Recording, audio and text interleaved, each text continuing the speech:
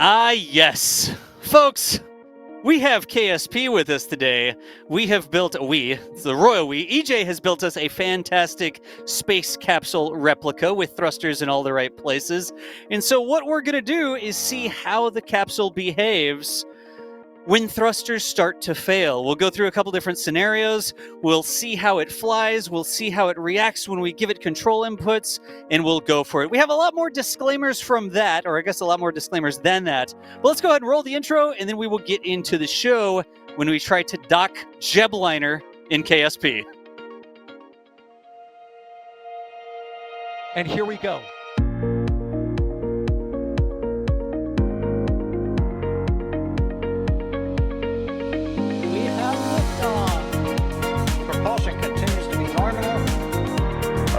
Chamber pressure looks good. Following up. Roger, with planet. Water towers, fly! Yes! Tango down to nominal. Flight downside FD off. Bring in FD off. It's orange! R45! Oh my god! Oh my god! Decollage. What is it? Put that in the big bag, Jingle. 143 unfolds to go. Indeed. We rise together back to the moon and beyond. The methane will be igniting in the flare, correct? Yikes. You dead? We don't need any more of these.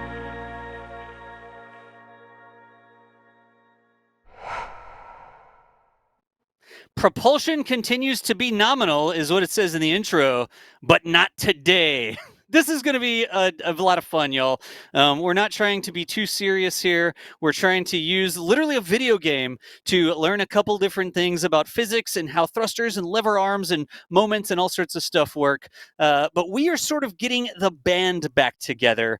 First off, raise your hands. Were you in chat last week on the Flame Trench when we got into the whole Starliner debate, when we really got into Starliner? Give me some hands up in chat.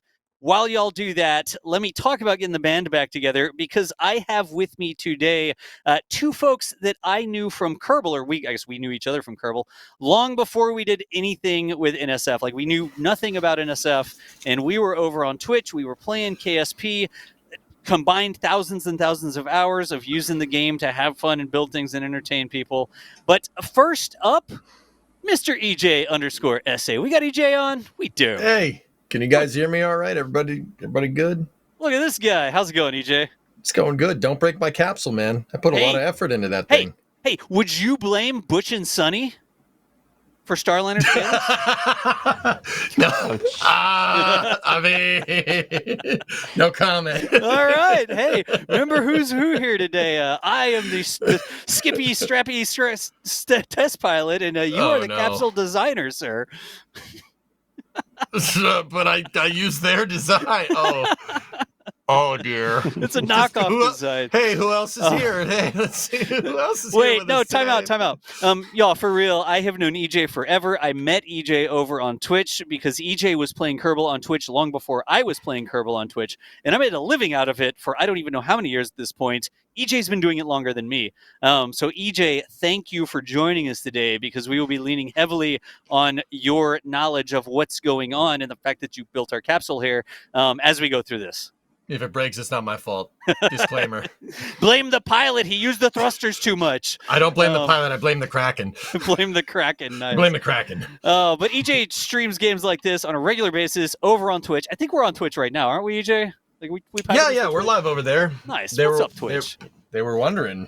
Like, they're wondering why it took so long for you to get your Kerbal dusted off, Das. When's the last time you played? My shift key is broken, EJ. It's a problem. Like, my shift key's not working correctly. Oh, yeah. Blame the equipment. Didn't you just, I blame Logitech, man. No, my shift key is not nominal. No, also with us on the stream today, Mr. Sawyer Rosenstein. How you doing, Sawyer? I am doing great. I mean, speaking of watching from way back in the day, how long have these shirts been discontinued from your store, Das? The Angry Triangle shirt, I don't think my store has been online for like 9 years or something. I don't even know. 9 years? 7, Wow. 9 years, no. But the shirt that Sawyer is wearing is literally an icon from the nav ball in Kerbal Space Program. I have no clue why we started calling that the Angry Triangle, but that is a very angry triangle. Because when we were, it's again relating to inclination and all of the changes with it. There's the regular triangle, and then there's the one that had the lines coming out of it, and someone said it looked like an angry triangle. So that way you could tell the difference between the normal triangle and the anti-normal. There you go. All right. So here's the setup. We've got 3 people who have spent a lot of time playing this literal video game, Kerbal Space Program, right? Who in chat does not know about KSP? Like, there's bound to be some of you out there. I think if you're watching our stream, most of you are going to know. If you don't know what KSP is, we're in KSP 1 today. We're in the original KSP. We're not doing KSP 2. But KSP is a video game that uses, air quotes, realistic physics, right? EJ, realistic physics? Realistic inspired physics? Like, close enough? How do you explain that? Plausible realism is how I would say it. It's plausible. Like it could happen. Like Kerbal is going to make you good at building rockets the same way like a race car simulator is going to make you good at driving a car. You will understand what's going on Yeah. But, Yep. there's seat time with a, toy steering wheel, and then there's seat time in a car. Those are two different things. Yeah. You know? Also, cars don't have little green creatures inside of them. How do you know? They might. So What do you think that's- happens in the metal box up front? It's a bunch of hamsters on wheels, right? Oh my gosh. So that's actually why the stream was a little bit delayed here, because we were setting up the scenario in KSP. But KSP sort of does a good job of approximating basic physics, right? If you have a lever arm and you have a force acting on it, then it does those physical calculations, and it implies this rotation because you've acted a force on a lever arm, right? And it has moments, and it has momentum and inertia, and it is not a supercomputer powered simulator, right, that simulates every bit of physics, fluid flow dynamics, everything well enough. It's set up so that you can run it on your computer that you can afford at home, right? I don't know where the line is different these days between supercomputers and what we have at home, but most of the physics in Kerbal are close enough to get you a basic understanding. Nobody's going to build a craft in Kerbal Space Program and then say, well, it worked in Kerbal, so it'll work in real life, right? That's not how it works. It's gamified. There are some things that are overpowered a little bit, right? Like, it makes it easier for new players, people who aren't astronauts with thousands of hours in a simulator and years of training. It makes it so people can enjoy it, but it is based on real physics, and it is based on real computations, orbital mechanics, like things that are close enough to real that it's okay, right? But that it's okay for our purposes. And you can learn a lot. Like, EJ, you were saying, if you've done it, you sort of you get a feeling for how these concepts work, right? Oh, yeah. I've spent the last couple of days grinding out a, realistic akin Starliner, and I learned a lot about its design, why it's put together the way it is. Will you show them? We have the realistic Yeah. Starliner. Put EJ on the screen, and I'll float around the Starliner real quick here, Kevin. Yeah. See, if we can get Das's camera big, you can see it. I mean, I have it in my save too. It's close enough to get it's not like 1-to-1. It's not going to get you like it's not like perfect. Like, it doesn't have the handle on the top to deploy the drogues correctly, but all the thrusters should be in the approximate right spots. Like the doghouse. Here's a doghouse, right? I built it out of ladders. Yeah. I built it out of ladders. I built the doghouses out of ladders because the ladder shape is the same shape as the doghouses. But you can see there's your fine control thrusters. Yep. And then there's the OMAC thrusters right there. Yep. And then once again, I just kind of put some solar panels on the back of the capsule. Starliner does have solar panels on the bottom of the service module. They're not in that configuration, but once again, as you were saying, Das, it is close enough. Yep. This flies like Starliner. I mass balanced it and everything because you can figure out where the center of mass of the capsule is when it flies by looking at where your translation thrusters are. So your thrusters for going up, down, left, right, forward, and back. You can figure out where the center of mass is, give or take, and I approximated it from there.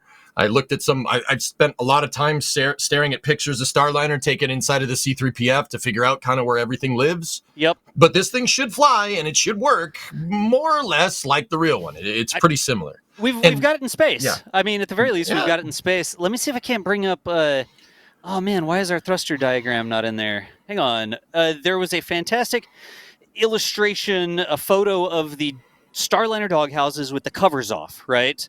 Starliner doghouse. And we've been doing a lot of research this past... I should say Das has been doing a lot of research this past week along with we EJ have. on this. And Kevin, because of the way we're doing this, I can actually present this, right? I can handle this on my end. Hey guys, it's not Timu's Starliner, it's Jebliner, okay? I don't know if that's better or worse. You tell me. It's like we have Starliner at home. Like, if it works. I mean, don't try to separate. Timu Starliner. We have Starliner. Yeah. Oh. Sawyer. Seriously. Oh wait, no, it's Thursday Flame Trench. It's less spicy. Sorry. It is the Flame Trench. Hang on, I got it, Kevin. I got it. Look. All right, here we go. So is my screen still up? Yeah, my screen's still up. So here's a photo of the doghouse sort of open on Starliner. And did I pause my game? I did. And so if you look at this, we should have the ability to draw on the right monitor that we do not have right now. Well, that's disappointing. Stand by. We need DOS art. Yeah. We do need some DOS art to properly illustrate this. Epic. Map it to the right monitor. There we go. Clear everything. And let me draw, please. This is how it used to be, by the way, for those who don't remember the old Twitch days. This is what we would do, is we would just stop in the middle of a conversation and then get onto the screen and point everything out. So. Yep. I still do that. Is that bad? No, that's not bad. I still do this? That's not bad at all. Let me get the doghouse picture back. We won't worry about drawing on it. But see the doghouse here, right? In the doghouse, you have a number of thrusters. You have some big thrusters down here on the bottom. Those are the OMAX. You have these two big thrusters on the top. Those are for like larger orbital maneuvers, right? They have a lot more thrust or bigger thrusters. Those large thrusters are not the thrusters that you use when you're coming into dock at the space station. And so EJ looked at this, and EJ went over to KSP, and here in KSP, you can see the 3 OMAX, right? Right there, 1, 2, 3, 4, 5, 6, 7, 8, 9, 10, 11, 12, facing backwards. If we go to the front, we have some of them. There's only 4 forward-facing OMAX, right, EJ? They're 4 forward-facing on the quote-unquote port and starboard doghouses, and they're actually canted out at about 15 degrees, so you're not pulsing thrusters right like into the window on Starliner. Like that capsule is not where the windows are on Starliner. Starliner has one window and one door. Yep. That's it. You can see here, these are turned around. There are no thrusters on the top and bottom positions there. But here, EJ's got these OMAX. They're actually tilting out a little bit. Kerbal will simulate that. Like if you put thrust, it'll have the thrust coming out at a slight angle if you aim your thruster. And then that's the big thrusters there, right? If we go back to, I need to keep pausing the game because we're supposed to be rendezvousing with the ISS. We may have to fix that. If you go back here, there's a big sidewards facing thruster here, right, EJ? There is, so on the sides of the doghouses, and it depends which one is, 12, 3, 6, and 9. Yeah. You're talking about that larger one that's kind of towards the back right, correct? Yep. That is it's in red tape here. See on the screen, it's got the red tape right there, that one. Let me zoom in a little bit more. Are you talking about the small thrusters at the back or the big thrusters at the back? I'm talking about the big thruster that's towards the aft. Yeah, those are OMAC thrusters, and then you have the 2 small fine control thrusters, and then so just above that on the right is go ahead. The OMAC here. I'm just going like through one thruster group at a time. This large thruster, you also have it on the Starliner right here, so you can see this thruster right here is that sidewards facing thruster, right? That is the roll control abort thruster. Okay. So Starliner, because it has an offset center of mass and the service module doesn't have that much moment over the capsule with its offset center of mass, they need more roll control moment during an abort scenario. Right. If I spent way too much time looking at Starliner's pad abort to understand this. Yep. So like when Starliner goes, it launches and then it rolls to get the center of mass kind of away, and then it straightens out. Yeah. So they needed extra roll control in an abort. That thing is only there for an abort. And the crazy thing about this, DOS, is that 2 of the doghouses have those thrusters on the right-hand side, a single right-hand side, like OMAC thruster. Yeah. And then the other 2 have them on the left-hand side. Boeing did that because you don't need like clusters of thrusters like in all directions at all times like Apollo. There's only one thruster in one direction because that'll give you enough roll control. Looking at the rest of the doghouse, I wonder if Boeing knew that you didn't need clusters of thrusters, but I digress. Great band name, by the way. It's clusters of thrusters, man. Dude, nice. EJ, break out your guitar. But y'all can see, all right, on the screen right now, you can actually see those thrusters are red. So when we had the big Starliner discussion and we talked about we should do this in Kerbal, one of our longtime friends, Screen Name Online, Kujuman, made a mod for Kerbal this week, that would illustrate whether or not a thruster was enabled or not. And right now, the roll control thrusters that EJ put on the capsules are highlighted red because they're disabled. And the trick there is when we start deselecting, disabling thrusters that have beat their red line or have failed, right? You'll be able to see on the craft which thruster is turned off. It won't just look like a normal thruster that's not firing.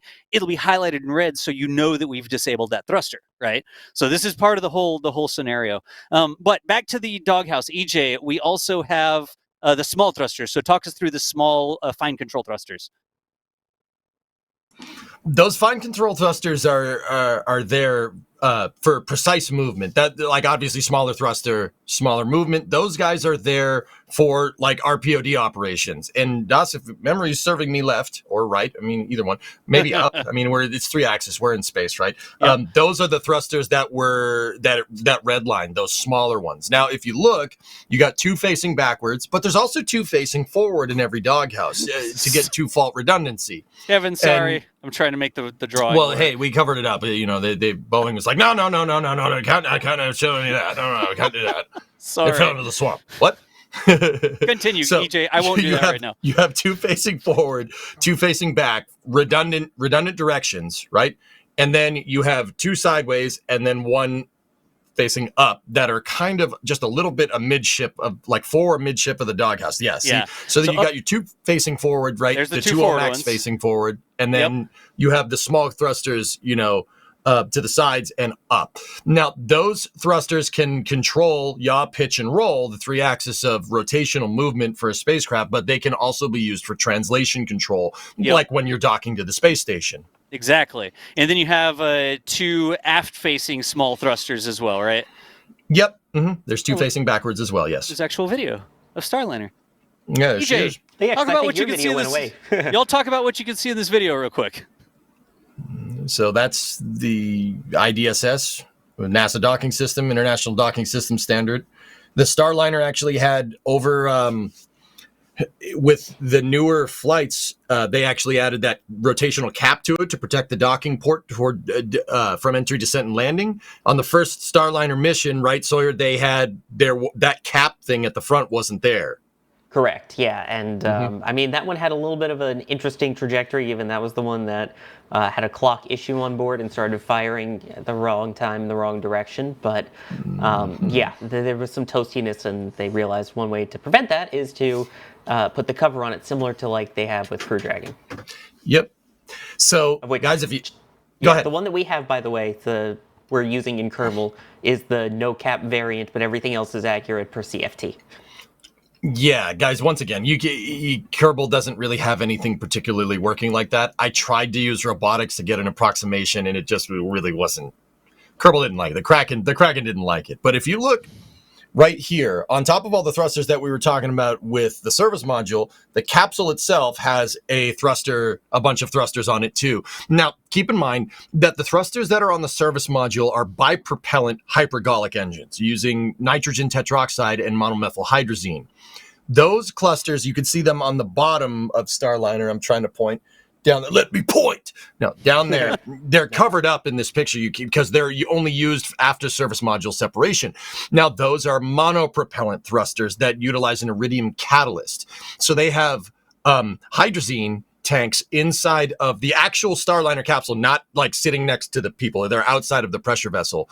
And those are used to roll control and heat shield reorientation during entry, descent, and landing. Those thrusters were not firing. Those things are used for coming back down. They're not used for going up. So the thrusters that you do see firing in this shot here are the fine control thrusters for RPOD in this shot of Starliner pushing away. That was the breakout maneuver that it did. If I'm looking at that right. So that's all from the service module, not the Max, but the smaller ones on the service module. Exactly. Right? The fine control, the smaller thrusters that are inside of the doghouse, and therein Sawyer is, I think, where they had problems with the red line in thermal analysis. Yeah, that's where things started to get a little hotter than they expected, and that's when you have poppets popping, and yeah. Yeah, so what they were worried about, so Starliner caught some red line conditions, guys. The thrusters were getting too hot. They were getting, the computer caught that they were getting too hot almost before it caused some damage. What they were worried about is, so Starliner's engines are, is a rocket engine. We looked at that doghouse picture. Kevin, can you bring that doghouse picture back up, real quick? Here I can. Here, Kevin. Oh, I was gonna say, I think Das had that on his desktop. Yeah, that was my desktop. Right. Yeah, there you go. Excellent. Das, Can you bring that back up? All right. Yeah, I got it. Kevin's I don't know what you're talking about. All right, Das is screwing up my normal program here. So if you look, they are rocket engines, but these are pressure-fed systems, okay? So they don't have like turbine machinery. There's no fluid impellers. There's no turbo pumps that spin up and you hear like a honk when the engine shuts off like a Raptor or something. These are pressure-fed. So because they're pressure-fed and they're hypergolic, you do have a de Laval style convergent divergent nozzle, right? It looks like a rocket engine, but all these things have is to basically really, really, really, really, really expensive fuel injectors. I mean, one's an oxidizer injector technically on each engine. And there is a seal. There's an O-ring. Anybody that knows a little bit about cars, if you've ever messed with a fuel injector, there's a little O-ring on it. Fuel injector is just a little solenoid that has pressure. It has back pressure behind it from a fuel pump, and it clicks on and off when it gets an electrical signal, and it has an O-ring that seals, and then it shoots gasoline, atomized gasoline, into a combustion chamber on a car. These work very similar to that.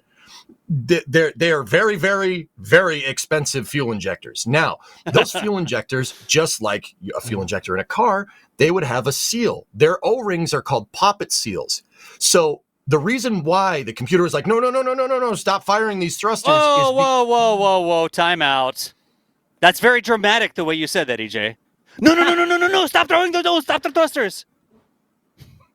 I think that's just EJ being EJ. It is just EJ being EJ. What are we supposed to call it then? Proceed. Technically, it's deselecting the thrusters.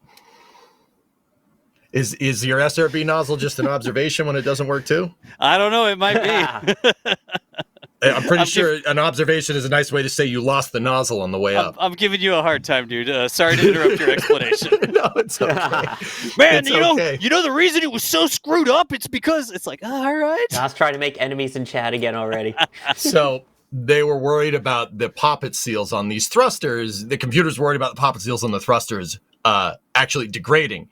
Nitrogen tetroxide, which is their oxidizer, right? On the oxidizer side, it degrades the seal already, and then you add heat into that, you could have a fuel leak inside of the doghouse. This is the situation that they were trying to avoid. Now, once again, there's two injectors, like I said. So you have monomethylhydrazine and nitrogen tetroxide. When the injectors click on and they enter the rocket's combustion chamber, when they chemically combine, they explode. So it's a very simplified design.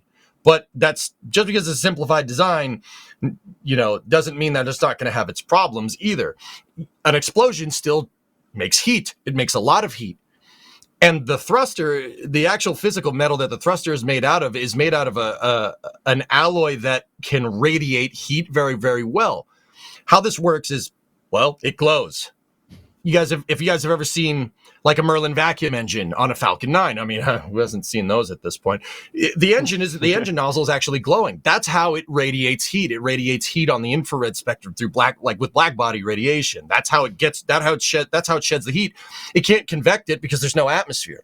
So you only have a limited rate in which the engine can flux out heat. All right. Right. So if you fire it too much, you're introducing way too much heat into it. You're introducing more heat than the engine can passively take out. And that can overheat poppet seals and start overheating your injectors. And that's why the computer was like, no, deselect. That's what's going on with those thrusters, right? They were overheating them. So we're here. That's what we're testing today, guys. Sorry, a little bit of a long-winded explanation on my part, but it's important to understand what's going on here. Now, go ahead. It's also important to understand the game KSP is not going to simulate the overheating, right? No, we're going to be playing the role of the flight computer that's watching all the pressures in the thrusters, and if a thruster pressure doesn't reach the pressure it's supposed to, it deselects the thruster and it says like, hey, I don't really like the way that thruster looks right now. Let's shut that down to make sure that it doesn't overheat and damage itself, right? So that we're going to be doing that manually. The game is not going to do that, and we don't have the thermal model of Starliner thrusters. We can certainly comment on looking at it and being like, man, it looks like it's hard to get heat out of there. Yeah, neither did they. Yeah, right? We can talk about things like, if you use the thrusters too much, they can overheat. There's also some other findings like, if the sun is shining on them, then they're soaking up heat that they may not get otherwise because it's not from firing, it's because they're being exposed to the sunward facing angle or something, right? So there's all sorts of things like that, but we're not going to try to simulate that today. What we've done is we've created a craft that has thrusters in the same count in general locations. EJ's created a craft, and we're going to try to fly that, and we have the ability to disable or degrade individual thrusters, right? So while we're going here, we're going to get this thing over to our little ISS. We've built a little ISS, and we're going to have our approach to the ISS sort of lined up, and then we will see how it works when, like, can we still control this capsule when we've disabled this thruster, when we've disabled that thruster? Like, how does that actually affect our ability to fly the spacecraft, right? Any questions? Sawyer, EJ, have I missed anything here? Are there any questions in chat we haven't really gone over yet? I've been watching chat as it scrolls by to see if there's been any major questions. I haven't seen any yet. Yep.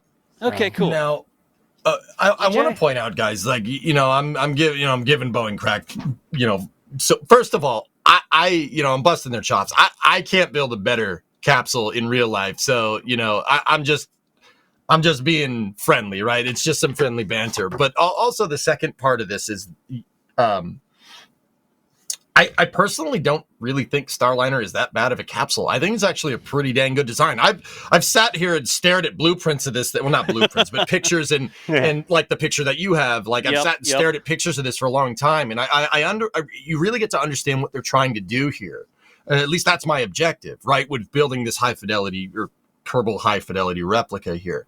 Kerbal fidelity replica. Yeah, it's actually it's pretty well thought out. I know that sounds ridiculous. People are, but it's actually a pretty dang well thought out design. Like, it's not a bad piece of hardware if you kind of sit there and look at the brass tacks of what the capsule's supposed to do. I really actually don't think it's a bad design. And the reason I'm really critical of it and why, I know, Das, you hate this, why I'm like, no. No, EJ, I'm giving you a hard time. Like, this is the Flame Trench. It's a special edition of the Flame Trench. Like, we're going to have a lot of fun flying the capsule. Yeah, exactly.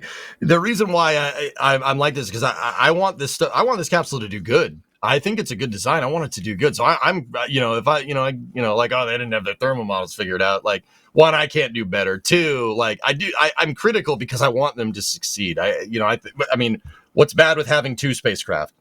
It's like my old man told me one time. The only thing better than one crawfish dinner is 5 crawfish dinners. Just saying. Nice, EJ. Waterboy reference. Waterboy reference. That's right. I did it. Acknowledge Mr. Bobby Boucher. So back to Kerbal in the game screen here, right? Kevin, are you still getting the game telemetry? Yes. So EJ's built the thrusters, the dog houses here, right? We have all the right types of thrusters. We have big thrusters for the OMAX going forward and aft. EJ's even canted them out a little bit. You get a little cosine loss when you have two thrusters sort of facing away from each other at an angle. A little bit of them cancel out. Game will do that for you. And we have sort of all the smaller translation thrusters. So these little thrusters here, you see that it's not even capturing my mouse, is it? No, it's not capturing my mouse. Fantastic. The little dots around the middle are the small thrusters that are used for maneuvering when you're approaching the space station or where you're doing like fine attitude control, right? So we've got them all in here. And then we can also turn them off. EJ, what was the action group to disable the OMAX?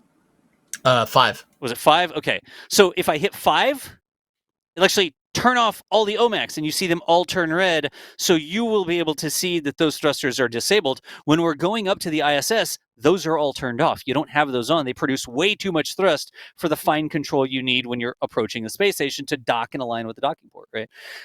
Also, I did see Sawyer, you said somebody in chat said, hey, the red and green might be tough for people that are colorblind. So we will try to say it out loud as well.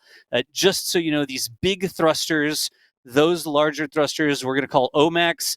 The smaller thrusters, we'll go ahead and just call those RCS, right? Those are the actual thrusters we're talking about.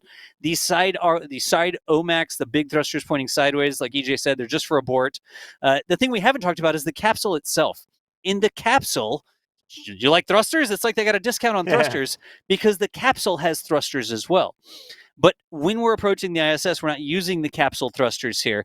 The capsule thrusters are used after the service module separates and the capsule is doing its reentry. It's not the doghouse thrusters that are in use during reentry because the service module is not connected anymore, right? It's the capsule thrusters. But right now you can see these capsule thrusters are all disabled. Everything up here on Starliner proper is not enabled right now, right? So that being said, I think we lost EJ for a second. It's the dog. I think he's going to check to see if someone named Rack Dryer is in his garage. But anyway. Rack Dryer? No, it's John What? Seller. I'm looking at John Seller says Jack Byer. It says he's in my garage. Yeah. I'm sorry, I just had to Yes, look he to wants prove your him wrong. shirt. We got yeah. as far. We weren't like completely prepared. We have other stuff we do during the day job, and then we come over here, and we're not exactly rendezvoused with our ISS right now. I have set up the capsule in orbit. We are close to our ISS. You can see we have the Jebliner JST-100 RF, and we have the Mom, can we have ISS? We have ISS at home here as well. They're on a close enough trajectory that back here on the backside, we've got a kind of close intercept. We're 16.4 kilometers, way too far to dock, right? But this is going to be another limitation of our simulation. Or I don't even know if we should call it a simulation. It's going to be a limitation of the video game. You have to spend a lot more money on the software and have a cool chair and a controller to call it a simulator. We don't have that. But we are going to see if we can't put in a node here that's going to allow us to get a close approach. We'll fire up the Starliner, the Jebliner. Sorry, this is not Starliner. Yeah. It's a Jebliner. And we'll see if we can't get to the rendezvous with the station done with the engines just aboard the Starliner itself, right? And the other thing I should point out, because I saw someone mention it, is that we are not using any cheats. We are not using any mods that don't affect the visuals or that affect anything besides visuals. All of this we are doing it ourselves. This sort of ISS at home was launched in a Membi's pre-stream.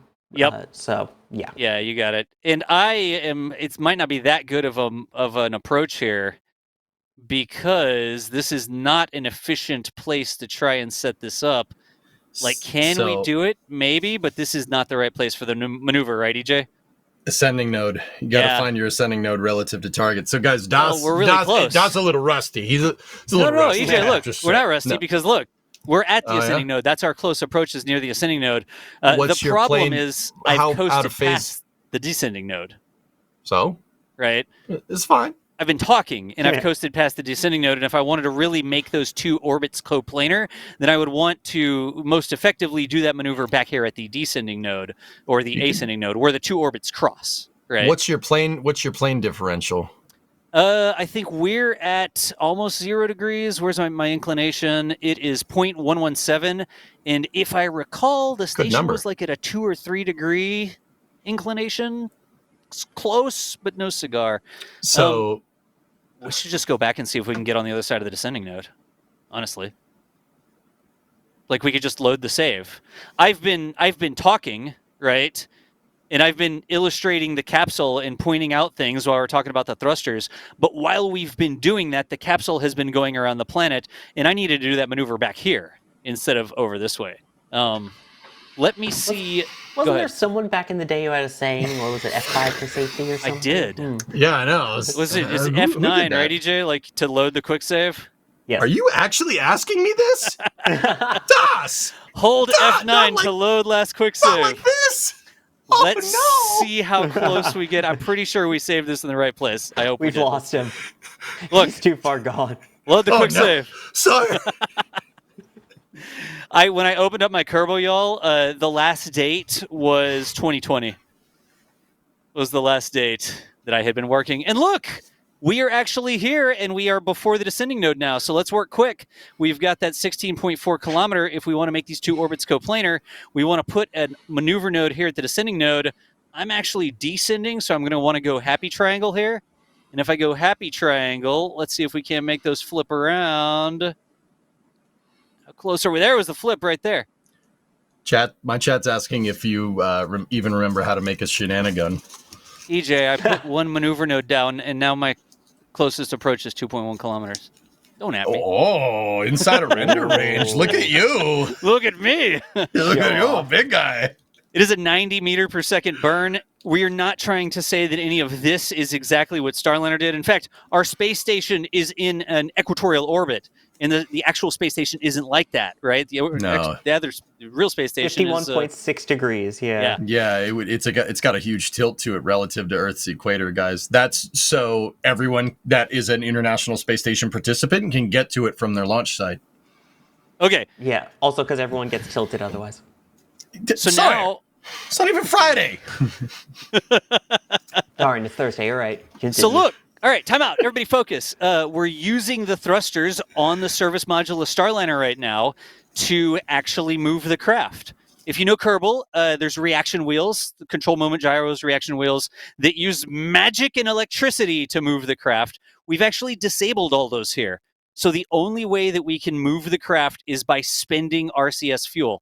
And when I'm doing these motions right now, I'm using the RCS thrusters to aim this where I need to aim it. Right, EJ? Yes, yep. Absolutely, dude. Yep. Are my OMACs on forward? They should be. Okay. Like if I do translate forward, it should do an OMAC burn kind of? If they're enabled, sure. All right, they are enabled, so let me see if I can do the burn. Here we go. Yeah, look. Beautiful. We are using the OMAC thrusters to do the burn. Turn SAS on, dude. No way, man. I'm flying it manually. Free drift. That's not how the... Okay. I'm what were you Butch. gonna say? That's not how what? I'm getting a feel for the spacecraft right now. Flying it manually, baby. I don't have any reaction. Okay, so for the Kerbal players, there's no reaction wheel torque on this thing. Yep. If you look, you only get a slight negative pitch rate, but that's because the capsule has an offset center of mass because that's required for cross-range capability during re-entry. Yep. The computer would compensate for this on the actual capsule. I want to be very clear. Even if you were in manual mode, I'm the I want to computer. be very clear. SAS on would be the right way to do this. I'm just saying. Just saying. I do believe you, EJ. Okay, that was getting worse. Oh, yeah? It's getting better. No, look. Oh, I'm just watching my closest approach, man. oh, okay. All right. Already throwing in some questions into the validity of the experiment. Nice, EJ. Nice. Yeah. No, Okay, look. you So sure? so we've done a little bit of maneuver, right? And what EJ was saying is correct. I completely turned off SAS. In Kerbal, SAS is this little, you see right here on the nav ball, it says SAS. It's not lit up right now because I had disabled it. And SAS, did we ever agree what this was, EJ or Sawyer? Stability augmentation system. Yeah, stability assist. Sickness avoidance system. It's like a couple I think this is different with a C, but yeah. Sickness with, thank you, Sawyer. But in Kerbal, you can actually turn on SAS, and what that does is the game will use all of the control authority that you have given to the capsule to try and maintain the capsule's attitude. And the game will just do it, right? So in this situation, if I said, hey, I want to be pointed this way during this burn, if I had turned on SAS, then the game computer would have tried to keep me oriented that way while I did the burn. I didn't turn on SAS. I turned off SAS, which basically was like me saying, no, computer, I don't trust you to have control of the capsule. I'm flying the capsule completely myself. Now, the capsule was in free drift, right? Nothing was controlling the capsule, no computer control systems on the capsule. So if I gave it a control input, it would start to move, right? It's all on me. No help from the computer. Now, the reason I did that when I did that burn was because this is the first time I've flown this, by the way. It's not like, oh, all yesterday, DOS practiced flying this capsule. Like, EJ, you can attest, you just gave me this capsule like an hour and a half ago, however long it was. Yeah. Even me, man, I tested it in space yesterday, so yeah. There was no NSF jetliner capsule 2 days ago, guys. It didn't exist. And it didn't even appear on my computer till right before we loaded this up. And then before we started the show here, we got our ISS at home in orbit. We built a quick little Jetless 5 to yeet this thing into orbit. But this is the first time I'm flying the capsule. So here, Mimbies in Discord can actually attest. The members in Discord, we went live with the members before we did this, and the members saw everything we were doing, building the capsule, doing flips for style, getting it into Orbis on the Jetless 5 as we sort of dialed it in. Yeah. So I turned off that right now because that's sort of not exactly the same, but it's sort of what the Starliner astronauts did. They took it for a little test drive to get a feel for it. They put it into manual control mode, and they were like, hey, all right, let's see how this feels. Now, they did not do it during a phasing burn or a rendezvous burn with the International Space Station, right? That's sort of two birds with one stoning there, and we'll get into this a little bit more. Let's get the rendezvous done. Is that Two burns with one stone? Two burns with that's why we have Sawyer on these, y'all. Yeah, that's the only reason you keep me around. Thanks. The only reason we keep Sawyer around. So EJ, I think we're good now to proceed around to the space station. Do it, Kool-Aid. All right, we're making lots of quick saves here. So there's that, and let me make one more save just so we can go back and try things over and over again, right? He's quick saving on his own chat. He's beginning to believe again. For safety. Let's see here. This is a pre-rendezvous. I don't know how to spell that, but whatever. Pre-save. All right, cool. Now let's go all the way around here. The game has calculated the orbital mechanics here. You can see that when we are 2.2 kilometers away from the station, our relative velocity is going to be 33.6 meters per second.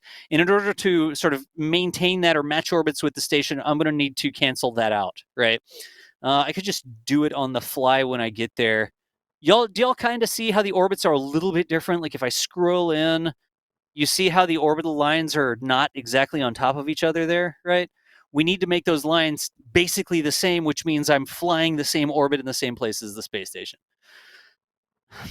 See, my gut is to just do it by the seat of my pants on the other side over here and point towards the differential velocity vector and light up the engines. Y'all mind if I do it that way? Is that a legitimate strategy? That's fine with me. That's what I'd be doing. All right, let's make sure. Let's get around to this part of the orbit. Orbit in Kerbin. EJ, let's talk about the size of Kerbin and the size of the planet and the orbits in the video game versus the size of real orbits. While I do this, can you talk through that? Okay, so the KSP solar system is akin to ours, but because this game is from essentially 2012 for early access, when like the back end was done, they used a lot smaller of a solar system because it's a little easier for gameplay, and computers at the time couldn't handle it.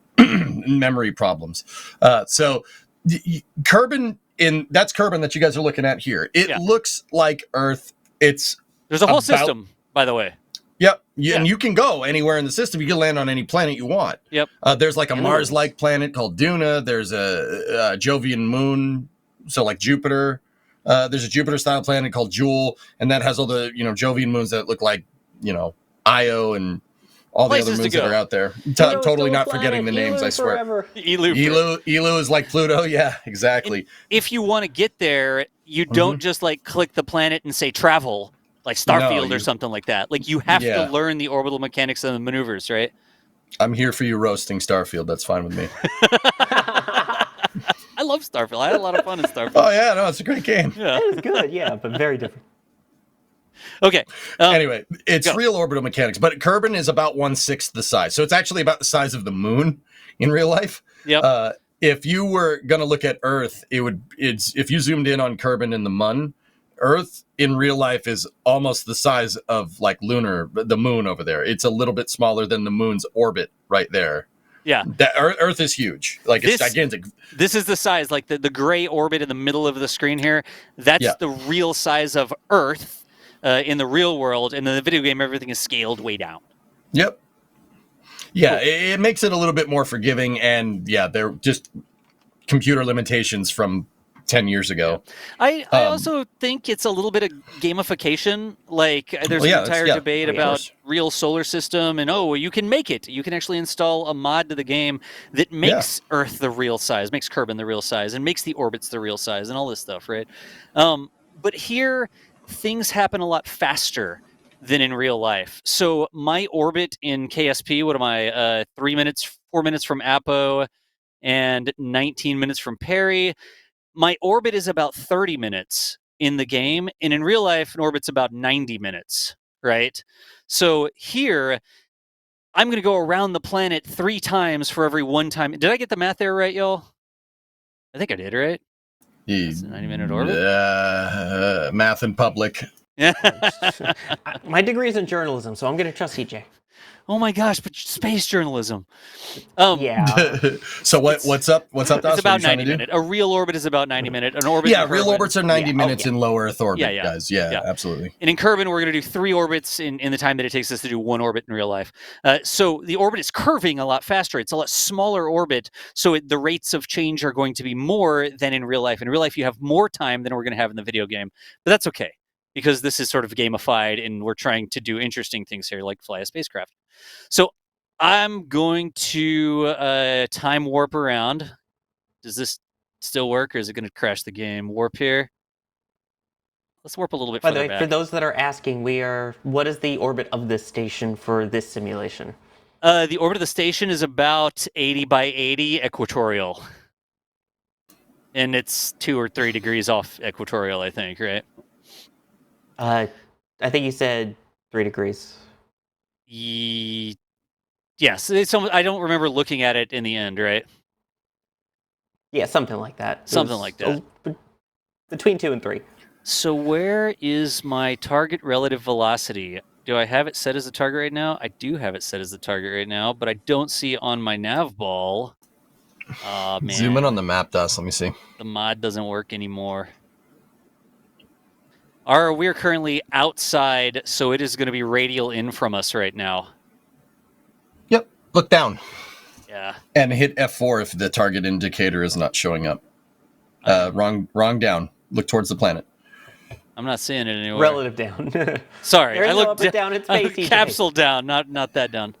Just Anybody see the see latest interview that we did with Frame 2. They'll tell you there is no up and down. There it is.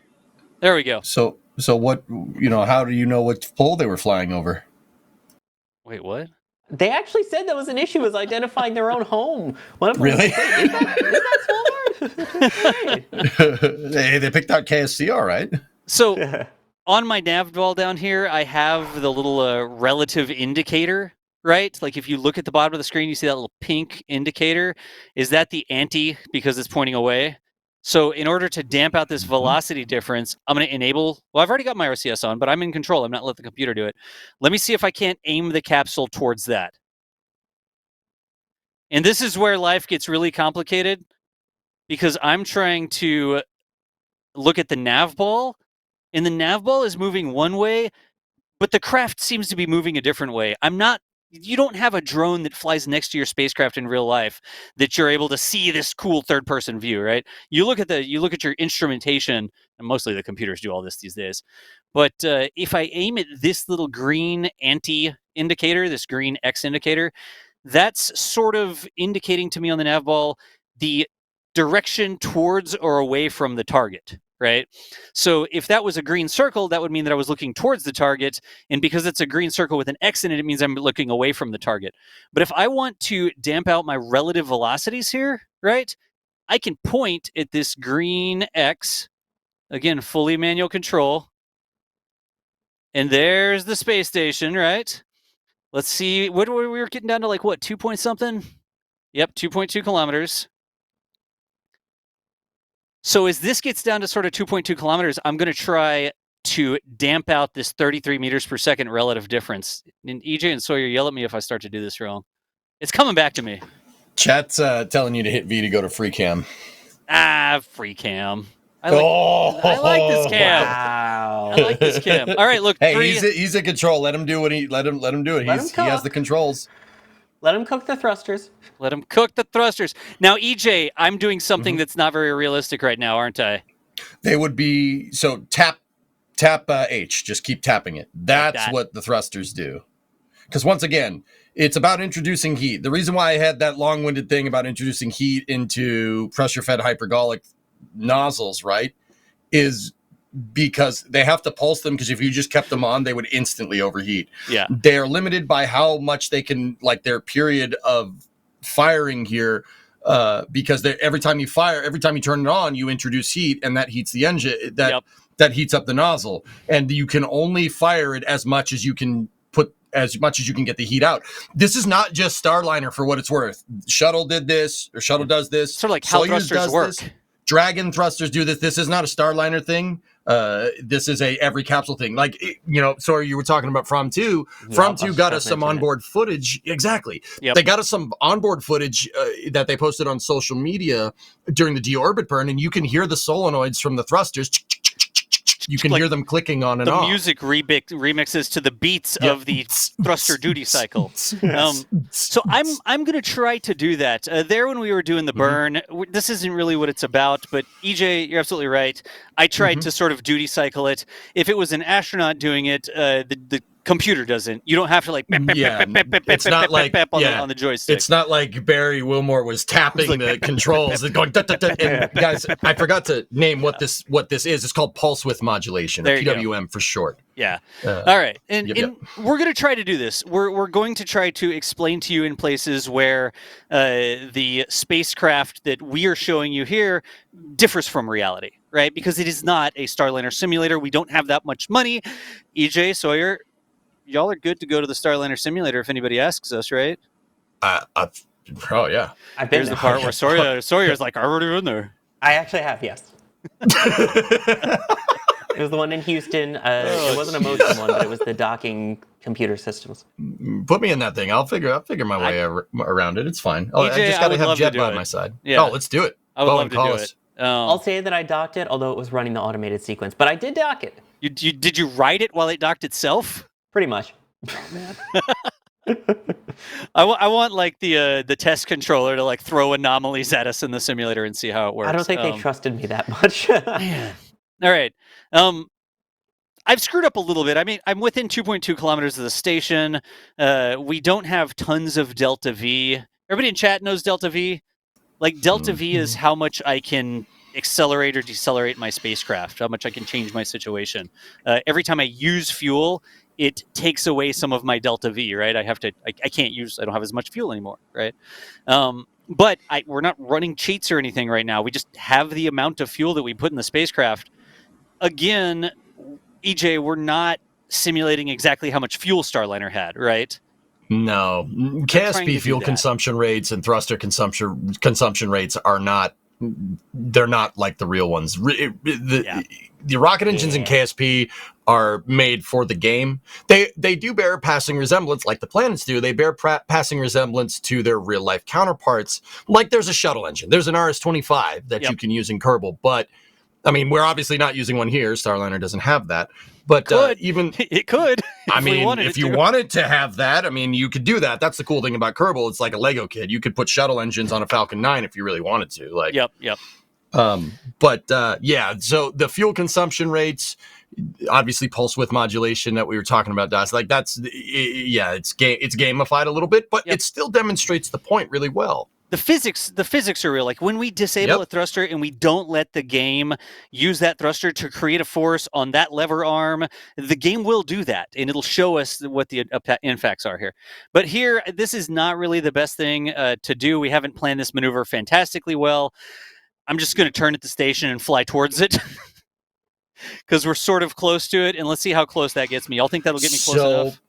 Das, point towards it with the capsule and then aim probably 20 degrees to the right and then accelerate in that direction. All right. So point the capsule towards it and then on the nav ball, measure about 20 degrees off to the right and then give yourself 5 meters a second acceleration or something. Yep. Just 20 degrees to the right. Here's another thing. Like watch while I control the capsule here, right? You don't need your thrusters to be running the entire time. Like if I get into a coast, I can give it a little bit of movement and I can just let it coast. I don't have to keep burning fuel. And then when I get where I want to go, I can stop that movement like this, right? So another thing. Equal and opposite reactions, man. Yeah, I'm not constantly using the thrusters the entire time I'm moving. It's like, hey, get me going, and then let's just let that go. Now here, I think we might not be doing this exactly right. I'm not sure at 2.2 kilometers from the station they would be using the OMAX anymore. But let's just get this target relative velocity here. So guys, obviously for like coarse and fine control, you have two different sets of thrusters. But when you get near the ISS, you guys got to remember, like if you pulse a thruster in the direction of that thing, Yep. that gas is just going to keep going. Like And at you the don't- ISS. It's going to keep going at the ISS, and you don't want, like in real life, this is the reason why like the ISS has its solar panels way out to the sides. Yep. Because if there were solar panels next to a docking port on the real one, and you pulsed gas into the solar panels, I mean, obviously that's probably not good for it, but the entire solar panel would act like a sail. Yep. And it could potentially throw the station off kilter, because at that point you would be fighting against the ISS's control moment gyros, and if you saturate them from thruster firings, you're going to have a bad day. You lose control of the space station. Yeah. And on top that of wouldn't that, be good at all. they do a lot of other protective measures too whenever there are any docking operations, things like that, with moving things out of the way. The cupola has these protective doors. Those are all closed, again, for that exact reason of in case something gets kicked up or hits the window, it doesn't do any damage. Yeah. A lot that goes into these. On the nav ball, like you see on the nav ball right now, Kevin, give me the big dot so I can point at the nav ball since I can't draw on it. You see the green circle down right here at the bottom of the nav ball, and then you see the purple circle sort of in the middle, and then you see the winglet thing there, right? The winglet thing is where my capsule is facing. The green circle is the trajectory of my capsule, sort of towards away from a target, and the direction towards the target is indicated by the purple or pink circle. You can argue over which one it is. I'm too old for that now. But what the nav ball is telling me right now is that green circle is near the pink circle, and that means that I am coasting towards the station. Now, I'm coasting a little bit below the station from this trajectory, so I'm going to miss the station to the bottom right now, right? If the green circle were exactly on the pink circle, purple circle, whatever color you want it to be, then we would go right at the station. But right now I'm coasting and I'm going to miss the station to the bottom a little bit, right? If I want to, okay, that's enough big DOS. If I want to get that a little bit different, let's see if I can't. Man, those thrusters don't have very much thrust, do they? You gotta. So, okay, guys, Yeah. how the real capsule works is that they try to find the lowest energy way to get to the space station. Yep. Meaning you wouldn't be doing this crazy of a correction maneuver near We're the just station. making it up as we go. Yeah. So, DOS, just flip the OMAX on and just do your thing. Yeah, Heat towards the there's a station. we talk about the keep out zone that's normally done, where they will pause and check everything before they go in, and they use as few thrust pulses as possible at that point. We're just trying to get there. Yeah. So in reality, what they would do with the ISS, I'm sure if you've watched capsule docking, albeit Starliner, Dragon, whatever, Soyuz, or anything, you've probably seen their heads-up display, and it kind of shows a little bit of a loop near the space station. Mm-hmm. What they utilize one of the 6 variables in orbital that defines an orbit in orbital mechanics. They use differential eccentricity in your orbit to kind of get the capsule to use orbital mechanics to your advantage, to use the least amount of thruster firings to get you the closest to the space station as possible. How you do that is if you had the ISS, so the ISS is in a relatively circular orbit. It's about 410 kilometers. That's 280 miles, 270 miles for people that use lunar units. So ISS is relative. Sorry, Lunar units. Lunar units, man. Nice. Just saying. Nice. That's what we used to land on the moon. Yes. Stay mad. No. Stay mad. So the capsule would be on a differential eccentricity. Eccentricity in an orbit is basically the shape. Like if you're looking at the orbit from a perpendicular view, zero eccentricity around a celestial body would be a perfect circle, right? The capsule increases its eccentricity by a little bit, and that makes its orbit elliptical. And that elliptical orbit makes the capsule kind of look like it's orbiting around the ISS, but in fact, it's not. They did this with the shuttle. Eileen Collins did this with the shuttle the first time it went to Mir, and it looked like she was flying circles around Mir with the space shuttle. In reality, they were just using differential eccentricity to make it look like it's flying around it, but it's just 2 different orbits, but they just happen to be kind of near each other. Yeah. They were just using the shuttle to roll to keep the payload bay towards the station so they could actually see the thing, because there's no windows on the bottom of the shuttle. That wouldn't be a good idea. All right. So we've got down to 800 here, and I'm trying to get a feel for how the thrusters are working, right? Do y'all see on the screen, do you see how the space station is sort of drifting up relative from my point of view here, right? I need to cancel out that motion. Like, the space station is drifting up. Well, I need my capsule to sort of drift up as well, and they need to match.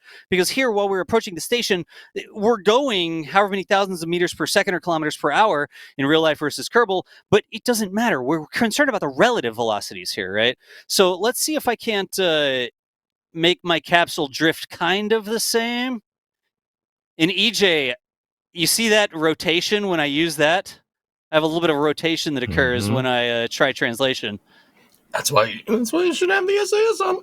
But is the SAS going to like spew everywhere, like thrusters everywhere? No, it shouldn't. No, dude, Like I that? dialed this. No, That's what I'm concerned about. It's constantly bleeding fuel.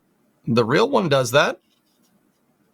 How do you think they keep a heading lock? That's exactly what the real thing does. Okay, I will believe that. I have less faith in the KSP control, right?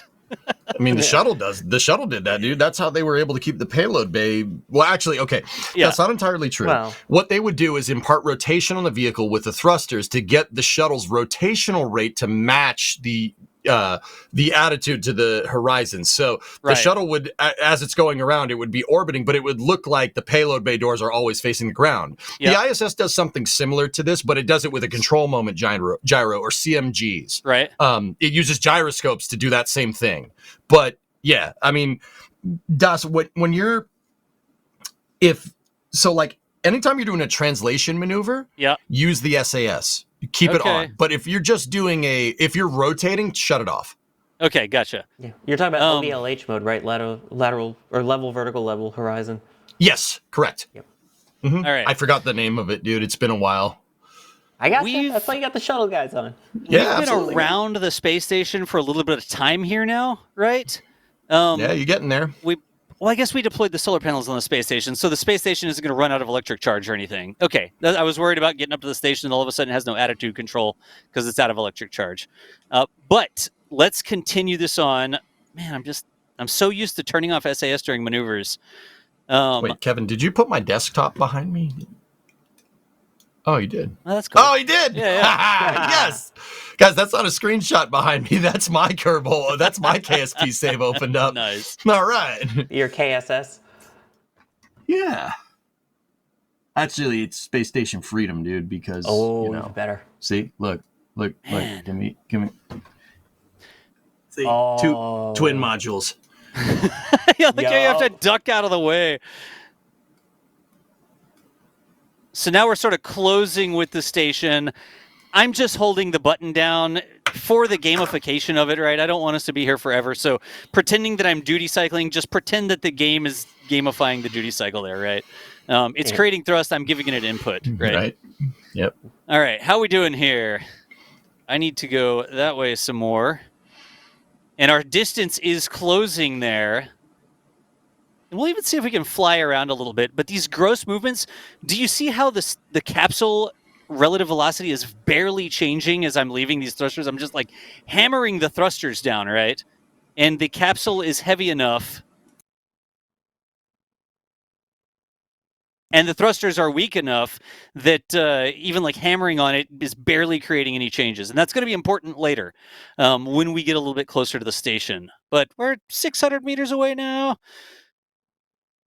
3.4 meters per second. So once again, guys, like in Kerbal, because it gamifies it a little bit. So a lot of Kerbal rendezvous look like what you see now, right? Yeah. It's not because Das hasn't played in 5 years. I mean, it's that too. It's that too.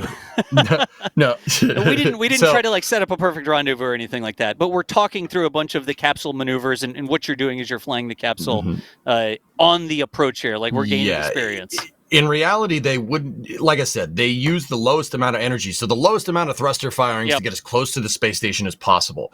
That's why if you watch the rendezvous, it kind of just looks like the capsule is just kind of coming up near it. And it doesn't look like they fire the engines too much, except they've already set it up. Get right to V-bar alignment. Yeah, because because once again, you don't want to outgas near the space station. Yep. I mean, you have to minimize it, right? You obviously got to fire some thrusters to get to the place, right? But, you don't really see a lot of RCS firings until they get right to V-bar alignment. So when the capsule gets up in front of the space station, that's when you start seeing RCS pulses, right? Because they're trying to use the least amount of thrusters to get the closest they can to the space station because it's more efficient that way. By the way, for someone who's asking, the red that you see on the back there, is that the mod or is that heating?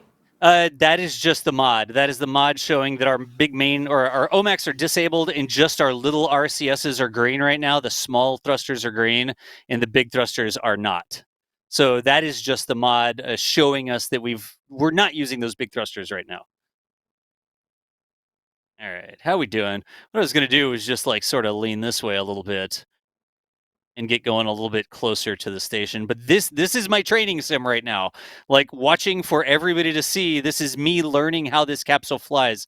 And EJ, it does have a couple little idiosyncrasies. Like when I give it some control, I'm getting a little bit of unintended motion. And that's what you're saying. Like if I had the SAS on, then it would use some fuel to damp that out. Right. Correct. Every capsule does this in real life, guys. Your center of gravity is never going to be completely right, nor is your impulse out of each thruster during each pulse going to be like exactly 100% the same. Yep. Believe it or not, I was reading about this, that they have weights in Starliner to get it close. Like they actually physically can just move weights like a dumbbell. Like they can trim it almost. Yeah, to trim the capsule out. Yep. Yep.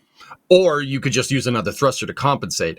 I didn't have time to really dial in the, potential like rotational moment inducing on the capsule, meaning that if you fire the thruster and you're trying to go forward, it might turn. It might induce a rotational rate. Yep, it does. But yeah, it's just very slight. Like I got it pretty close. It's not exact because I don't know what people are going to say. Why the heck are they moving weights? They're moving weights around on this thing. What is it? Well, the what astronauts. How much do the astronauts weigh? Right? Yeah, exactly. You have to take. I mean, where's the supplies? Where is everything? That is a big thing, Das. But believe it or not, every capsule has an offset center of mass. Yep. Capsules usually are heavier on one side. It's not perfectly symmetrical. And the reason why is because you have to have space for people, and those people need to look out a window, and you're going to get asymmetric mass. The other thing is that you need asymmetry in your center of gravity for a capsule in order for the capsule to actually steer correctly during reentry. Yep. They use an offset center of mass with roll control thrusters to modulate heat shield angle of attack during reentry. That's how we can land a capsule. Like Starliner, for instance, can land within like 1 square mile out at White Sands where it comes down. Or Dragon can land basically right next to the recovery ships, Megan and Shannon. They can land right next to it because they can actually steer that capsule in to an extent. Now, believe it or not, I'm having fun flying, by the way. Like I'm just here, like grinning at the capsule, and it's sort of like riding a bike, right? Like I am having fun just doing my little control inputs. You see the distance counting down to the station. Like I'm having fun. Sorry, EJ. No, it's all good, man. I see you're having a good time. Happy. In my element. People were vibing. People were asking about waitlists and things like that in terms of crew. We do have a crew on board off to the side right there. You can there we go. You can see our Kerbals over there. We'll pretend that it's Butch, Sunny, and a mystery third Kerbonaut that snuck on. But this snuck on somehow. That's me. I snuck on Starliner. There you go. Das Kerman. Das Kerman. EJ, I've totally cut you off. I'm so sorry, dude. I was just smiling. It's all good, man. So the heat shield modulation and by rolling the capsule is how they can land in a precise area. But every capsule has an inherently offset center of mass to allow for this. So that's why when I say, we don't have a lot. Please excuse the crudity of this model. I didn't have time to build it to scale or to paint it. I mean, look at the abort thrusters. Like what's going on with the abort thrusters in the back there? It's a work in progress. Don't activate them. Look this way. Yeah, there's just a really minor anomaly with the capsule that when you separate the service module, you have a very slight possibility of severely exploding and blowing up. No, it's fine. It's good. It's good. Minor detail. Yeah, minor details. It's fine. So yeah, I didn't get a chance to like fully dial this capsule in, but it's pretty close. Yeah, it's pretty close. In real life, these capsules have something akin to like a fly-by-wire system. Yeah. Where it'll compensate with other thrusters to compensate for any potential center of gravity like movements. I mean, you can only compensate so much, right? But yeah, I was saying they roll the capsule left and right during reentry. I mean, sorry to bring this back to the shuttle. The shuttle did the same thing. The S-turns were doing the exact same thing with the shuttle, but because the shuttle is a winged orbiter and the capsule is a gumdrop shaped spacecraft, the shuttle would be yawing left and right, or it would use its elevons to act as a speed brake to get the thing to yaw left and right and basically do the exact same thing. In fact, if you look at the bottom of the shuttle, kind of from the side, if you look at a side profile of the shuttle, the tile system is it's kind of heat shield shaped. If you look at it, it's kind of it's concave. It's with the kind of thickest part of the shield being right at the landing gears, where the strongest part of the shuttle is, where the center of gravity of the shuttle would be, right? But they did the same thing with the shuttle, and the shuttle would use the body flap to trim out any weird center of gravity anomalies, just like astronauts in a capsule would shift weights around to take into account. Yep. Sorry, you know all about that. Body flap and speed also, brake, by the way, right? that is separate from the actual speed brake, so to speak. That was the split tail on the back, but yeah. Exactly. Yeah. Yep. All right. While I've been flying here, I know it's slow and steady. We're sort of like we're talking about all sorts of stuff, but I have got my velocity vector sort of aligned with the target. So right now, if you look at the nav ball, I'm moving towards the target at 1.8 meters per second, and my velocity vector sort of puts me right towards the target. So all 1.8 meters per second of that relative velocity is closing distance with the station, right? And as I was sort of flying around there, the orbit curves. So this was something that Butch mentioned, where you're below the station and you're below the station, so you're reentering. Like, that is how it works. Or you're not reentering, sorry. You have a faster velocity if you're lower than the station. Not actually true all of the time, depending on your orbit and the eccentricity and stuff like that. But here, I'm watching this, and the longer I take, that the capsule and the space station are sort of flying around each other, and they're actually flying around their own orbits. They're not orbiting each other actually themselves, but their orbits are slightly different. And the longer you take, those slightly different orbits may move you further or closer away from it, or up and down. Like, your vector is going to change as you move through your orbit. But I'm now close to 100 meters away from the station, velocity closing at 1.8. The capsule is actually really slow. So when I get within, let's say like about 75 meters here, I'm going to slow down and I'm going to get to like 1 meter per second. And I don't know, EJ, Sawyer, what do y'all think about this? Like, we really just want to show how we're approaching this. We haven't set up a realistic approach to the ISS where it's like, oh, we fly here and then we enter the ellipse and then we come in this way. We haven't really set that up here, right? No. Yeah. So correct. What we're going to do, I think, is just, actually, look at that. I'm actually right on the docking target. We're already right on the docking target, y'all. All right. Look at that. Nicely done. Neat. And I know that I'm still like hammering that down, but there's the target. We wanted to go to the International Space Station. Is that a TIE fighter? That's a TIE fighter. We're talking with a TIE fighter. I asked Mom if we could have ISS, and she's like, we have ISS at home. This is what we ended up with. Hey, and the sun just came up. Look at that. Hey. So we're 20 meters away. We need to slow down a bit here. F5 for safety. This would have happened way beforehand in terms of speed, especially inside the approach ellipse, the keep out zone. Yes. So once again, Sawyer or EJ, hello? When the actual capsule is approaching the ISS, what sort of rate of close is it looking at? Sure. Yeah, on a little bit further out, again, maybe 1 meter per second is okay, but typically once you're in that keep out zone, they go to about 0.5 meters per second, and as they narrow it down to that final kilometer or so, they will go down to, or even less, they'll go down to 0.1 meters per second, and that is usually the speed at which they will dock at, is 0.1 meters per second. Yeah. So here, I'm a little bit low right now, right? EJ, the other thing, I'm going to pause so we can talk about this. The other thing that's realistic or not realistic here is the orientation of our station, right? Mm-hmm. The ISS, people say, oh, there's no up and down in space. And that is right, but there is relative up and down comparatively to what you're trying to get to.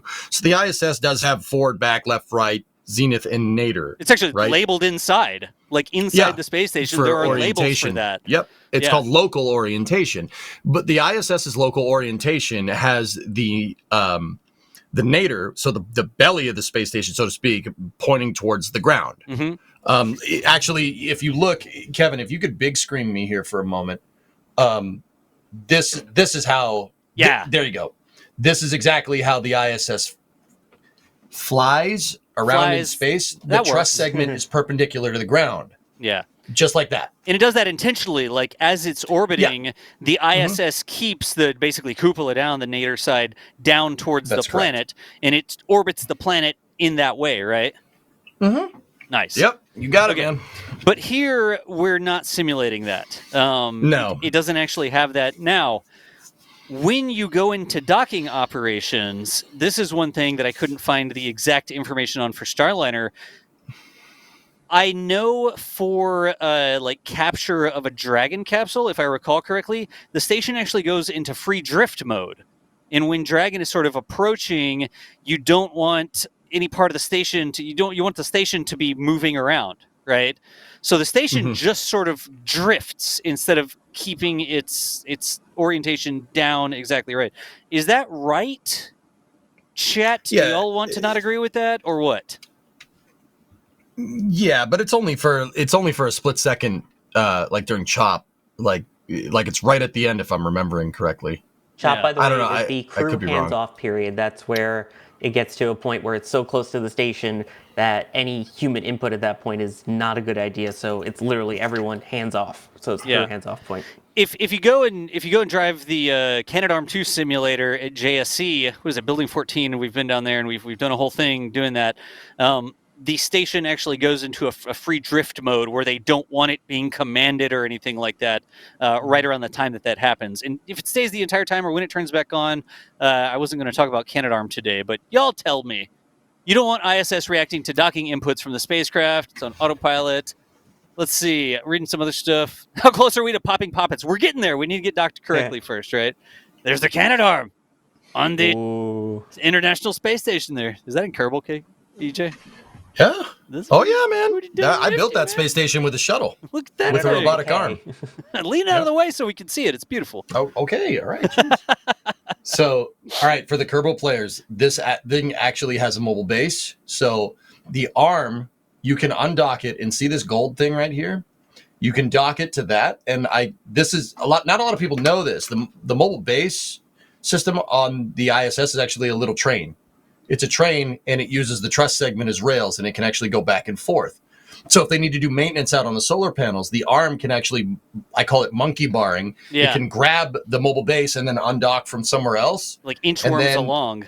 Yep. It can move, the mobile base can move it back and forth. So if you need to do maintenance, or if you need to install rollout solar arrays on the ISS, the mobile base can actually move back and forth. Yeah. I have a mobile base system in this that actually works. Nice. In stock KSP. You, EJ.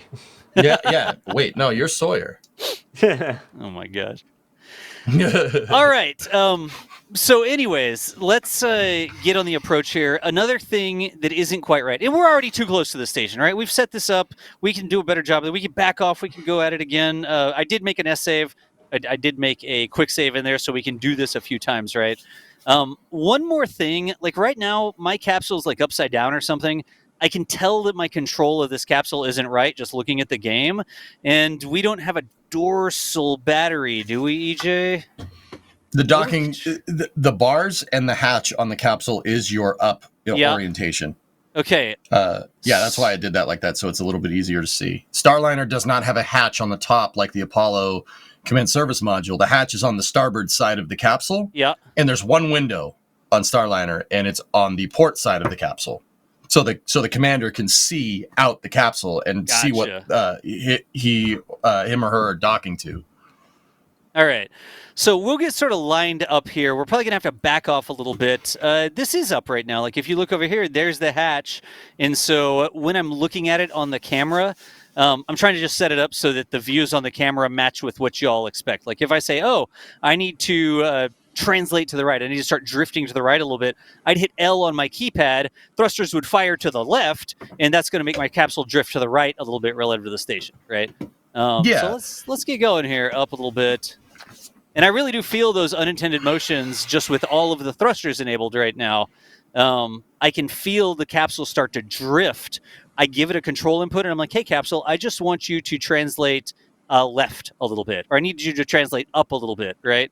And I feel the capsule doing things that I'm not asking it to do in the completely nominal situation. In EJ, that's where you were saying the SAS, it's called SAS in Kerbal. The controllers, if I have, oh my gosh, we're You progressed it. it's such a tiny space station. I thought we were further away than we actually. Dude, Yeah, did you just do that? it's one module. Yeah. Did that just happen? I still thought I thought it was like a few meters away in front of me, because we had never put the Starliner next to the space station before. Let's back off a little bit, y'all, and do that again. Oh no! I thought the space. See, the problem is this space station is we, and that space station is far away.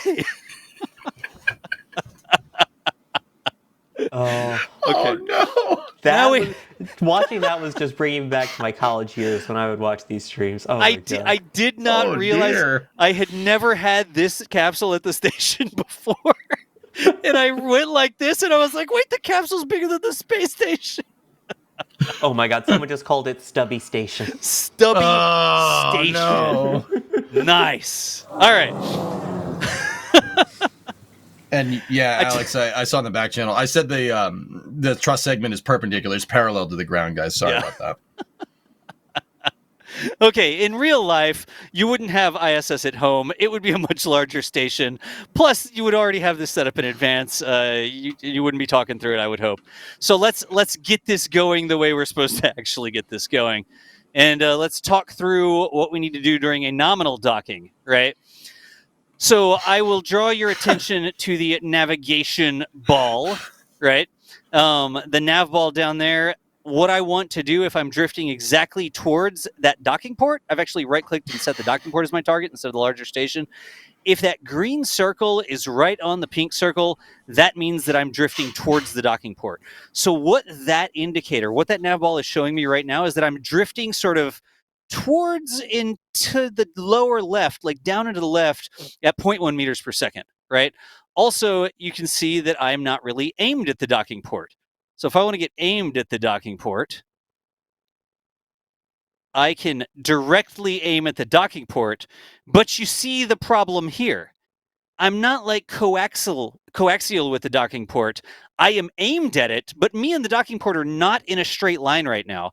In the real world, you wouldn't want to approach the station like that. Like you want to be floating straight in at the docking port like this, and have the capsule straight like this. In fact, this is one of the abort scenarios where the capsule may have to abort its approach to the station if it drifts and it gets too far out of alignment with that sort of approach corridor to the docking port that it's going for. Then it can say like, hey, something's wrong. I can't keep going towards the station because I don't know what's going on. And it will actually abort an approach to the station if you do that, right? So here, let's just manually get it lined up. We don't have any fancy sensors or anything like that. We're sort of doing it by eye. No SAS. The capsule is just doing whatever I tell the capsule to do, and if I tell it to stop doing that, it'll keep drifting, right? Are we about to back off again? Oh, jeez. Back off. Let's back off again. You know, the other thing we didn't do is make sure we have SAS on the station. Do we have SAS on the station? We do. I don't think we do. Oh, we do? It's not the station's fault. It's the driver's fault, not the station's fault. We're good. All right. So let's get mostly. Wait a minute, weren't you telling me to not blame Butch at the beginning of this? I'm blaming me right now, though, because I can blame me. Oh. Blame Das Kerman, yes. Yes, exactly. All right, so let's get this thing sort of aligned here. We'll do a little bit better job, and then we'll make an approach towards the station, right? Now we're kind of in line with it. We want to stop that little drift.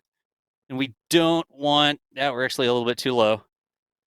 We don't have good instrumentation in Kerbal to tell us when we're exactly aligned with the corridor. Do we, EJ? Am I missing something? I don't think we do. You can use your nav ball and your target indicator to get you that information.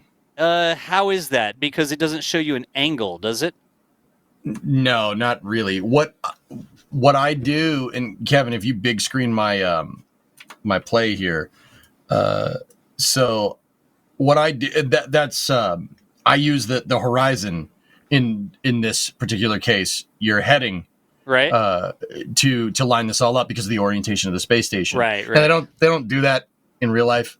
This helps in KSP because we have limited. You're right. We do have limited information, but there is a way to extrapolate it. The difference in angles is the problem. It shows me my velocity differences, but it doesn't really show me my angular differences, which of course the actual Starliner of the space station would have. So we're eyeballing this. Like we're sort of backing off and looking at this. And there are mods, but nothing that isn't modded. Yeah, exactly. So this is a nominal docking. I'm going to F5 it right here. We still have plenty of monoprop. It's fine. And let's approach the station and just go for like a normal dock and see how close we get. I keep rotating, and I want to rotate to where I think I'm right. I have a top and a bottom and a starboard and port. And then I also have to... I have to remember that the station is way smaller than I think it is. Yeah, I think you're about to hit it almost. I think we might be about to hit it. But let's just back that off. There you go. See, I'm just damping out all the rotations. Let's get those velocity vectors lined up. We're kind of far away. The rates that I'm moving right now relative to my miniature space station are way higher than the rates that the actual Starliner would move. We gotta back up again. would be real. We should have made the space station bigger because we're doing this so visually. The rates that we're approaching the station are higher than it would approach the station in real life. When it makes contact with the station, it's not even 0.1 meters per second, right, y'all? At that point, it's 0.01. It's 0.01 meters per second, so we're an order of magnitude higher than we should be here. But let's just get this nice and lined up using the instrumentation that we have. I'm going to fly it up a little bit. I'm going to tell it to go forward just a little bit. They're off. They've been off this entire time. I'm not using the OMX at all. Yeah. We're off to the side now. Let's get going in that direction. Let's stop that little rotation. Just little teeny tiny motions. Now watch Michael Reed with the zoomed in nav ball. Oh, nice. That's actually really cool.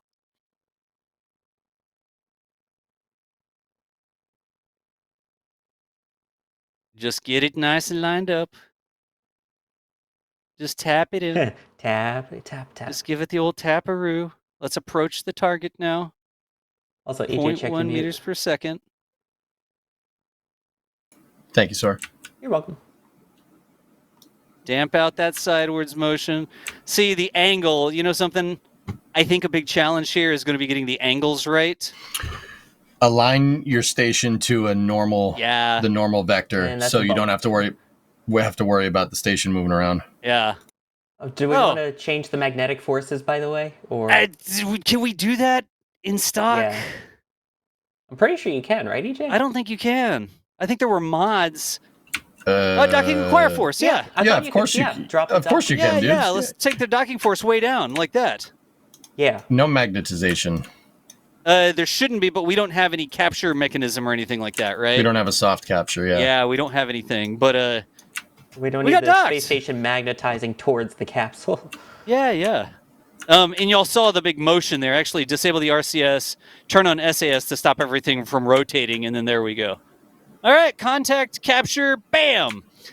Even there, when I did that, I was still moving at rates that are way faster than the Starliner would be allowed to approach the station in real life, right? Does anybody have any questions? Like, EJ, is there anything that we haven't explained yet that we should? Chat, are there more questions that we need to do? We have to change on both ports, thank you. Gavin? No, I think Also, we're let me good. know when I can just hit a couple of quick support messages. Of course, do it. Yeah, we haven't done any. Do it now, 'cause we've sir. been talking so much. Yeah, we had a $50 super chat earlier from Steve Kalovic, who was out to dinner with Bideford.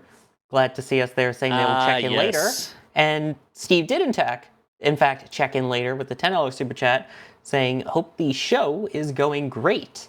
And then we also had Dougal gifting 5 Red Team memberships when they joined in chat as well. So, Dougal!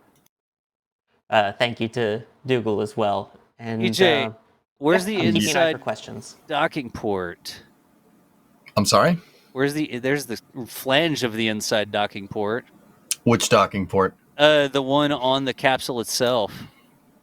It should be the first docking port in line, dude. Yeah, but I don't. There's that one. Back up. The one we slept on the station. All I can see is the docking force on the one that's on the station.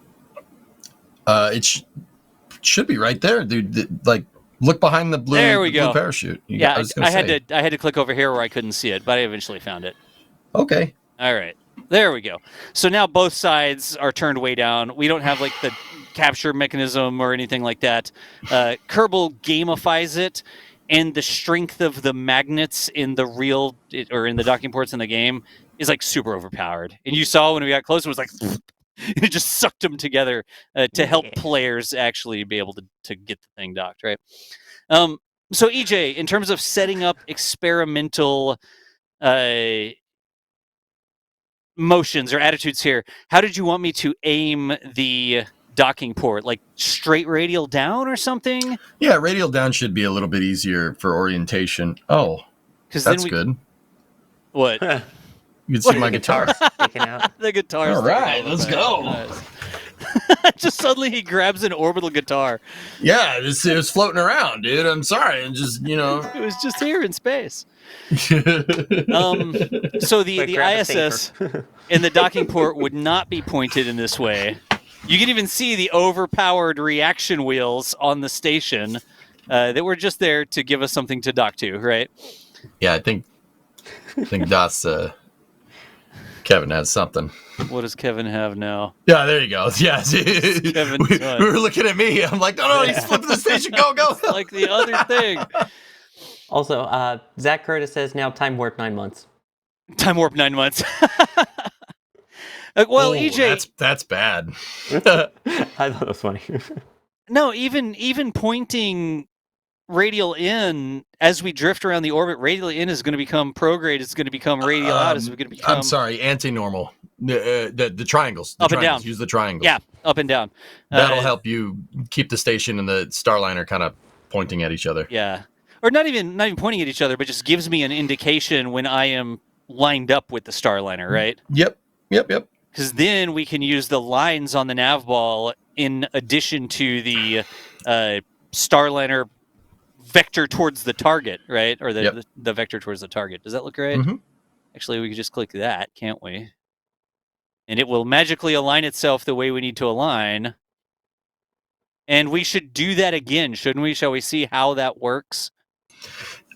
Yeah, you can do that. That makes it easier. That would make it easier for you to dock to, but wouldn't have made it easier for Barry. Just saying. Yeah, but what do you mean? Like realistically, what do you mean? We're trying to overcome a lack of instrumentation in the game that Starliner and Station clearly have, right? I don't know. Let's see. This is just setting it up for you to move the goalposts. Wait, why? When you dock it with broken thrusters like no, this. you say that, but why? Like, why? Explain yourself. So, when the station is like this, right, pointed down, and actually the surface here, when it's like that, it's easier to. It's not easier to dock to you. Like you get better instrumentation, right? But you got to remember, like the ISS is constantly rotating. Starliner's constantly trying to get to it. When you dock it to dock it in the way that like this, there's a lot more stuff at play than trying to do like a coplanar normal alignment here. I mean, if you're doing it for instrumentation, it shouldn't be a problem. Right. But Well, no. I mean, if you're telling me that it's a cheat that's going to make it easier to dock than it would in real life, then I won't do it. Like, I don't need to do that. We just need a way that we can say, hey, all right, these two things are like a square to each other, right? Parallel to each other. Even if they're not aligned like this, KSP doesn't give us any instrumentation to say if they're parallel. And we need them to be parallel, right? So here, what EJ's saying is that this does make it easier. He's absolutely right. As the station goes around the planet, here we just have it always pointing up, right? Like anti-normal is the way that it's pointing. And the Starliner could be, I guess it's pointing normal or polar or whatever, right? I was pointing up, and the Starliner would be pointing down, and that way we could use those two things to assure that they were lined up, right? In real life, the Earth is way bigger, so things change a lot slower, but we need to figure out, EJ, is the station in free drift, or is the station still tracking Nadir down as the Starliner approaches it? What's the answer to that? Yeah, I'd have to go look it up. I know that's what's going on to an extent, but I think it's once it gets V-bar alignment, but I could be wrong, guys. I'd have to go look. ISS go to free drift. I mean, Das, if you look... It's after initial contact is when they do free drift. It's after initial contact. So what does it do in the meantime? It's rotating with the planet, no? Yes, sir. We need to look this up. During spacecraft docking with the ISS does go into a state of free drift, but when? After the initial soft capture, ISS disables its control systems, letting the docking mechanism makeover.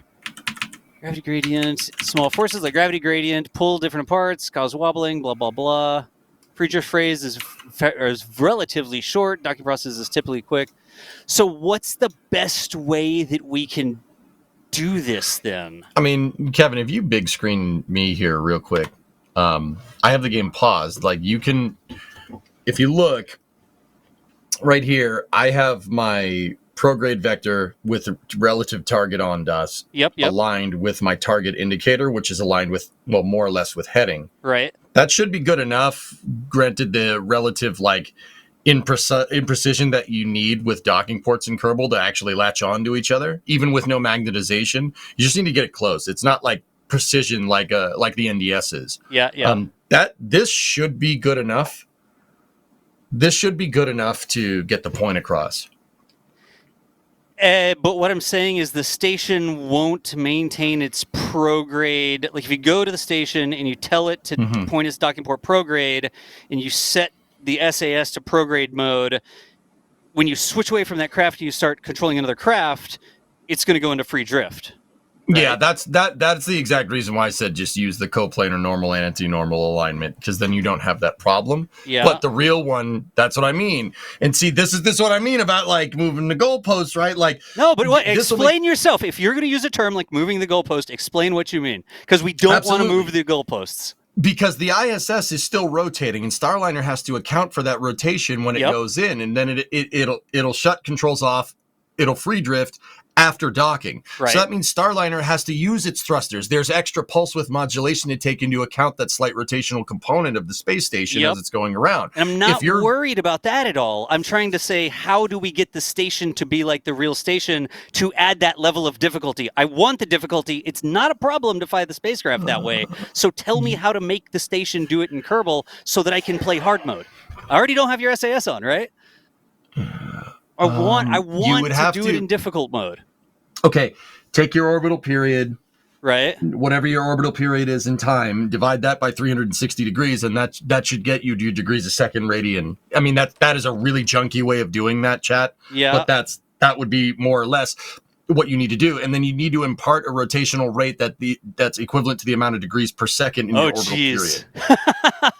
So you want us to go to the station, and you want us to put the station in free drift, and have it rotating, at a rate the same rate as the orbital period. So one orbital period would be one 360 degree rotation on the station. And there's not really a way to do that, is there? There's a way you could see that information with the Aero UI if you go into the debug menu. Right. go into the debug menu, go into Arrow and enable the Arrow UI. I just pulled it up out here. You no broke it! reference exceptions. You broke This it! must be one of the mods that ain't working. All right, I'm reading so- the entire profile here for STS-135, the full rendezvous profile, so I'm looking through that. You read what happens on the real station. EJ, tell me what you want me to do in this to make it as hard mode as you can possibly make it. Because the thruster loss is not going to be a problem with what you're talking about. Physics tab, Arrow, Physics tab, enable Arrow, UI. Enable Arrow UI. Display Arrow data GUI. Okay, got in it. the Arrow tab. All right, So we have that there. In the top right on this window, if you drag it so it's not like over something, Yeah, I gotcha. You could see pitch, heading, and roll. Those are the three things. And then you see your rates. Yep, there are rates. I'm sure if you guys have watched a launch with NSF or anywhere else, you've heard them say, oh, like body control rates look good, rates look good, rates look good. Yep. That's what they're talking about. That's what those your are. Rates are basically the numbers. It's a numerical form of telling you which way you're either accelerating, decelerating, or in this case with pitch, heading, and roll there, those are what's called rotational rates, right? An inertial measuring unit or an IMU would be able to measure translation rates. IMUs can also measure rotational rates. We have that information in stock KSP. From there, Das, you could impart a rotational rate in degrees a second radian, right? And that's what I mean about 360 degrees. You could try take your to, orbital yeah. period. Yeah. Take your orbital period, put it into seconds, right? And then figure out how many degrees a second you need to rotate, right? Well, the orbital period is 30 minutes. There's 360 degrees in a circle, last I checked. And so we would need to just do 360 degrees, calc. 360 degrees divided by what? 30 meters? Whatever your orbital period is in seconds.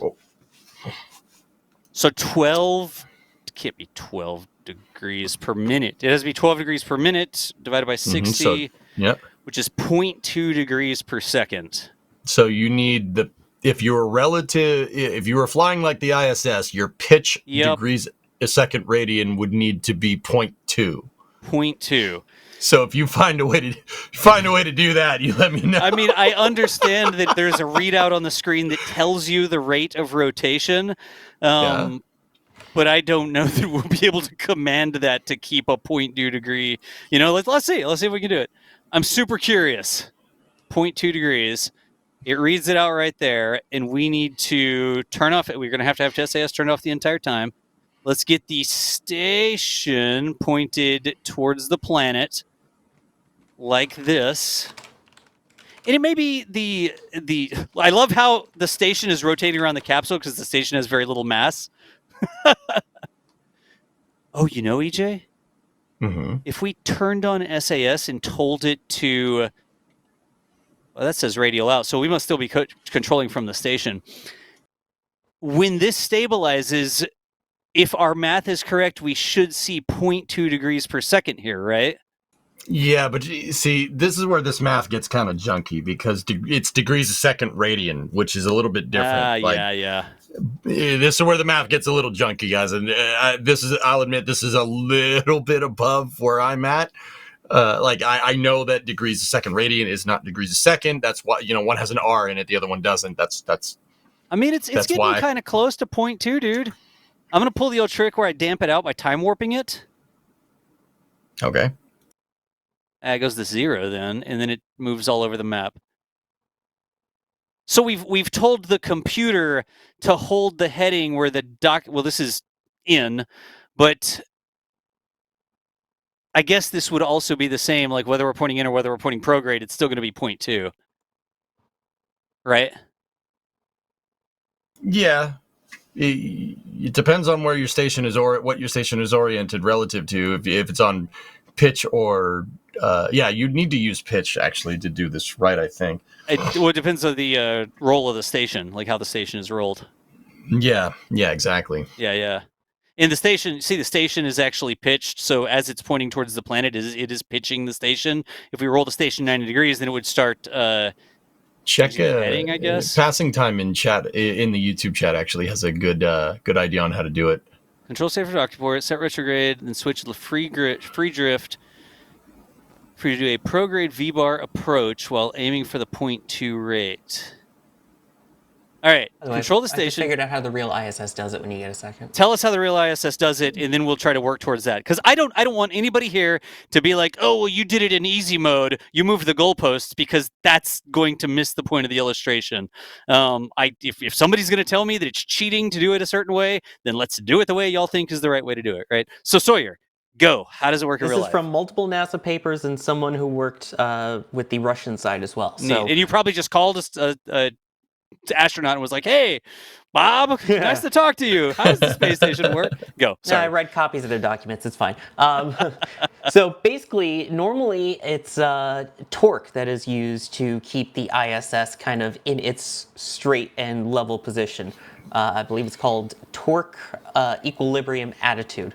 Okay. So then what they'll do is when a vehicle is about to dock or undock, they then put it into LVLH, which is local vertical, local horizontal, zeros across the board. Okay. So in terms of the local horizon and everything, the station will do its best to keep it at zeros.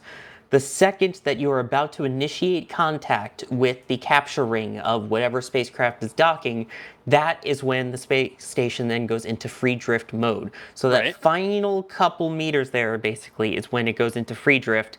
Then they let it all balance out, and then it goes back into that torque assist mode. Gotcha. Can I try to translate what you said? Sure. Are we going for the right thing here? Like, if the ISS is trying to control itself in such a way that the horizon, it's like staying even with the horizon as it goes around the planet. Correct. Is that horizon relative to the universe, or is that horizon relative to the horizon of the planet? That is local horizon. So looking out, if you're on board the space station looking out, that is the local horizon. So the local relative horizon to where they are. The local relative to horizon, like the horizon is the planet's horizon? Like the curve of the planet? So that is a yaw, pitch, and roll of 0 in the local vertical, local horizontal frame. So I'm trying to find out exactly the meaning of that. The shuttle also used a similar LVLH. Let me pull up that documentation again. Say it one more time, Sawyer. Yeah. So the during docking and undocking are done at or near local vertical, local horizon frame of 0, 0, 0. That's yaw, pitch, and roll. Right. Yeah, relative to the horizon is what relative to Earth's horizon is what that means. You know what we need to do? We need to just like call up an ISS mission controller and be like, "Hey, can we interview you about this?" Yeah. That would be cool, right? Yeah, that's what we it is. have Then it to goes know into- somebody. Yeah, we know a lot of them. Yeah. I even have the rates here at which they keep it at. But yes, so then it will go into the free Well, what's drift. the rates? And then it will go free drift into capture, and then capture, they'll go back to leveling it out again. Gotcha. All right.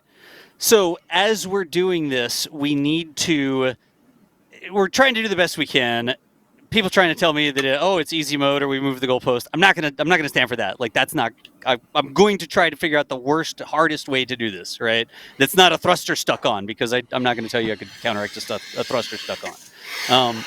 But here we can do it. And by the way, it's settled at 0.17. So the pitch is pretty stable at 0.17 when I've told it to just stay pointed down after we've like stopped doing it, right? So let's try prograde, I guess. And if it says 0.17, then the game is just telling us with the instrumentation it provides that we'll go for 0.17. Oops. Well, that's Starliner's capsule, I guess, pointing prograde, but same difference. They're all connected right now. It's fine. Sure, blame Starliner. I'm controlling from Starliner. I'm not controlling from the station. Let's let this all settle down and see how it works, right? Yeah, so basically in that view, it would be that the space station would be like that, level on the horizon. Level on the like if we did this, right? And you're now we controlling have... Yes, that's the local vertical, local horizontal zeroed out. Makes sense. And that, I mean, that, y'all see how that looks?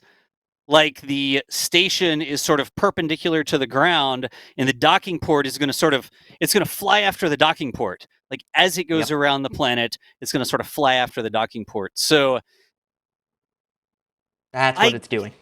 I guess, like, maybe, and I don't know if the game will do this because it is just a video game. EJ, if we decouple these two things, we back them off from each other again, right? Yep. And then we control from the station and tell it to have its docking port pointed prograde, retrograde, either one of those, right? Mm-hmm. And we just let it stabilize. Look, it's stabilized at 0.17 again. And then we prograde lock. Yep. turn off SAS. It should start to free drift at that rate.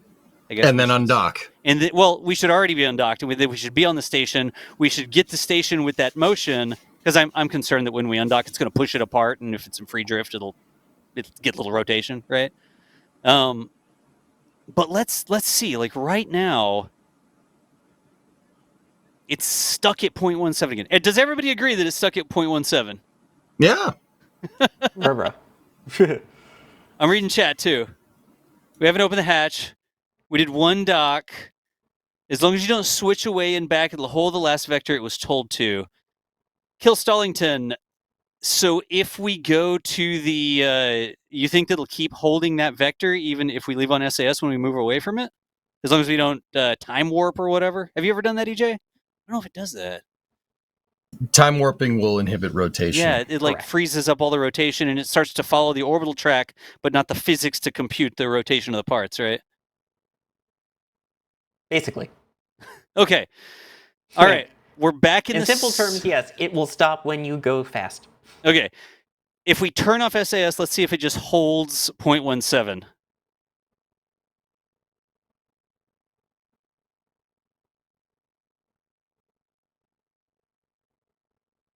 Chop. I mean, it's still, yeah, nice. Chop. It's still right on 0.17. I don't know how long, because it is a video game, but that seems to work. Y'all care if it's prograde or retrograde? EJ, do you like the docking port facing prograde or retrograde? Or Sawyer, which is right? Does it say which one's right? It says depending on the spacecraft and where it is on the V-bar, it's either 0 or 90. 0 or 90? For the... Let me pull up the exact number again here. Where was it? Yeah. Okay. So for the... let's see... For the pitch, it's either 0 or plus or minus 90. Plus or minus 90. I don't entirely understand do you understand what that's saying, EJ? Like if pitch is allowed to be plus 90 or minus 90, I feel like that would It could be for V-bar or R-bar. Yeah, that's exactly what it's for. Is for the allow the vehicle to back out along the V-bar. Okay. But here we don't really care if it's... We could just put it 0 and it's 0 relative to prograde, so it's sort of like flying forward? Yeah, let's just keep it zeros all. So yeah, that would match one of the other settings that they can use. Is just everything zeroed out, including that prograde. All right. And SAS hasn't been on this entire time, and it's maintaining that 0.17 degree per second rotation, and it's still right on the prograde vector, so that the station is sort of rotating and keeping the same orientation relative to the surface of the planet like it would in real life. I'm curious if there's any way we have to verify that. Like if we can't time warp, right? We can't boop it. If we accidentally boop it, that's a problem. What else can we do or can't do? As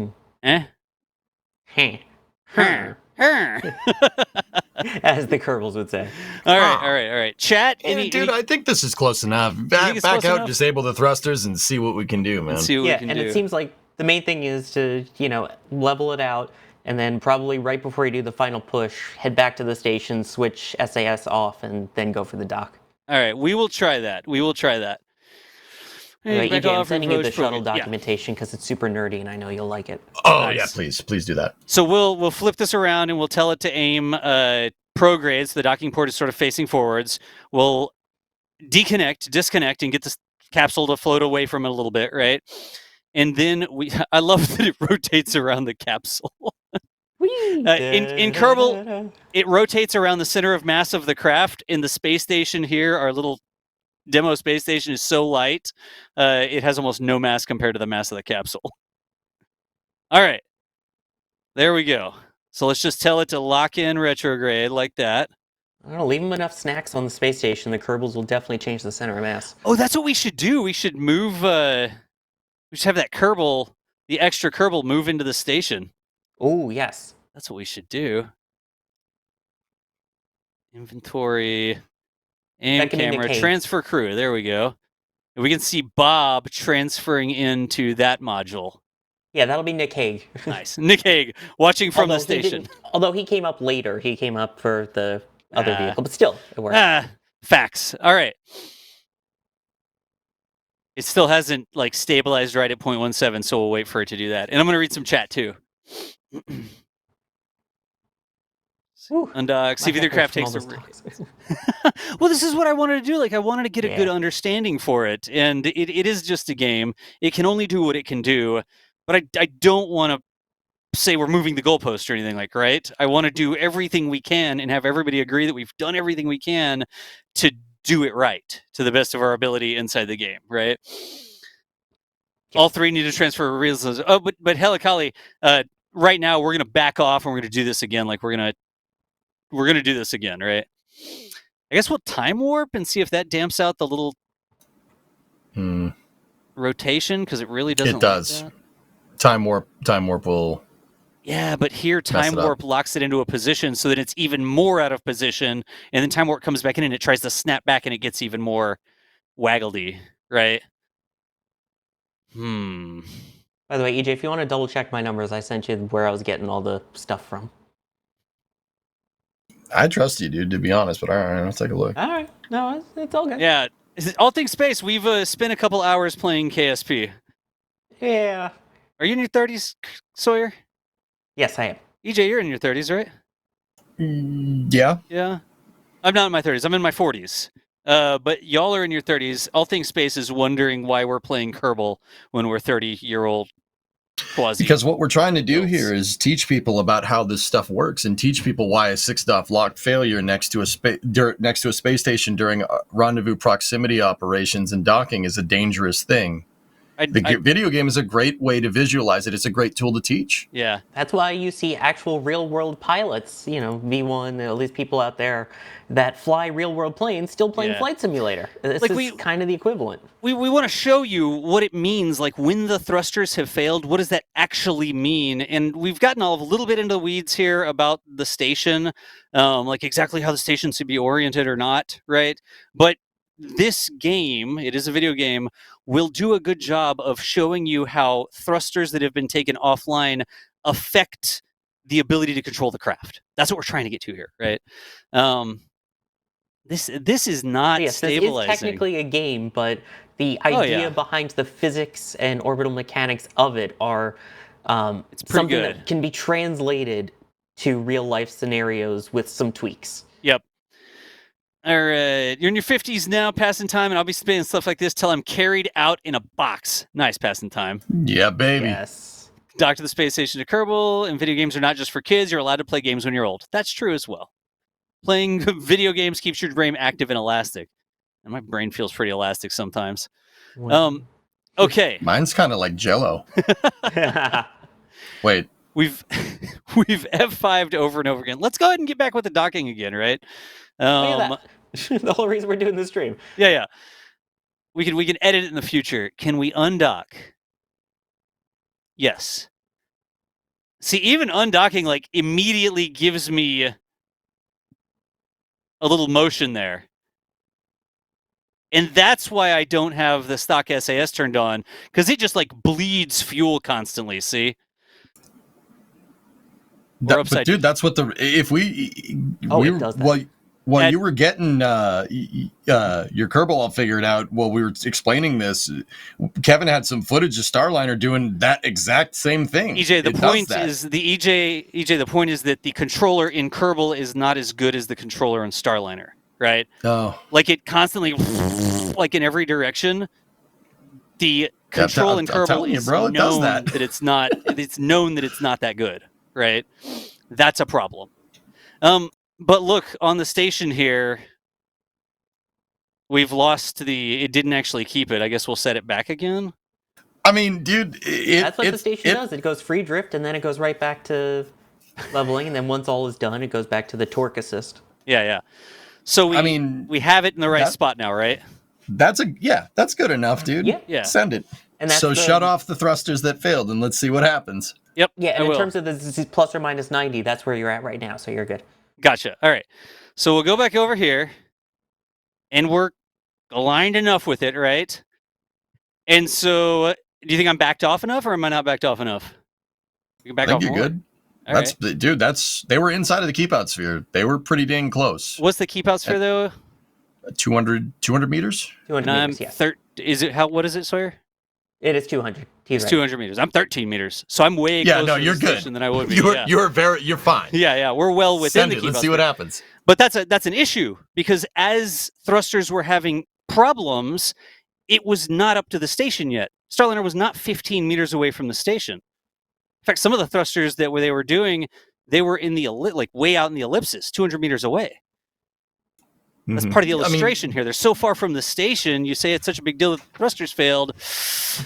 We're a long way away. How much faster you'll be docking in Kerbal versus what they were actually doing. Yeah, and the orbit in Kerbal is so crazy. But that actually looks, it looks like it might be flying the way we want it to. So let's go for it, I guess, right? Do we have the list of thrusters that failed, and then which way is up? Starliner's upside down right now. It's about to get spicy, folks. Yeah, let's get Starliner to flip over here. From my own perspective, right? Okay, here we go. At Kerbal Space, you should be 120 meters from the keep out. We're good enough. In real life, Starliner was much further away from the station, and Starliner was moving much more slowly relative to the station than anything you're going to see in the video game. So the video game is going to exaggerate the excitement here, right? Let me get this thing flipped all the way over. Which you claimed we were doing last week. I know. If it looks back at the video game, even the video game is going to be giving us problems here, right?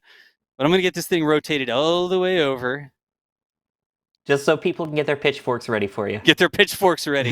No, at the end of the day, it's not going to matter. Yeah. People want to believe what they want to believe, but I'm sitting here looking at it, and I want to see how the vehicle responds. So do we have the list of thrusters, right? I'm working on it. I think they're the backwards facing thrusters on the doghouse. Yep. So wait, Moldy states yes. Out. He doesn't have pitchforks. He only has yaw forks. Yaw forks. So Das, zoom in on the back of the dog. Yeah, that was all. Yep. Sorry, Moldy. Does anybody have it yet? I was actually just looking, but here. So in the press conference, they described which thrusters they're like, thruster 5 on this doghouse. So the thing is like I don't know what thruster 5 means. Oh no, they're described. It says which doghouse they're in. It absolutely says which doghouse they're in. It's like bottom 1, bottom 2, aft. Like it tells you. Here, let me go get the list. Hang on. I'll pause this. Pause it for a second, dude, because we posted it up. I started Googling it and it popped up on my background. No, I got this. I got this in the notes. I just thought y'all had the notes too. Let me go grab it. Starliner notes. And here's this. All right. Total of 5 thrusters. Starboard 2 A2. Bottom doghouse 1 A3. Those are those numbers. Yeah, it's the aft thrusters, like starboard 2. I think we don't know what the 2 is referring to, but A2 is an aft thruster. It's like thruster 2, thruster 3, and there's not a thruster 1 for some reason. But we've got starboard 2 A2. We've got we've got bottom 2. Hang on. Yep, we've got bottom 2. We've got starboard 1 A1. We've got top 2 A2. And those are the 5 thrusters. So say that one more time just to be absolutely sure for me. All right. Write this down. Oops, I'm still paused. Now write this down. Now write this down.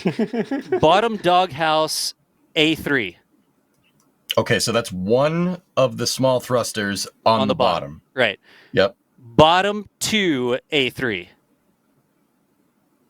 That's both of the small thrusters on the bottom. I'm going to assume that's the other thruster on the bottom. Yep. That's both of the tiny thrusters on the doghouse, the 6 o'clock doghouse. So that would be the Nader doghouse. Starboard 1 A1. Okay. That's one of the small thrusters on the side. Yep. Then top A2. That's one of these thrusters up here. Yep. And then starboard A2. Did I already get that one? You did you did starboard A2, yes. Yeah. Starboard A2, bottom A3, starboard A1, top A2. Why am I only seeing 4 thrusters in the list here? 1, 2. Where is Alex at? Alex posted this up too. I think Alex was writing twists, but All right. I'm going to search again for starboard because Alex put it. So both of the bottom thrusters, one starboard. Actually, both of the bottom thrusters, both starboard, and one on the top. There it is, right there. Yeah. There's the notes that Alex got. That's the extra one we missed. It started with starboard too. It's all right. These two right here on the bottom. Yep. Those two right there on the starboard pod. Yep. And then this one up here on the top pod, right. on the zenith pod. And we don't know if it's left or right or whichever one it is, right? Those thrusters are two-fault redundant, so it doesn't matter. Like, it could be one or the other. It would have a slight difference because they're not balanced then, but I'm willing to not worry about that if y'all are too. I don't. The fidelity at Kerbal Simulation would make it not make a difference. In real life, it would make a difference, not by much, but that's the kind of stuff that I'm talking about. It's never going to be absolutely 100% perfect, like even on the real one. That's why we talked about that with their computer being able to compensate for it, et cetera, which is pretty well done. I mean, it figured out that the thrusters were having problems, and it was like, nope. Yep. I will say that the space station is definitely not maintaining its orientation relative to prograde right now. So that whole set it into it. All right, let's just go for it. Should have. At Go this point, it's right before it docks that you would turn SAS off. Right. Well, that's what I'm trying to say. It's not flying the way we need it to, but let's not worry about that. So we're going to disable both the bottom thrusters, right? Yep. Both the bottom thrusters, both of the starboard off. Small thrusters, and then one of the thrusters on the top. Don't need that anymore. Off. Both the starboard is this side. Nope. Starboard is right, like this. Assuming we're doing this right. Yep. Like that. Like that. And then we've got one of the ones on the top. Yep. Okay. You dealer's choice or player's choice. Pick one. Yeah. So I'm going to play with it right now, right? Yep. But in real life, this isn't what happened. Because we're going to recover the thrusters, we're going to turn them all back on again, except the one that didn't come back, and then we're going to dock with the space station. That's what happened. So let's see what control we have. Can I get this lined up, lacking those back thrusters?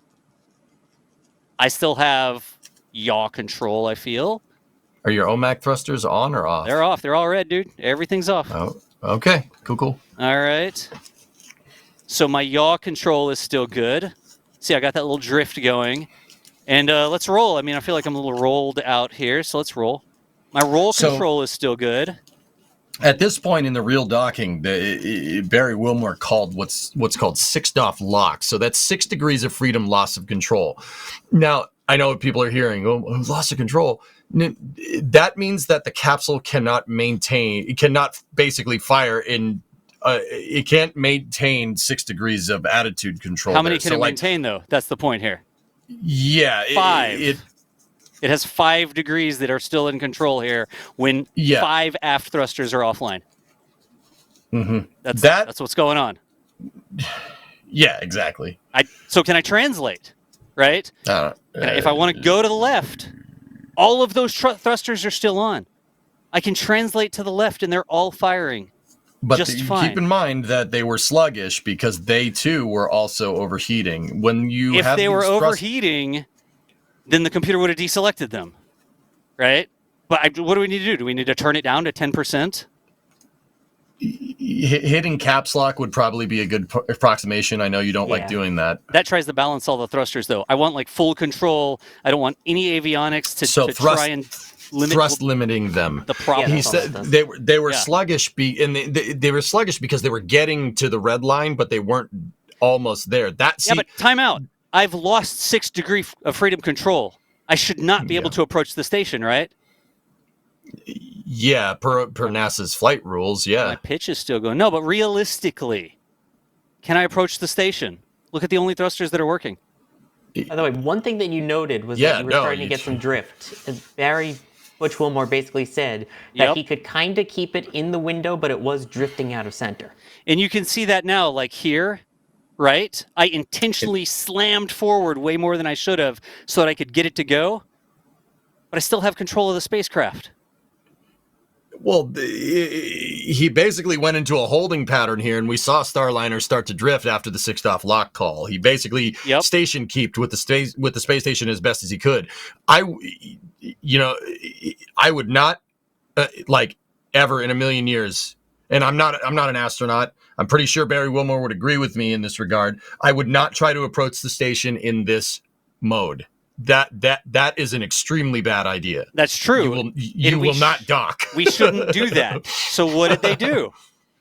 Well, they power cycled the thrusters and got them to work, and then it automatically docked. And then what happened? It docked. Yeah. Okay. So as a skilled test pilot, knowing that you have sluggish thrusters on the back, I still have some forward thrusters, right? But I can still pitch the spacecraft. I can still yaw the spacecraft. I can still translate the spacecraft on all of the degrees of freedom, right? Mm-hmm. I just can't cleanly go forwards. So we didn't go forwards. At this point in time, that's kind of a problem because you need to go forward to get to the space station. Well, do we? I thought it was bad to do that. I thought we needed to back away from the station and just re-enter. That was what the flight rules said to do, but NASA actually, because they weren't sure about the thrusters, power cycled it and sent it to the station. Right, as he claimed in the interview with Eric, that basically wasn't sure that they would be able to use those thrusters to deorbit. So in the end, the power cycle and the dock ended up being the safer option of the two. Yeah, and that's why they changed the flight rules, because that was the right decision to make. Like, you got the decision to put Starliner here was already a problem. That decision was already made, right? So you're in a situation, I still have the thrusters disabled. This isn't even what happened in real life. The Starliner either needs to go to the station or go home. And there was so much last time about the problem with changing the flight rules, right? But that was the safest thing to do. Like, I think it would have been less safe to say, no, we can't change the flight rules no matter what. You have to go home right now. It doesn't matter if you can't trust the thrusters or not. Right? Well, yeah, they changed the rules because that was the quickest way to put Starliner into configuration where you could try and figure out what's going on. Yeah. It's contextual. In context, that's the right move. That's the right call. Yeah, I completely agree with that. Because you're not sure if you're going to redline a thruster like during your deorbit burn. If you did, that would actually be stranding someone in space, not what happened here. Well, would it? We don't know. Like redlining a that's thruster? the thing. We've got 28 thrusters. We've already demonstrated we still have pretty good control of the spacecraft with 5 all commanding the same axis failed. Right? If I can make a point that James just said in chat. Yeah, absolutely. Saying that the item being ignored is, the thrusters kept working. They didn't know if they were going to fail again or even if they would fail. Oh, I completely agree with that. A huge risk. I completely agree with that. Right? Yep. But they rebooted the thrusters. Actually, they didn't even reboot the thrusters. Does everybody understand exactly how they recovered the thrusters?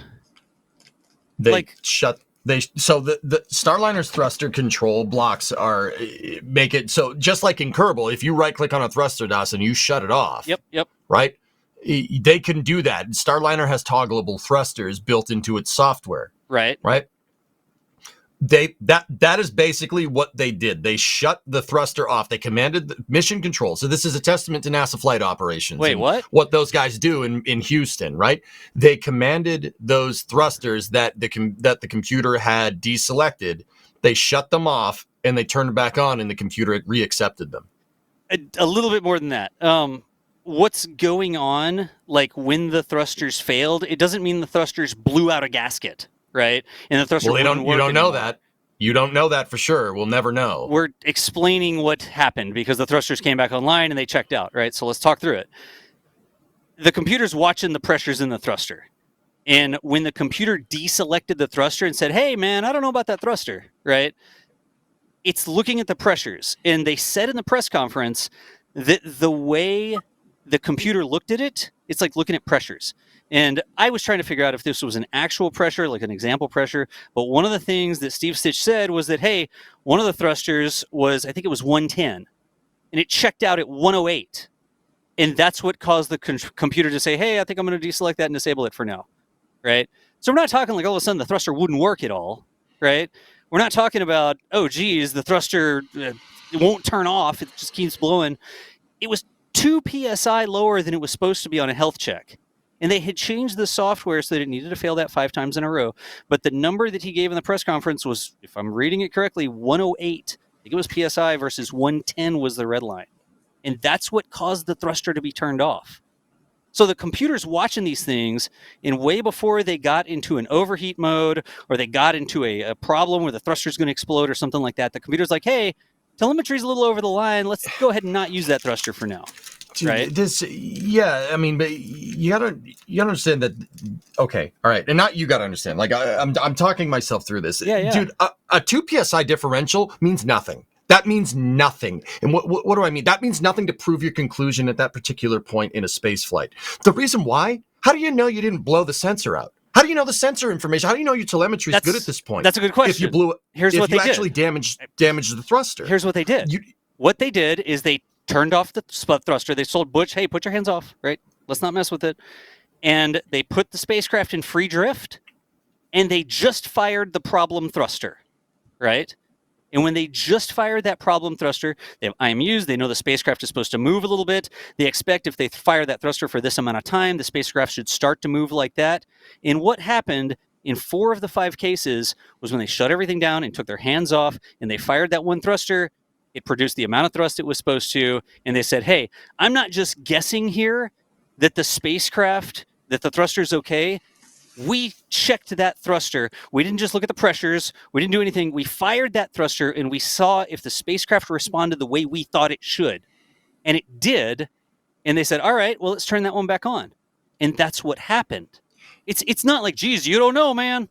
Right? Like Mission Control had a very specific process that they went through to figure out what was going on and whether or not they could trust it. That's what they did. Oh man, that's such a huge risk, dude. It is a risk. It is absolutely, positively a risk. It needs to get freaking fixed. It has to get fixed. Yeah, exactly. I mean, that goes back to what we were saying. Like you say, it's overblown, right? Like this is sensational, but I'm asking. Right? What do you mean asking? Like, I'm concerned, like, was it really that way? Was it the spacecraft spinning out of control? Was the spacecraft barreling towards the ISS at 2 meters per second and it lost all braking control and couldn't slow down? Like, what was the real situation? It's the uncertainty of the situation, which is a big problem here. If you'd blown out the thruster when you weren't trying to dock to the ISS, it really, okay, that's something we need to fix. But the fact that this thing, you had even, let's say 5.5 degrees of control, right? As somebody in chat put it. Right.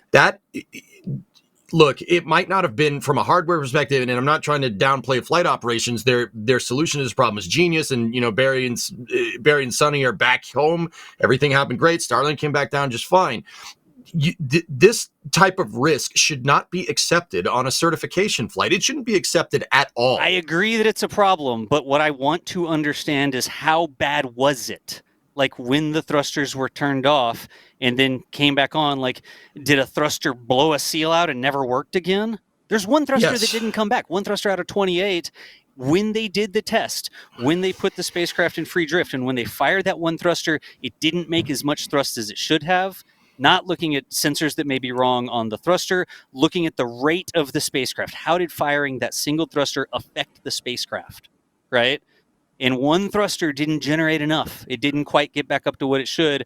And they said, all right, hey, we're going to say that one's no good. We're not going to turn that one back on. How do you know your thrusters aren't leaking through the poppet seals at this point, though? Even though they're imparting the right amount of force, they could still be leaking. That's a good question. How do you know anything, right? That's what I'm trying to tell you. That I think that this is a big problem. The biggest reason why is that we don't have that service module. NASA can't inspect that service module. It's gone, reduced to ashes. It deorbited it burned up in the atmosphere. I completely agree. the risk in, even if the telemetry and the sensors are telling you good, you don't have eyes on it, you don't have hands on that thruster. They couldn't even get hands on it when Starliner was talking to the ISS because you can't EVA to the service module. Well, they're inside the doghouses too. Like, you can't even get into the doghouses. Yeah, what I'm trying to tell you is that this is not overblown. That's a very, very serious problem. Yes, Das, when the proverbial poop hits the fan during a mission, you're gonna change your rules around, and your risk tolerance does go down because you don't want your astronauts actually stranded, right? And when they were at the ISS, they were not stranded. They had a ride home. Yep. They're just waiting for the next bus, okay? Like, the next figurative bus, right? But in this particular scenario, especially when you're this close to the space station, it's guesswork. It's a 50-50 shot, man. I think that is, but you have to look at the reality of the situation too, right? If the forward thrusters had failed and they were drifting towards the station and the thrusters that were failing were the ones that would slow them down, I would have a completely different opinion, right? I would be like, wait a dang second, you're drifting towards the station and you can't slow down and those thrusters keep failing. What in the heck? That's a huge problem, right? But here, the thrusters that failed are the thrusters that would accelerate them faster towards the station, not the thrusters that would back them away, not the thrusters that manage their pitch or their yaw or their attitude control, their ability to translate in 5 of the 6 degrees of freedom. And you even have thrusters still that you can use to push yourself forward. It just makes you spin some. Right? Yeah, but all of these things are bad. But the spacecraft was still drifting, right? Yeah, I guess, Das, but you got to remember that the thrusters that are used to push you away from the space station, if you wait 45 minutes, they're pushing you towards the station now, aren't they?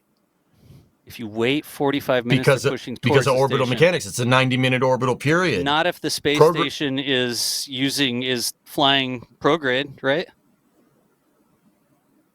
Huh? Like, if the space station is flying prograde? At that point, the space station is in its own level mode. So, in theory, the station would be station keeping itself, whatever the capsule may be doing. That station is going to stay. Yeah. But the station's not translating. Position. Right? The station's not translating around. The station's sort of keeping that. We went over that, the orientation relative to the horizon, right? Correct. So, EJ, I think what you're saying is you can get into a position where at some point you're drifting towards the station and at some point you're drifting away from the station. That's what you're saying, right? Yeah, exactly. Yeah. I'll buy that. I'll buy that. Like 45 minutes later, it could be a problem. Yeah. Yeah, that's what I'm saying, man. That's why they chose to go for it, because you're backing away from the space station. If you're backing away, you're increasing your apogee in this.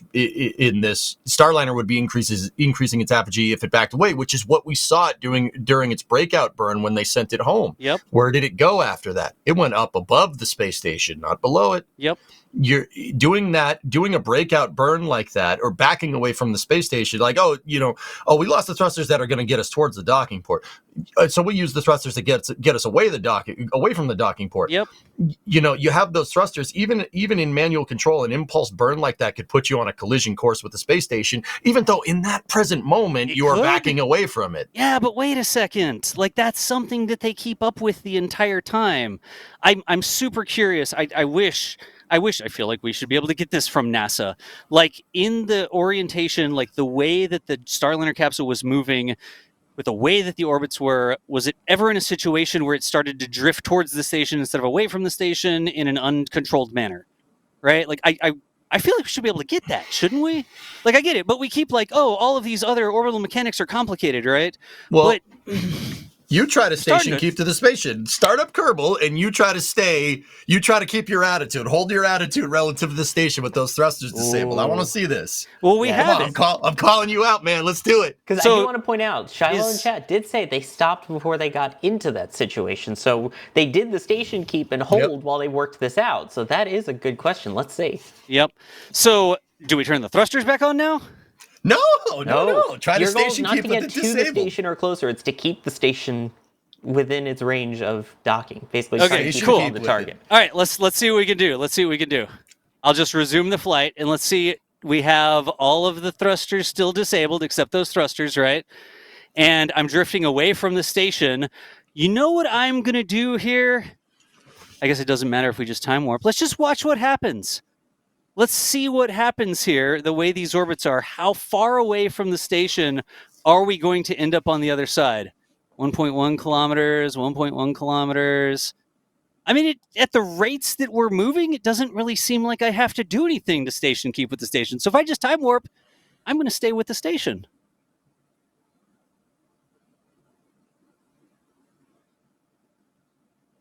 Did all the cameras freeze? No, we're here. We're watching. I'm watching. Okay. I'm 0.8 meters per second right now. I'm way faster in real life than it should have been moving. And I'm not really going to get that far away from the station, not doing anything. And are we at 1x or Yeah, are we it's at? just 1x. It's just going. Remember, this is 3 times as bad as it is in real life. And I don't want to do anything shenanigan-y like flip around and use the other thrusters or point my nose up and translate towards the station or whatever, right? Like right now we're just going away from the station, but EJ said we'll start going back towards the station a little bit, right? In the case of the way the ISS is oriented and the V-bar alignment, yes. But remember, we did that anti-normal alignment here, so it's really not going to happen because. No, but we set it up. I mean, we pointed at prograde. We sort of got it that way. Then when I decoupled, that's where I was, right? Yeah. Should I be slightly? Gosh, they're so close. The orbits are so close together. You can't really see the difference. Man, we should really mark the station as the station. Yeah, add the little station icon It's to it. It's sort of down right now. We have to do that, I think, from the tracking station. Orbit, I'm going prograde right now. I'm super curious. Like, I just see how far away we get from this thing, right? Like, as a test pilot with some of my thrusters failed, the number one thing I shouldn't do when I really understand how orbital mechanics work is screw with it. Right? I should not try to fly it right now. I should not try to mess with it. I should just let it go because in orbital mechanics, I was not moving away or towards or in a very different orbit from the station. If I go through enough orbits, we'll start to diverge, right? They heard the parents arguing and decided to come in and be the therapy cat. The therapy cat. We're not arguing. Like this is a thing. EJ is absolutely right. Starliner does not need to freaking fly, right? It does not need to fly until this is working. It shouldn't have flown in the first place. But what I'm coming at is in that situation, like with the orbital mechanics, with the thrusters failing, how does the thruster... That's what's going through my head, right? When I'm reading which thrusters fail, and I'm reading, wow, the thrusters lost a degree of freedom, that's really bad. But then my mechanical brain is like, how does that actually affect the spacecraft? Like, what's actually going to happen here? And that's the little neurons that fired that I wanted to try and figure out, right? I'm eventually going to drift further than 1 kilometer away from the station. But I have a lot of time, though, to do things right and to be very calm and not try to sit here and put a bunch of inputs into thrusters and make myself worse. Yeah, I understand that, but that if I'm understanding what you're saying before, right? That's not what you were talking about. You were saying that this is not a big deal. Like, no, I say it's absolutely a big deal. I'm not saying it's not a big deal. I'm not, but I wanted to understand exactly how you lose control of the spacecraft. Do you really lose control of the spacecraft? What does it mean when 5 of the thrusters... And this is almost like worst case scenario. There are definitely worst case scenarios, right? But all of the thrusters failed on the same degree of control. They're all aft-facing thrusters, right? Which means you have a lot of redundancy. You have 28 total thrusters. In a lot of situations, 1 or 2 thrusters could fail. It would be better if the thrusters were failing randomly around the entire spacecraft. But here, they're stacking up all on one axis, right? And they're all being turned off. They're all being failed out. They're all being deselected, whatever terminology you want to use, right? But what does it really mean? Like, this is the worst... I should not say the worst case scenario because that is not fair. It could have been worse, and we are all very lucky that it wasn't. But all the thrusters failing in the same degree of freedom is worse than thrusters sort of randomly failing around the spacecraft where the redundancies can sort of take care of that, right? Like, I'd rather lose 5 random thrusters than 5 thrusters that all command the same degree of freedom. Right? I wouldn't. I wouldn't. You wouldn't want random thrusters? You wouldn't want them all to fail in the same controlled degree? Trends are how you do fault tree analysis, man, in engineering. If the same thrusters are failing on the same axis at the same points in the doghouse, it helps you pinpoint a problem. Yeah. If you have random thruster failures, you got a big issue. Or you have a Like, more, just a more random, common like, just- problem. Like it's not an environmental factor that's affecting them. It's like Mhm. all these O-rings or all these poppet seals are all bad, and all the thrusters are having this problem, right? But that's not what we Mhm. were observing here. I didn't see any actual information on it. I saw one of the theories was the aft-facing thrusters were getting more sun, and so they were soaking more heat, and that's why those thrusters were all failing versus the other thrusters seemed to be fine. None of them were tripping the red lines or anything like that. But yeah, they have to face the back of the capsule towards the sun because it's got That's solar, what the solar panels on it. are. Yeah. But I didn't see like any. Did anybody else see? Like I'm looking. All I see is Jack continually trying to be Nigel Thornberry saying "Hello, Poppet," but Hello, Poppet. Nice. Yeah. So, all right. I mean, like I said, dude, this is a really big problem. NASA should not accept a certification for this capsule. I agree. wouldn't. Absolutely. It would be And- stupid to try and say, "Oh yeah, everything was fine with Starliner." It was clearly not fine. It freaking needs to be fixed. Like this should have never gotten here. But my position is that the decision was made long before the Starliner was on its approach to the space station, right? Somebody decided to put human beings in that Starliner. Somebody decided to launch those human beings into space. Everything's working fine. Control's all good. Somebody decided to do those burns to put the Starliner on the way to the space station. Those decisions were all already made, right? Mm-hmm. But shall here, we see how this flies while we're doing this? By the way, that's what we were doing. We were seeing how it flies. What do you want me to do with it? Like the right move. The right move as a test pilot is to not screw with it. Mission control works the plan. Fly it. So let's see what chat is hinting at. So we still all right. Everybody see the thrusters? Those thrusters are still off, right? And Try to dock it then. no, but you what wouldn't everyone's know. asking. That's wrong. That is the wrong move to make. The right move is to work the problem and see what mission control comes up with. And they did not try to dock it until mission control knew that they had a solution that brought 4 of the 5 thrusters back online. So it would be dumb to try and dock it with the thrusters failed, especially now that I've let myself drift so far away. Okay. That's the wrong move. Yeah. Of So course. if you want me to dock it, we should perform the thruster checks and we should see how many of the 4 or 5 thrusters come back online. And then it makes sense to start commanding the spacecraft again. I think we should That's do the point. one realistic It's test the and point one I'm making. unrealistic. It's literally the point I'm making that nobody was getting.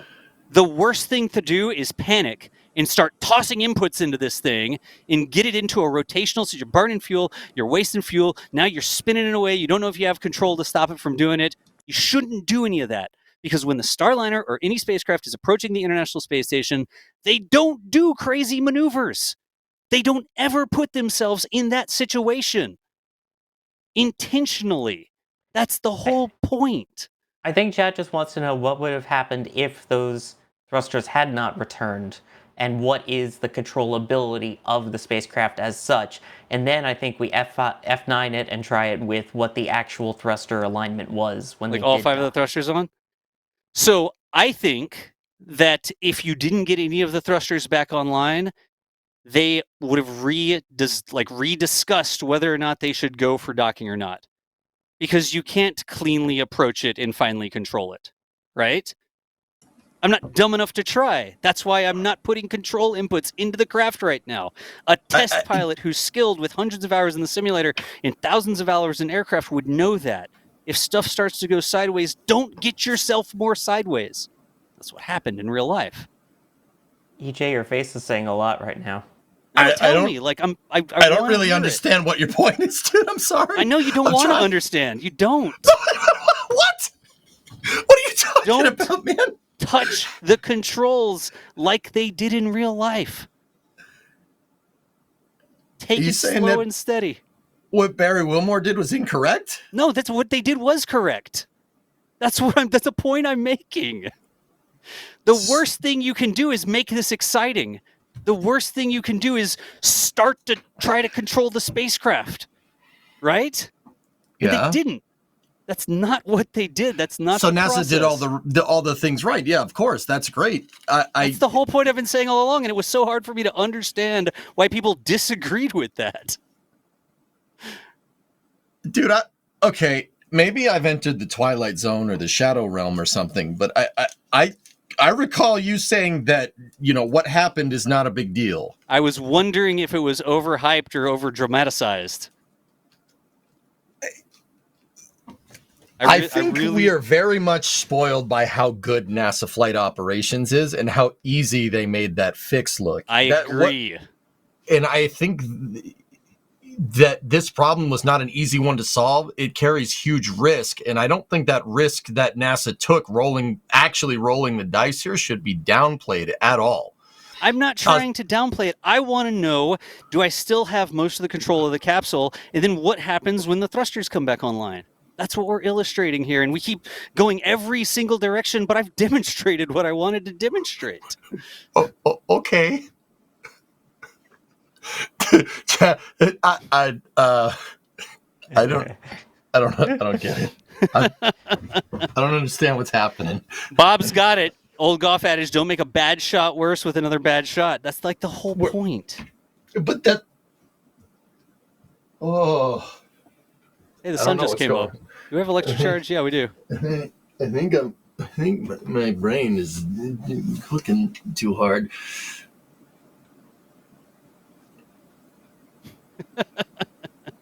My cousin Vinny. I'm my cousin Vinny. Jesus. Great movie. Yeah. Hey, Sam, we talked about this at the beginning. We're talking through this, right?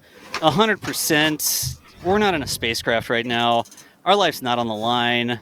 Like, there's nothing we can do about that, right? Like, we're trying to look at this. The big thing that I was concerned about was how much control did I still have of the spacecraft? This thing's been drifting the entire time. How much control did I still have, right? That's what I'm looking at here. That's what I wanted to see.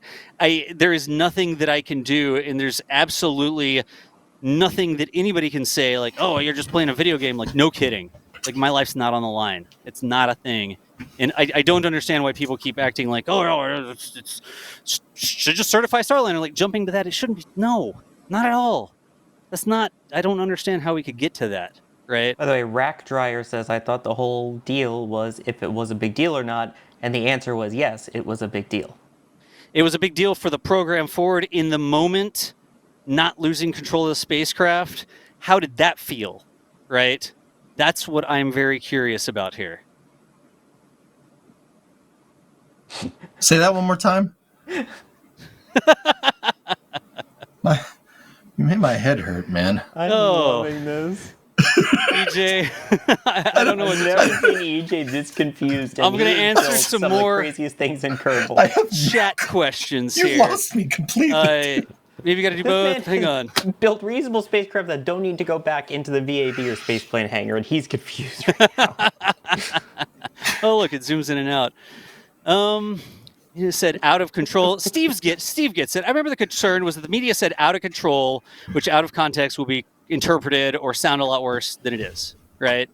That makes good sense. I'm going to read some more chat here. Was this an action movie like the news tried to say it was? Ouroboros. I agree with that. Like, action movie? I'm just going to buy it if it's not an action movie, right? That's a good point. Just chat is... I'm trying to get as many as I can. Willie Kin, no problem. Only lost 5 out of the 8 forward thrusting thrusters. And then recovered 4 of them, right? That's the thing. What else? Victoria makes a fair point. Victoria says they weren't sure the thrusters would return. That is a really good point. But that's why they tested it, right? Look at the information. The rear thrusters were having a problem. They were getting close or slightly going over the red line. The computer was deselecting them and saying, hey, man, that thruster's not like totally in line. Let's not use it. Let's not let it get out of control. Let's turn that thing off before it gets out of control and something really bad happens, right? That's what the computer was doing. And then they came up with a plan to test it. And they said, all right, hey, let's go ahead and free drift the spacecraft, fire that one thruster, and see what happens. And when they did that, they're like, all right, thruster's fine now. Cool. They just orbit till they deorbit? Here they wouldn't orbit till they deorbit. And that's when you start to get into other things. So that was a question in the back channel. If they drifted so far away from the station, they can get into a situation where they go for a deorbit, right? and you still have the OMAX. You still have a lot of control. You could turn your OMAX on. Remember, you still have, what is it? 1, 2, 3, 4, 5, 6, 7, 8, 9, 10, 11, 12 more aft-facing thrusters in the OMAX that can be used for the deorbit, right? Keep asking questions. I'm curious here. You're saying you have all these thrusters. How do you know? You don't know that you have all those other thrusters. What if those blow out too? That's a great question, but the computer hadn't deselected any of them. None of them tipped over How the red line. do you know that the computer is right? Because it was wrong. It redlined thrusters that were fine. How do you know? You don't know. That's what I'm trying to tell you. That's a serious problem. That's moving it. And, oh man, that's moving it. Like what? EJ, what? Dude. Oh man. How do you okay? Break it down. You don't trust the sensors, right? Like the computer is getting bad sensor input, and the thruster is actually fine, and therefore we don't trust the fact that it deselected the thrusters, right? That's how they tested them. Instead of trusting the pressure sensors or anything like that, put it in free drift, tell them to puff and see how much movement you get from the spacecraft. So taking that maybe untrustworthy sensor out of the loop and verifying it another way, right? What was it? What was another part of what you said? I mean, you were saying that they could use other thrusters. How do you know? How do you know? The computer, your computer is redlining thrusters, and you had to manually reset them. That means you can't trust what the computer is telling you. I don't even think they see. That's a totally different thing, man. You can't trust what the computer is telling you. That's like a totally different thing. Like all of a sudden, we're like in "is the simulation real?" sort of thing. Like they're testing it. They're using the thrusters. All the thrusters in the back.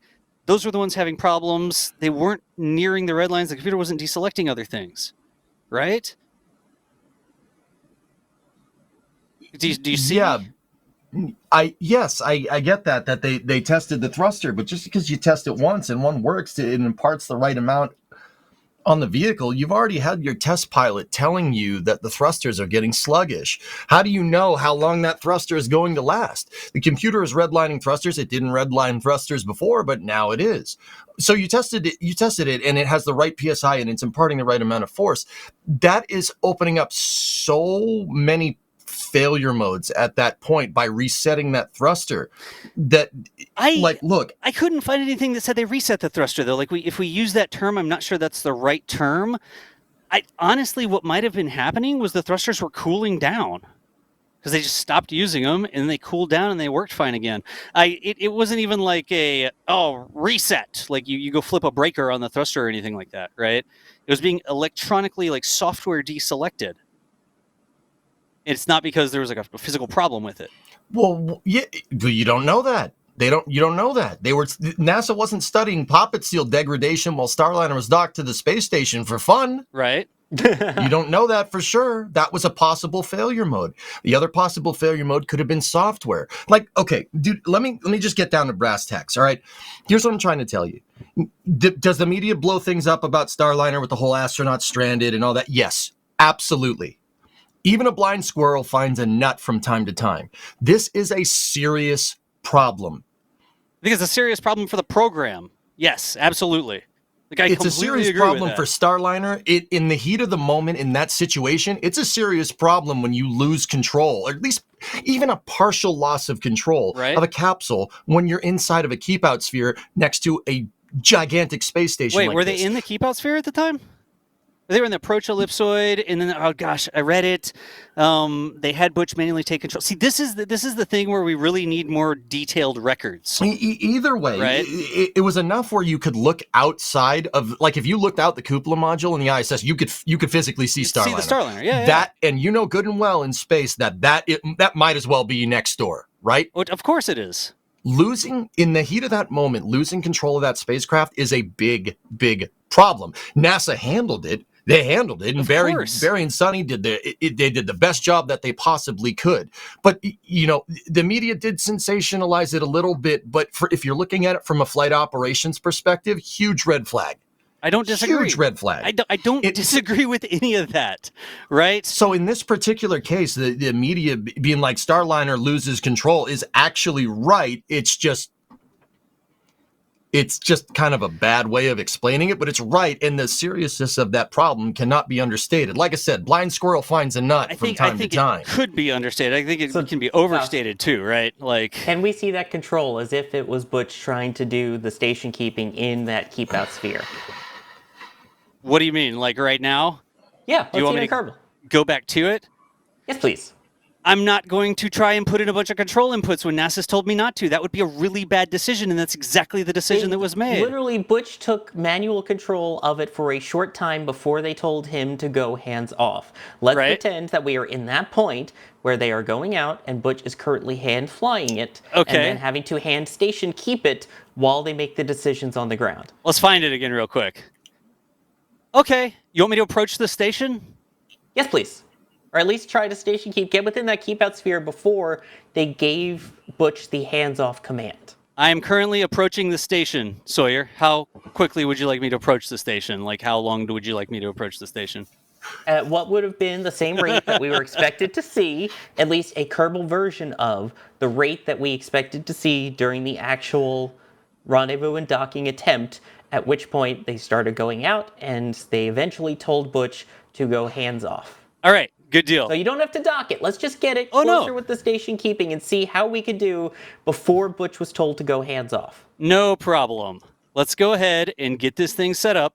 Again, little controls. You don't want the rates to be very high. We're currently moving towards the space station at 3.5 meters per second. We're about 1.1 kilometers away, right?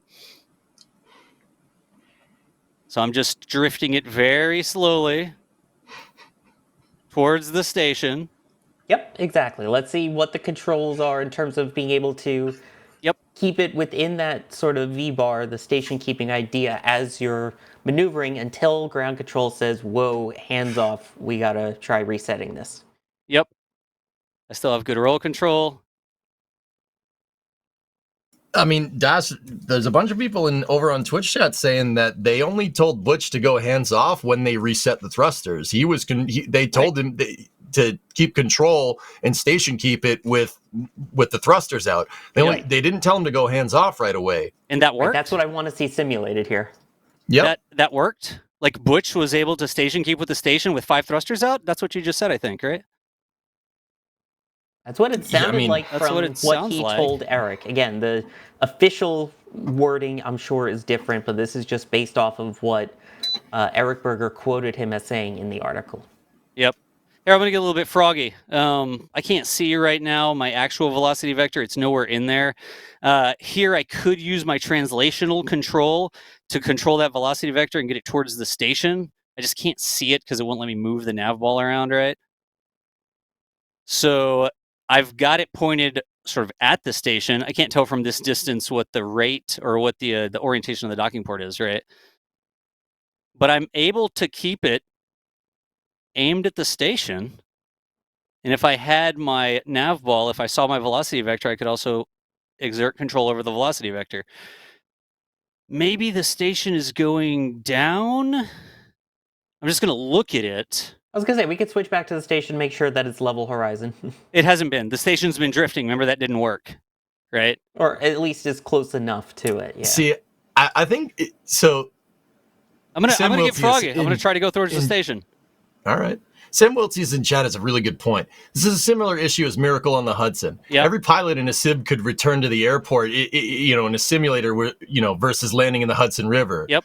But they knew what was happening. They knew what was going to happen. I agree. Right? In the heat of the moment, things are super different. It would be stupid. Like, of course, we are acting with knowledge of how the situation played out. Like, it would be dumb to say that we weren't. Like, there's no way for us to be like, hey, oh, by the way, we're just going to act like we can't do that. That's not a thing, right? I don't know what else to say. Can you hear 12 John? Oh, no, I can't.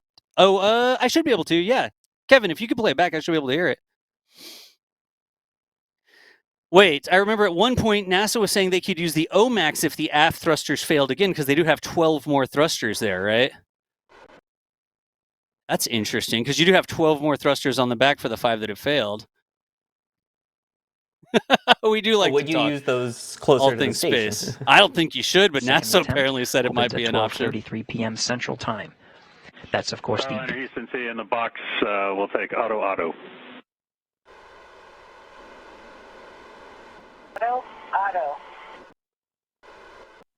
What do we listen to, Kevin? The crew manually flying again and station keeping within the hold window inside, right now inside 210 meters. Given the go to switch to auto hold mode, giving Butch and Sonny a break from stick time, can't see it. holding in that position before proceeding inwards towards the keep out sphere. Again, we were talking about the windows. 1233 is the beginning of that window. 119 p.m. Central Time is the back end of that window. So that was 10 meters just outside the keep out sphere where they were manually station keeping. Do we know if the thrust... So they're outside the keep out sphere. I thought we said we were inside the keep out sphere before. By 10 meters, they were outside of it. Okay, cool. Like almost they had stayed outside this keep out sphere intentionally. Yes. I guess we're watching the approach there, right? Can I show everybody what I'm doing right now? Yeah, let's see the Kerbal side. Yeah. Go back to the Kerbal side. You're going to report back on their test, 210 meters. Yeah. Look at what's happening, right? Can you all... Oh, we're not seeing Kerbal yet. Okay, now we're seeing Kerbal. In the International Space Station flight. I feel like I should listen. Steps needed to ensure a go to proceed inside the keep out sphere, and go ahead and press in for that attempting for docking within the second window. We're following along very closely and coordinating. So based on the hot fire test, the T2A2 and S1A1 had satisfactory results. We didn't get a result out of B1A3. So we're going to re-enable T2A2, S1A1, and inhibit B1A3.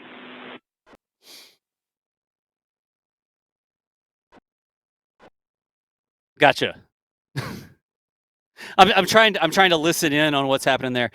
Y'all, look at my side because I really do want to show this, right? I've got all of the 5 thrusters disabled, right? And we really shouldn't be trying to mess around with this, but I'm going to go above and beyond. Let's try and mess around with this. So watch what happens when I try to go towards the station. Only 3 thrusters trying to push us towards the station right now because we don't have the OMEX on, right? I'm overdoing it so you can see. Do you see how we start to roll? Like it just pushes me towards the station, but we start to roll a little bit there, right? And then I use this to get control of it again. So even if you intentionally held that down and really tried to run after the station, you shouldn't be trying to do that. But the capsule's not spinning out of control even when I'm like hammering on those 5 thrusters. Right? And remember, everything in Kerbal, like the rates of change here are worse than they are in real life because Kerbal's a much smaller planet. The orbit's much smaller. The times are much smaller. Like 1 second here is more than 1 second in real life. And y'all can see, I'm actually not going towards the station right now, right? We're a little bit away from the station, but I'm intentionally trying to screw around with it. We're not flying away from the space station, though. We're not like drastically out of control. Like the point that I'm making is you approach the station very slowly, very boringly, right? And even with the thrusters offline, you keep being boring about stuff. It's not very exciting. Right. That's basically what they were trying to do at that point, was not get any closer, get to that kind of stopping point, and then do all of these tests to station keep manually before they then tested the individual thrusters, as you heard. You know what I think is... So we're outside the keep out zone. Earlier we were making it sound worse because we're like, oh, they're inside the keep out sphere. That's crazy, right? Well, they were testing this outside. Can we get within 200 meters and let's see if we can stay within 200 meters of the station? Like, do y'all want me to go try and do that? Yes. What do I do? Turn on the OMAX or revert the save or what? Like, I've already got it drifting at 3.3 meters per second, which is way more than it would drift in real life. What are you trying to do? Should we do the quick save then to where you were within or near the... we're going to get around to 1.9. Like, this is true as well. Like, the longer we wait in Kerbal, right, we keep going around the planet, and we should continue to diverge more and more. We have 30 minutes orbit here. We have 90-minute orbits in real life, right? How's our nose looking? Temporarily just use the thrusters to get us to a position in the sim and then assume that's where we're starting the failed thruster scenario? I'm game to do it. Yeah. Good, it's a game. It is a game. I'm reading. And hey, y'all, it would be dumb to try and say that they didn't get lucky. Like the failure mode of the thrusters and the fact that they could recover the thrusters just by waiting and testing them, and then they came back on and they were fine. I don't disagree that was lucky, that's the failure mode. But my thing is like, okay, now that's the failure mode. What does that mean? Like being calm, being collected, not trying to get out of control, right? Oh, we're going towards the station again. Oh. That was my big thing. And I know it's really tough to make it come across. One of the things that was really sticking with me is knowing how slow and methodical you do things when you're moving around the International Space Station, right? Like that immediately sort of like, whoa, they go slow for a reason. And it gave them time to come up with a solution. Maybe the solution was going to be different, right? Maybe the solution, if they couldn't get the thrusters back, maybe they would have needed to try and go home. Maybe they try and turn on the OMAX to control things, like whatever. I don't even think they could do that, I wouldn't think. But that's the thing that was like ringing bells in my head was like, wait a second. It's like Swan Lake. What's the one that goes do do do do do do do do, right? Like it's all so slow around the station, and hearing terms like out of control, people, oh, bombshell, it's all out of control. Starliner completely lost control. It's like, that's what I was trying to temper. That's what was sort of getting my goat. But I don't know. Yeah, no, I get that. Like I said, they get bananas. Like there's no doubt that they don't treat the Starliner program with the same respect that of other like capsules. And like it needs to be solved too. Like it needs to be fixed. Yeah, no respect, I tell you. I hope nobody thinks that my position is that, oh yeah, Starliner, just put people in it and fly again. That would be really dumb to do. Like that would not be what you need to do. The point you're trying to make is that you're saying it was overblown by the media. I think a lot of things are overblown by the media, yeah. Including the poppets were overblown? Oh, wait. Thank you, Sawyer. That wasn't the media. That was the thermal. Here, I'm taking a wag at this. Dang it, Jack. I still can't see my approach. No, I was going the wrong way there. I'm literally just watching the crawl of the, there you go. Look at that rate increase. My thrusters are all still off, too. I just need to get that velocity vector so I can see what's actually happening here. Going 2.5 towards it, I still feel like I'm drifting up. I'd really love all 2.6 meters per second of those to be sending me towards the station. And if I could see that green velocity vector, my life would be way easier here, right? I mean, so I'll be honest, man. You kind of lost me with what you're saying. Like I'm trying to understand. Like, are you saying what Barry Wilmore said was overblown in the interview that he did with Eric Berger, or Eric Berger took liberties with it, with ours? Like or like just the media blew this whole loss of control thing out of proportion in general? Like I don't. No. It would be ridiculous to take somebody's personal experiences and say like, oh, this person who actually lived through it is like lying about their experiences. Yeah, okay. That would be ridiculous, right? But I don't know what's in the article. And all of a sudden, I see all these posts. Oh, new bombshell information about Starliner, and I was like, "Wow, all right, what do we not know? What's going on?" And then I go and read it, and my engineering brain is like, "Wait a second, all right, I don't even know which thrusters we have. What does that actually mean here? Like, what's actually going on?" That's what I'm trying to figure out. And then we go forward and we need to do the okay, which thrusters exactly failed, and then you get into the analysis. Man, this is actually pretty bad. I was even like, wow, they were all rear thrusters. Like it's not a random smattering of thrusters around the spacecraft. It's all rear thrusters that failed. It's like stacking on one side, like weakening that one side of the control, right? We're really going towards this thing now. That's what I was trying to get at. And when I see all these people like trying to get clicks by saying, no, new bombshell information, right? Worse than anybody could have imagined.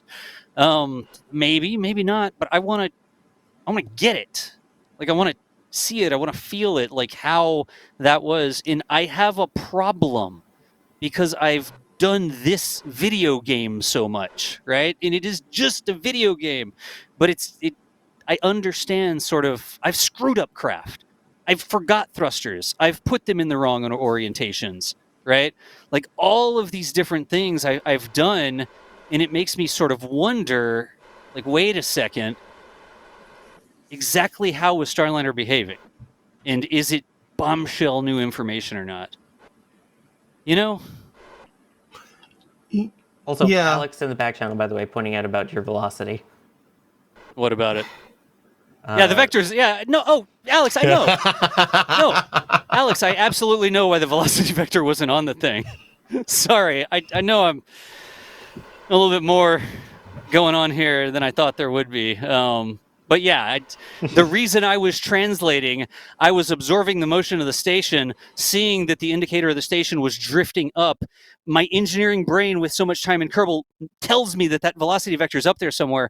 So I knew that if I translated up, I could move that velocity vector towards the target. You can see I'm now moving towards the target at 1.3 meters per second, and we've closed to 900 meters, right? Have not re-enabled the thrusters. I don't have enough instrumentation This is what we came either. here to see the test of. This is what you came here to see. Yeah, this is what I was wondering: is how well on this trajectory can you keep in line with where the station is and where you would need to be? Yeah. Now, you happy, chat? We're gonna have a problem. No, watch. We've done this before, right? We've done that was the wrong motion. That number's gonna keep going down. What do y'all think our closest approach is now? It was 1.1 kilometers, 5 disabled thrusters. I'm at 2.8 now on the other side. Well, I'm closer than that right now. What is this? 3.3 back there. So we're closer than we will be in any of these orbits. So we're going to still have to do something to get us up to the station. Let's keep using these velocities. I haven't done anything wacky right now. Like, oh, well, I'm going to point my nose up and I'm going to use my sidewards translation to point towards the station. I don't think NASA would have been okay with that.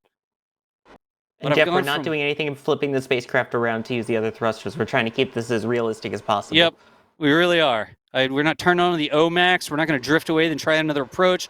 We're not going to buy ourselves another day in orbit or anything like that. Remember, another thing that was happening in the press conferences they were talking about was the fact, let's keep drifting towards that station.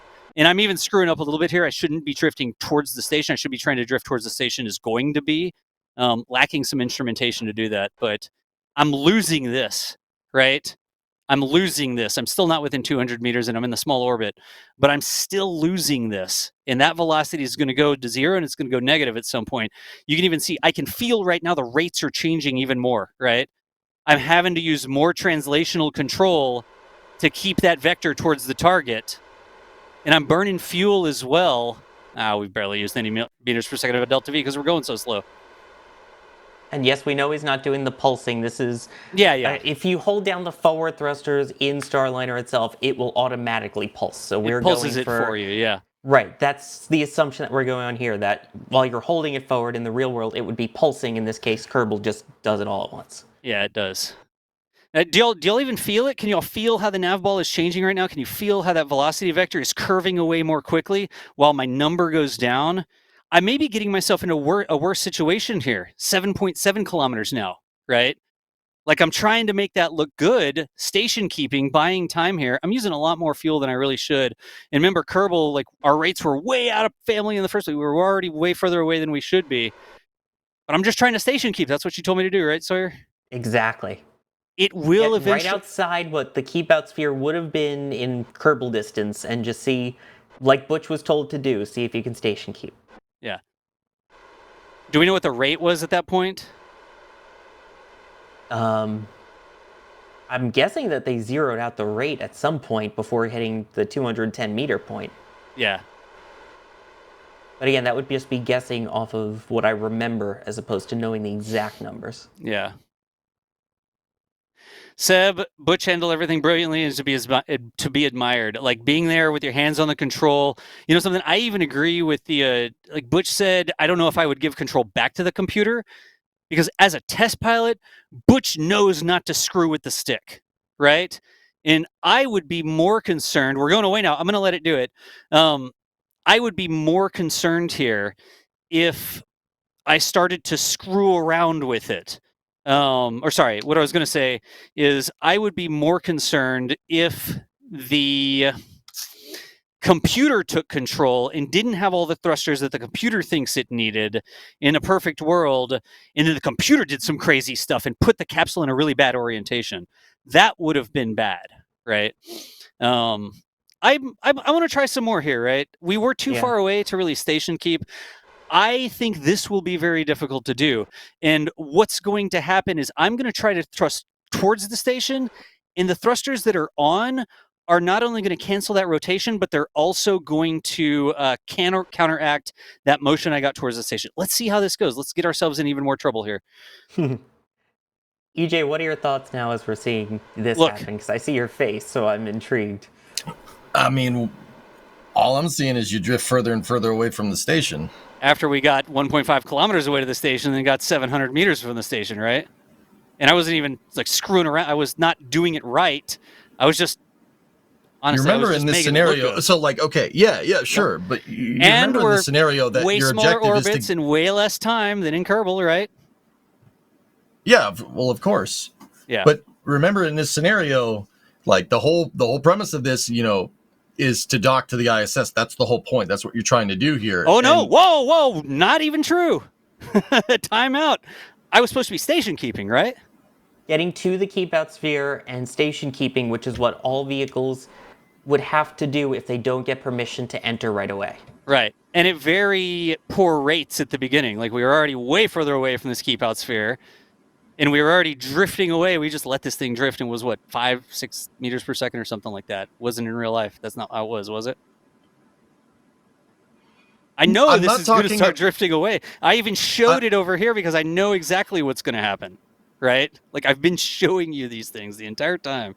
Well, it does. Well, I'm not talking about, what your objective is in the heat of the moment. The overall objective of this was to get Starliner to the space station.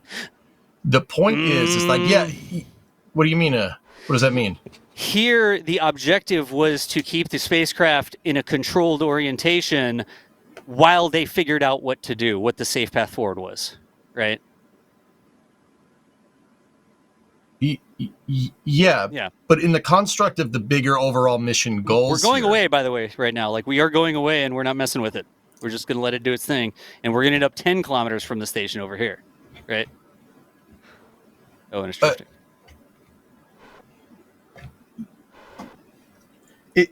Okay, so here, the point that I'm trying to make to you, yes, you can get the capsule away from the space station.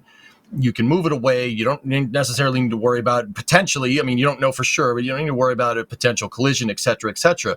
But you got to remember that this whole thing, your station keeping and just getting away from the ISS is that your objective is to get to the ISS, and all you're doing is just I really feel like that's a moved goalpost, right? How?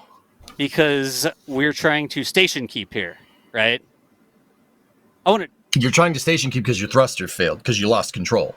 Right. That's like what I'm trying to do. What Butch was trying to do here was not to dock at the time. It was try to station keep such that you could have time to figure out whether it was safe to proceed or not. I'm trying to think. Do y'all see what I'm doing? Think so. EJ, instead of where just you're coming from, the initial goal was to dock with the ISS. Once they saw that there was an issue as they were nearing the ISS, you got it. Yeah, they canceled out the velocity. They did not get permission yet to enter the keep out zone on that first attempt. Keep it in control. And then they were told to manually station keep. Right. Yep. Mm-hmm. So I believe that's what we're trying to at least demonstrate here first is. Up to that point of getting to the keep out sphere, and I'm not station keeping right now. I'm trying to get to the space station, right? I'm really curious how this is going to work. I don't know if it's going to work or not, right? Yeah, I'm curious too. Yeah. And eventually, at some point, I know people are pointing out the title of the stream and the banner on the bottom, but oh, what's the banner say? Wait a second. Oh, it says docking with broken thrusters in KSP. I did not type the banner. Kevin typed the banner. We'll blame Kevin. How do y'all think this is going to work, right? Although, who was it earlier that was in there changing the title name? Who was the one that came up with the suggestion? For I did try to come up with other titles, yeah. I was like, what should we even call this? And I wanted to try and stay away from, like, some of the original titles were like, how bad was it? Or, like, that's not now, right? Yeah, there were some rough title ideas. let's get this to where it needs to go, and let's see if we can dock it, right? That's still 0.6 kilometers. That's still not close enough. I really should try to see if I could do a better job actually. Oh, that's nice. 0.1. If I could Can I even do point this. out that the person who came up with the title at 4:38 p.m. today was a DOS in Good. Discord, docking with broken thrusters in KSP. Let's try to do it for then. The flame trench. Let's try to do it. Let's get it. Let's see if we can use the broken thrusters to even get close to the station here. I think this is going to be a really challenging maneuver to do. I don't think at any time that the Starliner would have had like a 2 meter per second maneuver that it needed to do when it was station keeping. They're all very small maneuvers, right? I'd love to know exactly what maneuvers needed to be done, right? I get you, Sawyer. No, you're right. That was after the like, how bad was it or is it overblown? Like that's not what I wanted the title to be. So I'm game to give it a try, and I think it's going to be really challenging. They didn't try to dock with broken thrusters, though, right? I guess it would have been very excited if we called it station keeping with broken thrusters. True. Yeah. And it is a docking attempt that they stopped mid-attempt. As they were outside the keep out zone, right? Yes, but we do need to see the title come to fruition. I'll give it a try. I would like to say let's get to some rates outside. And I think what's going to happen is if we leave those thrusters disabled every time I try to thrust forwards and then I counteract the rotation, it's going to undo it. I think we're going to be able to see that right here because the rates are so big, right? So let's give it a try. Let's give it the old college try and see how this works. I actually don't even know when I should start doing it. Let's just start doing it. No OMX. I'm curious, is that bar even going to move?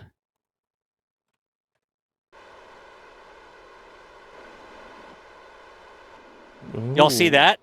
Interesting. That's what we thought was going to happen. Like trying to do a big burn like that. That's what I was pointing out earlier. When you thrust forwards and you don't have that symmetric thrust and then you try to get it back under control, that doesn't work. That's not even necessarily a huge burn in terms of space terms. It's 2 meters per second. It's, well, what burns, like what was the differential around the station? Was the Starliner moving relative to the station at 2 meters per second ever? Let's try it again. I think it's going to get worse, right? And look, here's what's happening. Do you see this? Do you see this thruster here that's trying to counteract that motion? It's not balanced by these two failed thrusters on this side, right? It's not, like when I do it, here's the forward burn, right? Let's make sure we understand how the spacecraft is behaving. That thruster's firing, and then this thruster's firing, but this thruster back here can't counteract it. It can't cleanly do that. So when we try to do big moves like that, we can't do it. That is what I was pointing out earlier when I was saying, like, watch. I think I actually said, put the camera back over here, watch how this works, right? So this is where, if we were doing a bigger burn like this, NASA said, oh, well, we'll look at turning on the OMAX thrusters to use those, right? When all of these thrusters were disabled. So is that the right thing to do now that we're so far away? 2.4 meters per second, way worse than they were when they were trying to station keep? That's why I put the maneuver node down. In this simulation. Wait, what do you mean? No, I'm just saying, if we're trying to get it closer to what the actual scenario was. Right. So what else can we do here, right? Let's go ahead and get rid of that. Does everybody understand why that doesn't work? Trying to do a big motion like that, if I have these thrusters here, and y'all can't see my mouse. Why is it not capturing my mouse? If I have those two, the starboard and the bottom thrusters disabled, and I try to get forward momentum, it imparts an unintentional roll like that. And then when I try to undo that, that thruster is just counteracting that. Does everybody understand how that's working? Load a stage close to the station, rebooting the computer, hidden help. Can we still orbit? Should we deorbit? Unrelated, there was a capsule shape. Would it be passively stable in reentry? Cheeseburger King, it's both. I didn't find a reference that said, yeah, it's supposed to be passively stable, but it does have its own thrusters over here that aren't used for that control here. I guess we haven't, I don't know if that's fair. I don't think that it's fair, right? Like it has these thrusters on the capsule. Is there something in the GNC that would allow you to turn on these thrusters to counteract that rotation during this burn? That actually seems pretty sketchy to me. If the GNC was not supposed to use these thrusters at the same time as those, that doesn't seem like a thing. Don't worry, Jake. They're not fighting right now. It's okay. Oh no. Is Jake concerned? Yes. He just came in and meowed. Did we make our lives worse? 14.4 kilometers. So by screwing with it, it's actually worse than it was before. All of these inputs where we're trying to do things, we can get ourselves in a worse situation. Do y'all think there's something we can do? No, this is too far afield, isn't it? I'm curious, all right? I've drifted this far from the station. Heck, all of my aft thrusters has failed. I don't care. Can I design a maneuver node with all of my aft thrusters failed? I have 12 OMACs that haven't failed. They're just disabled. Can we do something that would get us towards the station? I'm super curious about this. Add maneuver in 3 minutes. Mock that out. 10 and 5. We're way afield of the actual situation that it got into. 3.9, 2.3, 2.4, 3.0, 2. That'll get us within 2 kilometers. That's not 200 meters. Right? 43210. Thrusters are still disabled. Man! Can't you, like, use the... That doesn't work either. The trick here is you need to be really... You need to plan ahead, right? And right now, I guess you could be asking mission control, like, hey, what's the best move here? We tried one thing, it didn't work out very well. Let's see if we can do this. We may have to try loading up a quick save and then do the station Sawyer. closer. Hard mode. Let's see if we can get it closer. 0. Dang. All right, cool. 3 meters per second. All right. Thrusters disabled. That's going to be a little bit off. It's coming up in 2 minutes, 36 seconds. Hold my beer. Let's see if we can do this, right?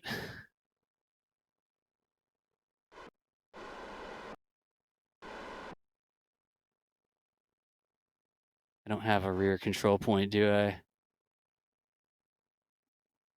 It's not going to give me a... If I had nav HUD, I could do it. But hard mode, no mods. No. Oh no. No. Wait a second. You think the Kerbal instrumentation is all the instrumentation that they had? No, I mean we were even talking in the back channel here about RPOP for those who don't know. That's the Rendezvous Proximity Operations Program, which is software that can tell you basically, hey, if you fire these thrusters, this is where you would be going. This is where you will end up. Yeah. Based off of the active thrusters that you have at that moment, including if ones had failed. That's it. This is not going to be precise. Let's see how close I can get this. Everybody figured out what I'm doing yet? EJ knows. What's he doing, AJ? He's going left to go right. It's basically it. Yeah, right. Drifto. I don't know if this is a legitimate strategy, and it's a real bummer that I... can you invert this or something? So control from here, aim camera, same vessel interaction. You can't actually invert that. Do I have a rear control point I can use here, EJ? There's a probe core on board. It's inside of the pressure vessel, or where the pressure vessel should be. It should not be aft down facing, is it? You can reverse a probe core. Can you? Yeah. Yes, it's that you can. In front of the heat shield. It should be in front of the heat shield above the docking ports. All right. It's NASA, in there somewhere. I need permission to... it's up here somewhere? Yeah, it's in there somewhere. I buried it to get the mass of the capsule right. No, towards the back of the capsule. Oh, towards the back. All right. Look around where that ore tank is, dude. Actually, you know what? I'll just... There's an ore tank on this? Oh, yeah. For mass, right? Yeah, for offset center of mass. Yeah. Oh, my gosh, dude. It's in there somewhere. No, that's too far. No, that's too far. No, we're too late. We're too late. We just have to do this. What do you mean you're too late? We have to use the reverse thrusters to do the maneuver. It's or the forward thrusters. The reverse thrusters. I don't know which thruster it is. look at my screen. I couldn't find it. It's right there. It's right there. All right, it wasn't my spacecraft. How close can we get here? This is the heat shield. That is my rate's dropping. It's right. Okay, that's all. How close do we get? I'll see if I can find it next. What do we get to? 2.4. All right, let's clean that up a little bit more. Let's see if we can get better than 2.4. Jack says this guy doesn't even know you can reverse probe cores. Does he even, Kerbal? I'm trying to find the probe core. All right. Look, let's What is try to go over reversing here. a probe core, Jack? Please let us know in the chat. Yeah. All right. Wait, do we still need to go prograde? I was about to try and see if I could pull retrograde. It's a bummer I couldn't find that in time. 0, done. 0.5 meters per second, done. Let's go dig for that probe core real quick and see if we can back this thing around. Y'all, I had it on good authority that I could make that work. My forward thrusters were offline or imbalanced. My backing thrusters, the forward-facing thrusters. EJ, where is this dang thing? I knew we're online. You're too low. You're too low. In Where front am of the I? heat shield. In Oh, front of good. low. Okay, Terrain. in Too front low of heat terrain. shield. All right, in front of the heat shield. All right, I'm there. Back up a little bit more. Okay. Yeah, That's it. Oh, there it is. You see We it? found it. All right. Yes. Control We from did here. We did it, Reddit. All right. How do we reverse it? Aberration, same vessel. Vessel naming, control point, control from here. Kevin. I didn't actually see it. What did Kevin say? No, I'm not In spinning out of chat. control. I'm not controlling it. It's not important right in now. chat, he said, I have no clue what a probe core is. Sounds like something that happens during a colonoscopy. Yeah, but time out. I don't think you can actually reverse it, can you? You should be able to. Forward. Reversed. Oh, yeah, I think you can do that from anywhere. Look at this. Aha. All right, let's not spin out of control. For those who don't know, Kevin Michael Reed has not played Kerbal. Is Kevin Michael Reed playing Kerbal? That's beautiful. No, he's trying to. That's what he's saying, that he had no idea what a probe core was. Kevin, I'm not spinning out of control. I was in free drift, not getting my spacecraft into a worse situation than it already was in. I want to see if we could even rendezvous here. So will NSF pay for EJ's therapy bills needed after this? No, y'all, EJ is absolutely right. I don't want anybody to think that at any point should anybody say, "Oh, that's not a big deal." Like, never is it about just fly Starliner. It's fine to fly Starliner. That would be ridiculous. EJ is right. It is a big deal for the program. They need to freaking fix it, right? But can we control a spacecraft with the 5 thrusters offline? Stay tuned. We're still doing that.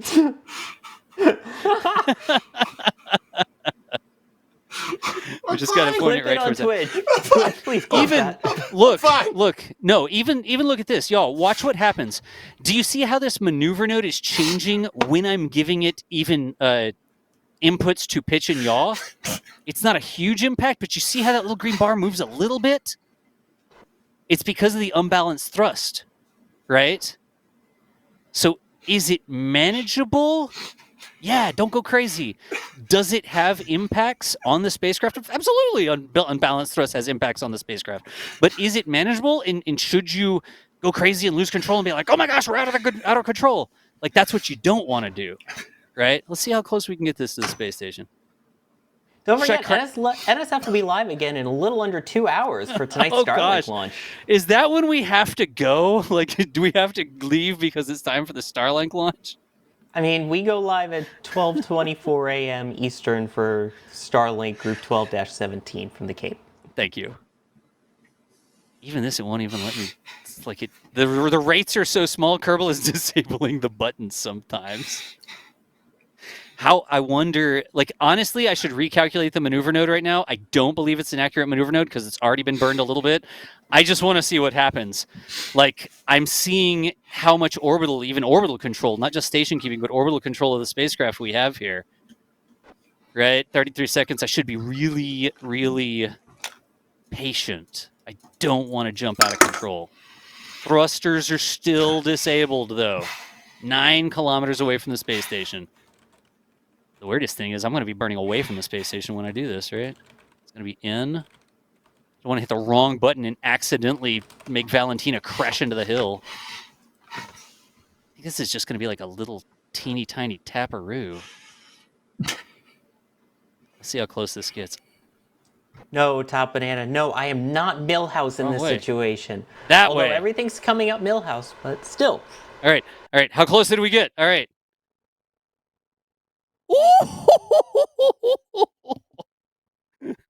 If we're just patient now, we'll come within 100 meters of the space station. I don't think... Well, we better control from here before I forget.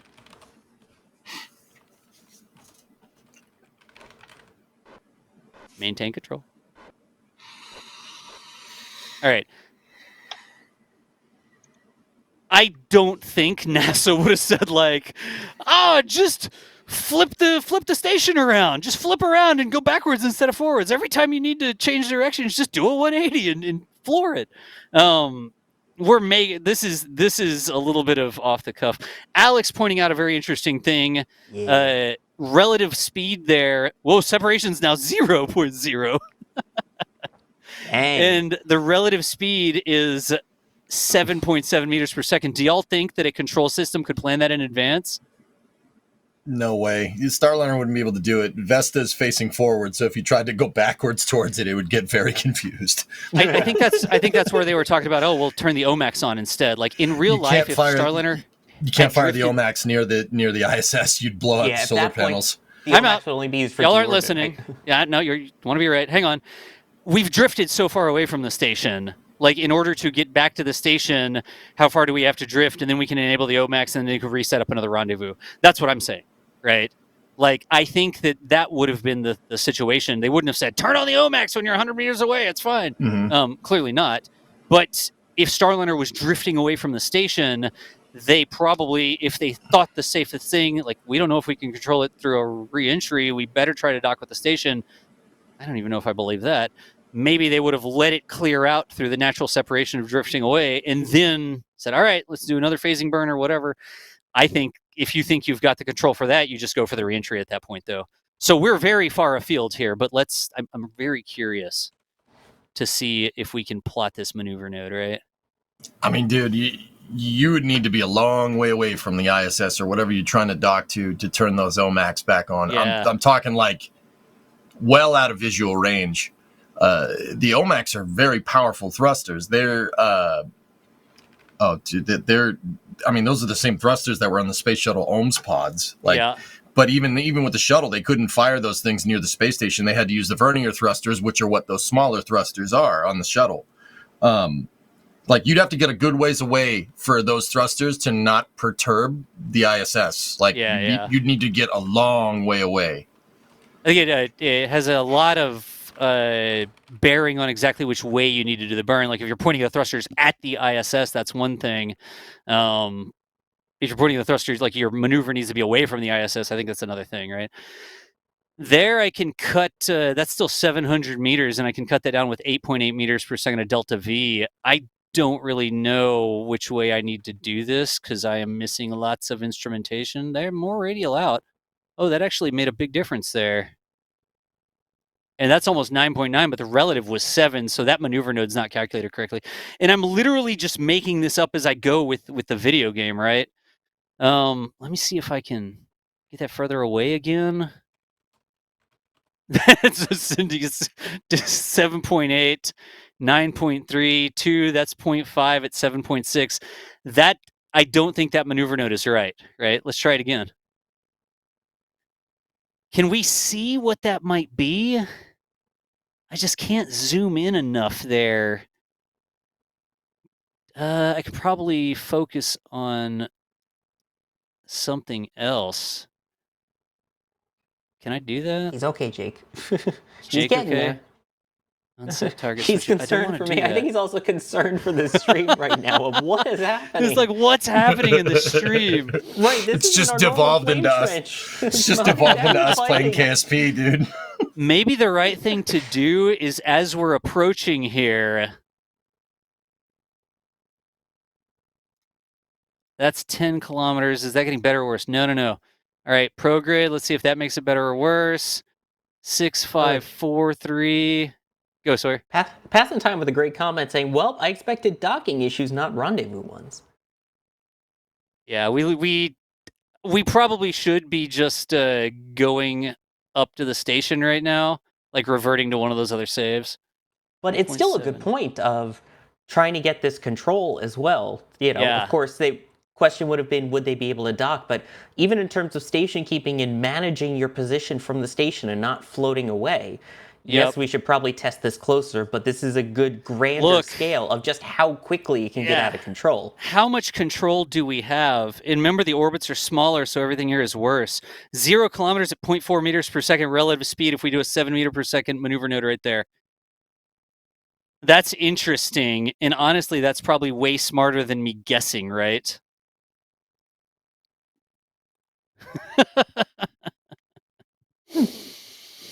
Let me read some chat. I'm sorry, when I'm focusing on the maneuver nodes and stuff, I'm not really doing it. That's Just right. That's guess why it's I'm just acting as your chat reader. Thank you, for a bit. Sawyer. Yeah, no. Yeah. Petrie, you're exactly right. Interesting name though.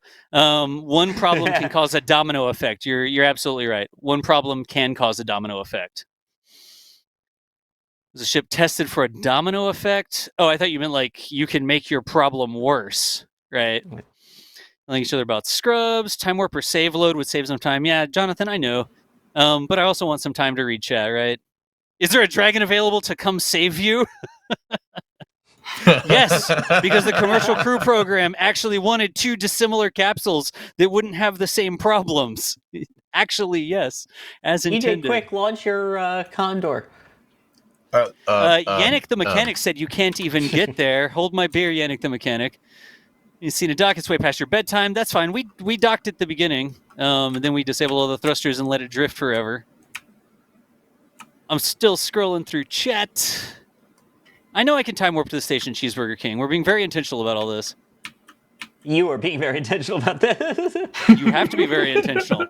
Honestly, one part of the problems is that my position is a very boring position. Don't touch the controls. Don't put the spacecraft out of control.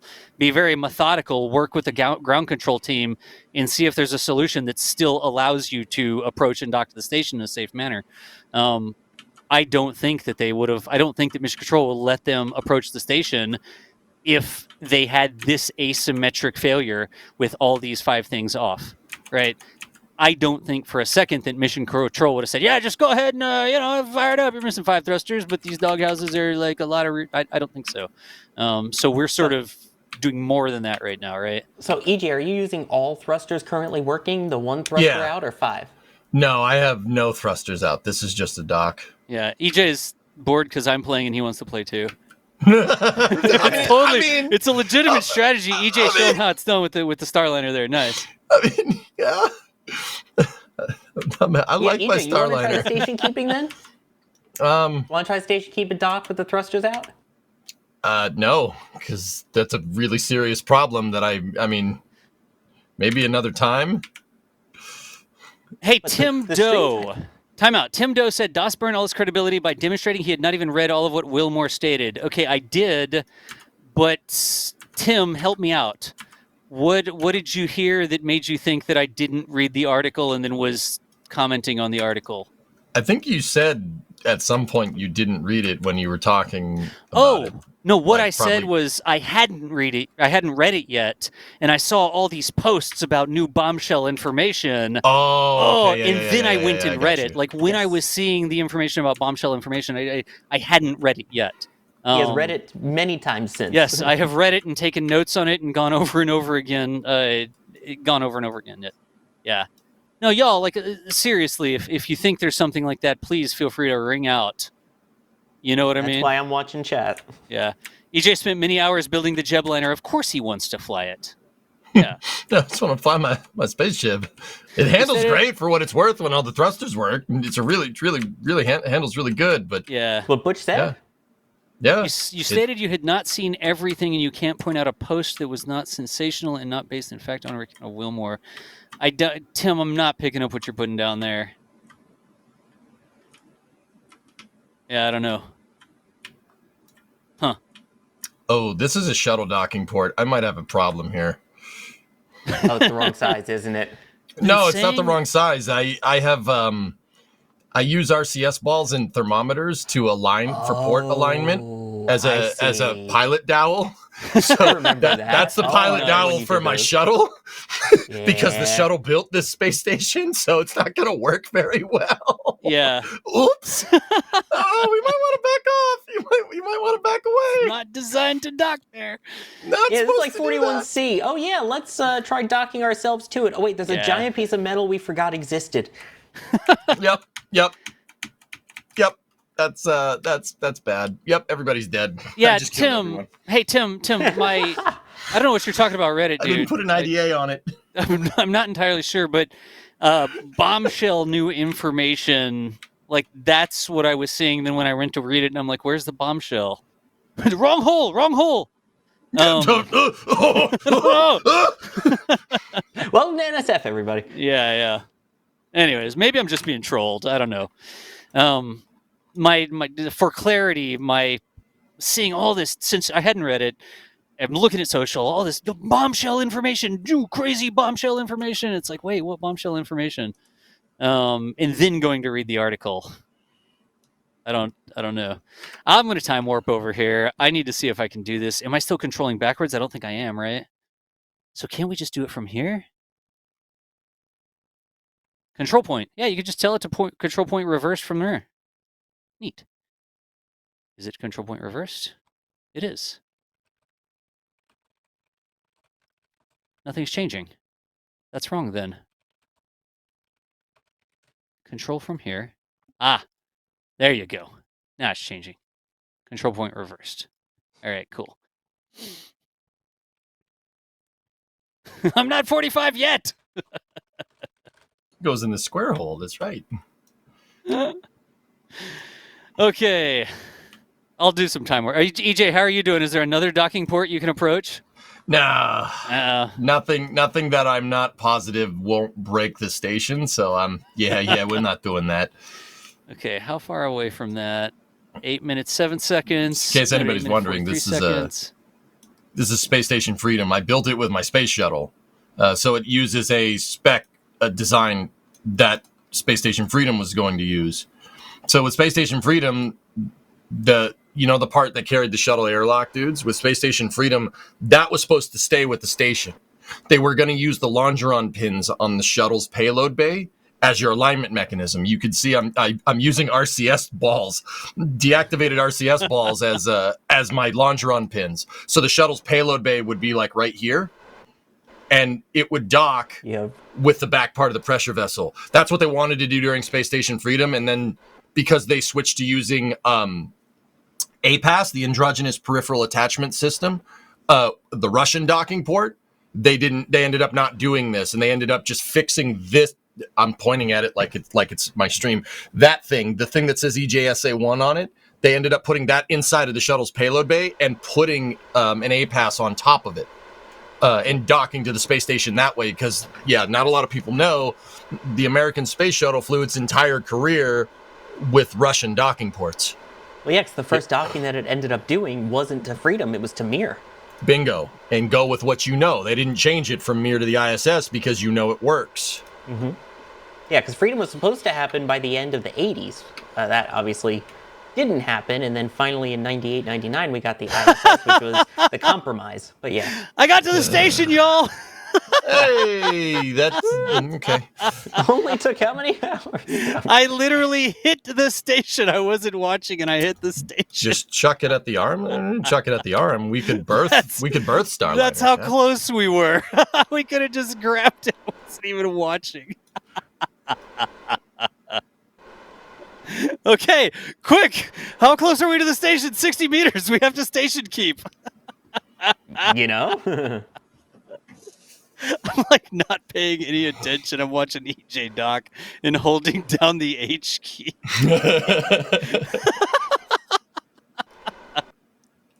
Clearly not something that NASA would have allowed. I just took out a solar panel. You progressed it. My chat's saying there's no station to keep anymore. Hey, that's good. Nice screen. Nice screen, yeah.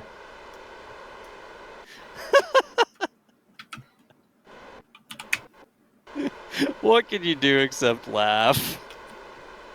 I'm just going back to my old days of watching these two play Kerbal. I'm not even touching mine. All right, let's flip around here and see what we can do. I wasn't even watching. Oh, jeez. EJ, you gotta take off in a second here. I know we. Yeah, I got a hard out in about 5 minutes. Well, my wife feels the same. This is what happens when I start playing Kerbal. Yeah, I thought I'd be eating like an hour and a half ago. No. So, yeah. That was probably the most Kerbal thing ever. That was the epitome of was like Kerbal. not even watching, like not checking my rearview mirror.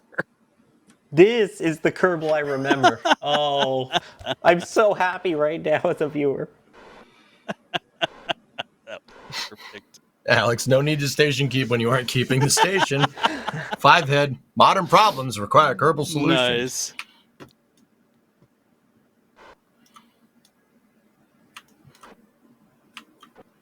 Nice. Y'all told me I couldn't get back to the station. I mean, And I crashed into the station. you did a Did thing. you get back to the station, or the station get back to you?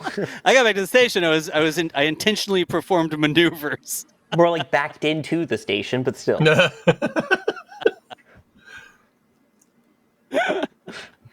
Oh my gosh! Hey y'all, watch this.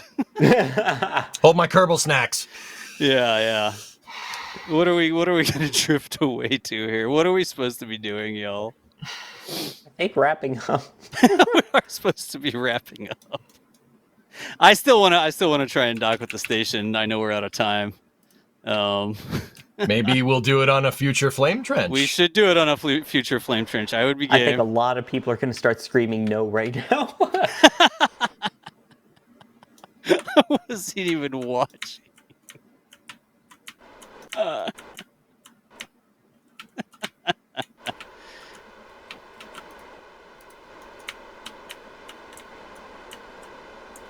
I wonder if there's a combination.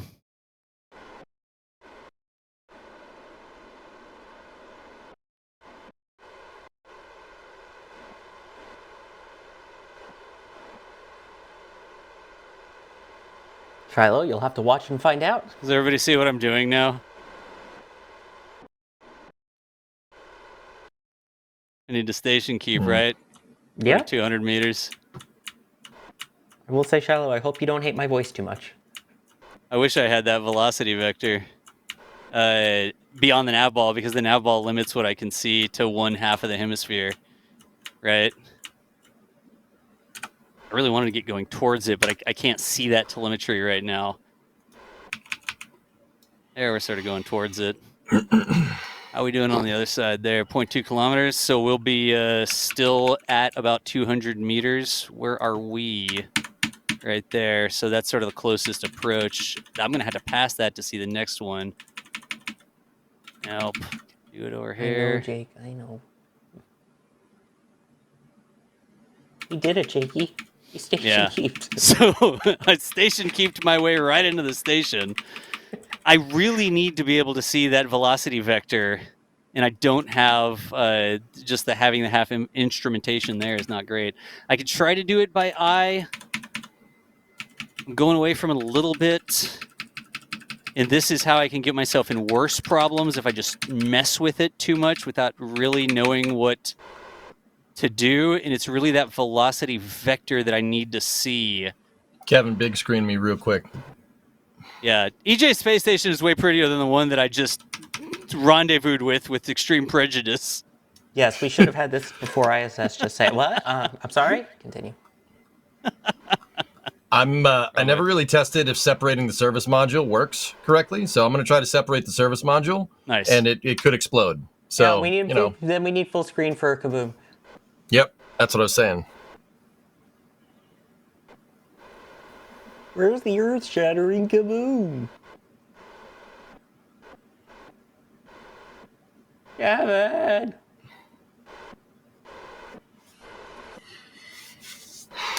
I think he put us on auto-rotate again through cameras. All right, well, let's see what happens. Hey, the service module blew up, but the capsule didn't. All right. Did it come off? Did it work? I wouldn't recommend it. Explosive separation. I wouldn't recommend it. I mean, that's we have that all the time in Kerbal, the explosive stage separations. Did the heat shield survive? Yep, heat shield's good. We're all right. I wouldn't recommend it. Wouldn't recommend it. Jack wants to know, how are the poppets? Is my RCS still firing? Hold on. We have a couple of rates imparted on the vehicle, so Yeah. all right, it's a downward rate. It's All a right, little so spinny.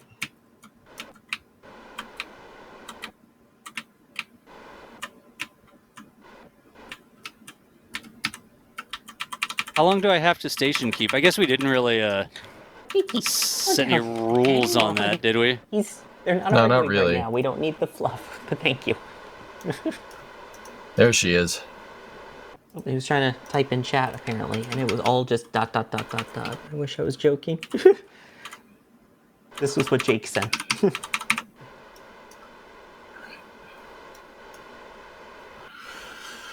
Okay. You get it? Yeah, we are. Home. I'm using the monopropellant thrusters on Starliner to punch it through reentry. Those actually worked really well. Yeah. Like the Yeah. capsule thrusters, you have to disable Yeah. one of those while you're re-entering. Although I can't tell you which one it's supposed to be. Jack says, hello. Oh no, I fixed that. Don't worry about it. Okay, cool. No. I mean, in real life, one of the capsule thrusters ended up being deselected during re-entry. Which one? I don't know. I couldn't find that information. Everything here is two-fault redundant. That's why they're in clusters of two. So Yeah. losing one thruster during reentry is I'm not going to say it's not a problem. It's observed behavior, and you have to figure out why it failed. But yeah, that's not that big of a deal. That's not a loss of control. Yeah, gotcha. Well, also, that was a big thing. Last time we were talking about ballistic reentry, right? And how big of a deal is it if the service module thrusters are off? And we didn't really get anywhere near that today, right? Negative. Yeah. Well, there's bits and pieces of my service module. That's fine. Whatever. The capsule. Cheeseburger King says Jake has the most reasonable argument so far. I'm gonna crash into the station again if I'm not careful. So I should flip around and fix this. Showing ablation. Chat. We see ablation.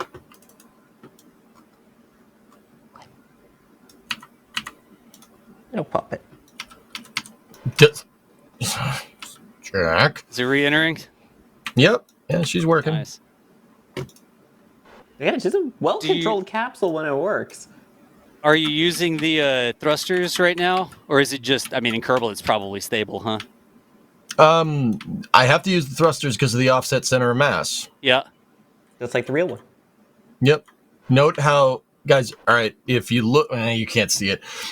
I'm going in this direction, and my capsule's angled in another direction. So I'm rolling the capsule to get it to pitch, to get the heat shield to pitch to a different angle of attack. This is what they do with real capsules. They roll them. Are we talking roll like them. rotisserie roll, or? No, well, you're flying it. You're flying the capsule. So, if you want, for instance, if I wanted to skip, I would roll like this, right there. Oh, I see. And then after. See, Y'all can you see see my how screen, right? Yeah, y'all can. Yeah, we can see everyone's screen. Cool. I'm 70 meters from the station. I have not enabled any of my thrusters. So I'm inside, I guess, the Kerbal keep-out sphere. Station is like, hey, don't come back here, you idiot. Yeah. I think if you're trying to dock, the real freaking challenge is maintaining that forward momentum. Because if I brake too much and I don't maintain the forward momentum, then I can't get it back again, right? So I'm very curious if this is actually going to work or not. I'm also at a disadvantage because I'm upside down right now. And so some of my controls are backwards, but 50 meters out, I don't think I'm going to try to do anything. I'm approaching the station way too fast. I'm at 0.6 meters per second right now. Yeah, the fastest is usually 0.1. Yeah, like nothing. Oh, that is really going to mess me up.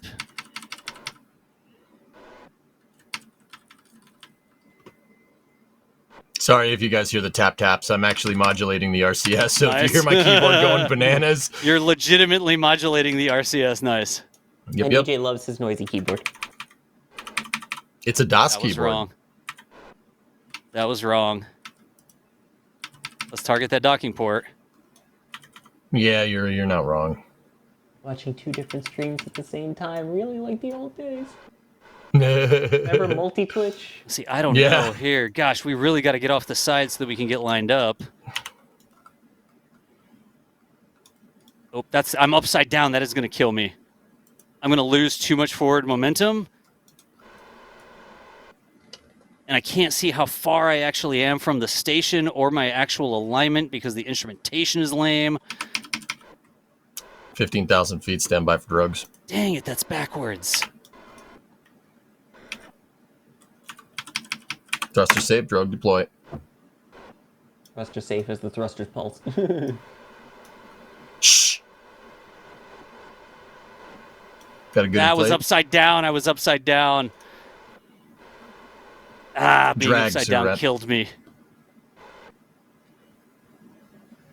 Let's see. Let's make another approach, but I think I just need to flip this capsule over. You'll see, gosh, that's what I did. I was going the wrong direction because the capsule's upside down. We're just going to flip it over and go for it again. Yeah, Jonathan, I am trying to dock with 5 thrusters out, which is not what happened. I should re-enable 4 of these thrusters, right? And keep the stream title. I'm outside of the capsule. I'm not inside the capsule right now. So I have a huge instrumentation problem. Okay, that's good. But I'm game. Let's see. I'm totally game. I'm going to have to get that velocity vector going back towards the station again. I'm currently going away from the station. But I am totally game to try and dock this thing. I was so close, and I should have just flipped the capsule over. I know I should have. See, I don't think... EJ not being realistic, splashing down. For shame. Splashing down, nice. Starliner has that capability. Not like you got the entire mass and thruster direction and angles and control surfaces and everything exactly right, but now you splash it down in the water. All credibility lost.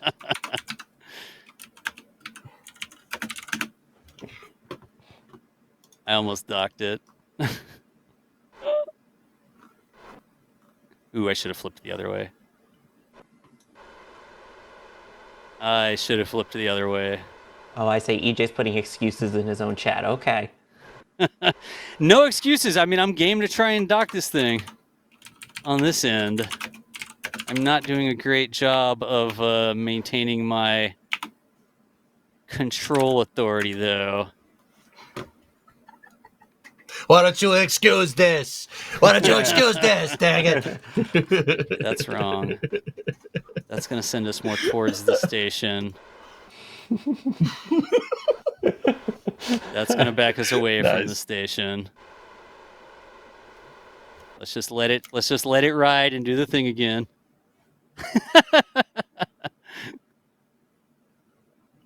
All right, guys, I really gotta have to go. Yeah. If you gotta go, EJ, dude, it's all good. What time does the next stream start? Long March 5, says Jack Byer. Long in March an 5. hour, 20-ish minutes. Gotcha. I should probably get some food in that time. Yeah. I should have flipped the capsule over because I could have docked it. Hey, wait a minute. I want to try something. Yeah? I want to try something. If Kevin is capturing what I'm seeing in OBS, if I do this, what happens? Hold on. Oh, no.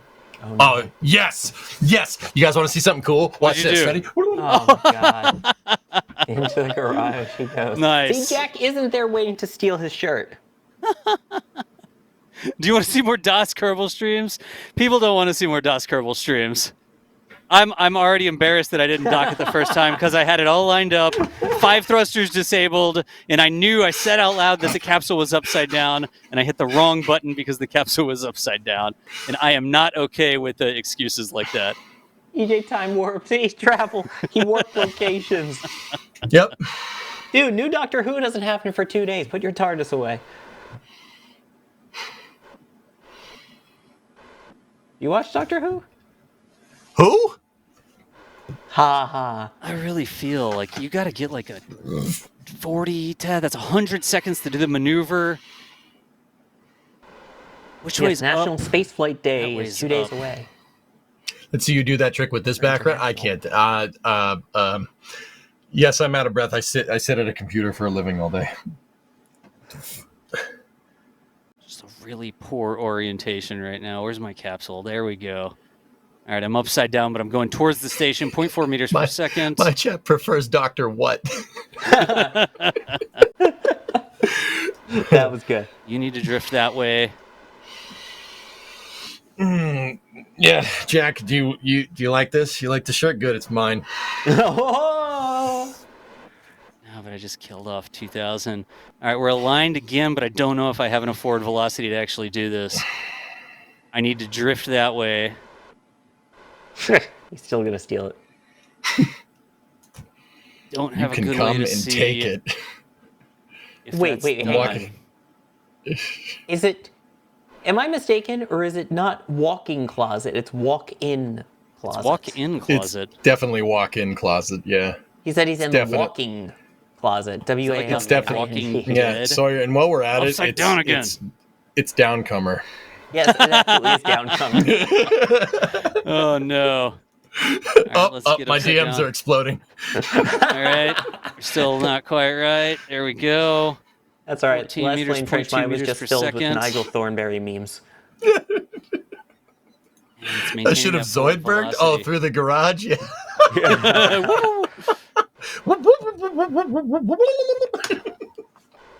Yeah, I'm walking here. I'm closet here. Guys, I really got to go. Yeah, EJ should go. To be 100% real, I really got to go. So, hey, dudes, I'll talk to you. Okay, if I'm gonna jet before the show ends, I gotta give the double thumbs up and the hero's pose. Yeah. Yeah, we gotta. Here, hold up. Give me 1 sec. Ready? Actually, I can only do one thumbs up. But anyway, Das, it was fun. It was fun talking with you guys. Dude, I had a EJ, good time. Thank you for building the capsule, by the way. Yeah, of course. Yeah. Oh, we're just right there, and we're All right, mostly aligned. Ready? Yeah, dude.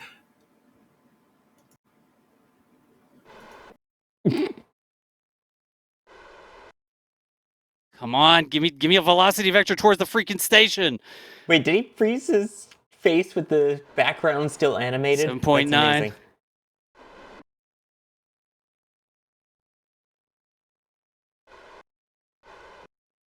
Oh, 0 Kevin is meters here. per Hi, second, Kevin. 7 Is Kevin still running the stream, or did he just leave us? 8. Gosh, it's that rotation even. We need forward velocity, 8.1.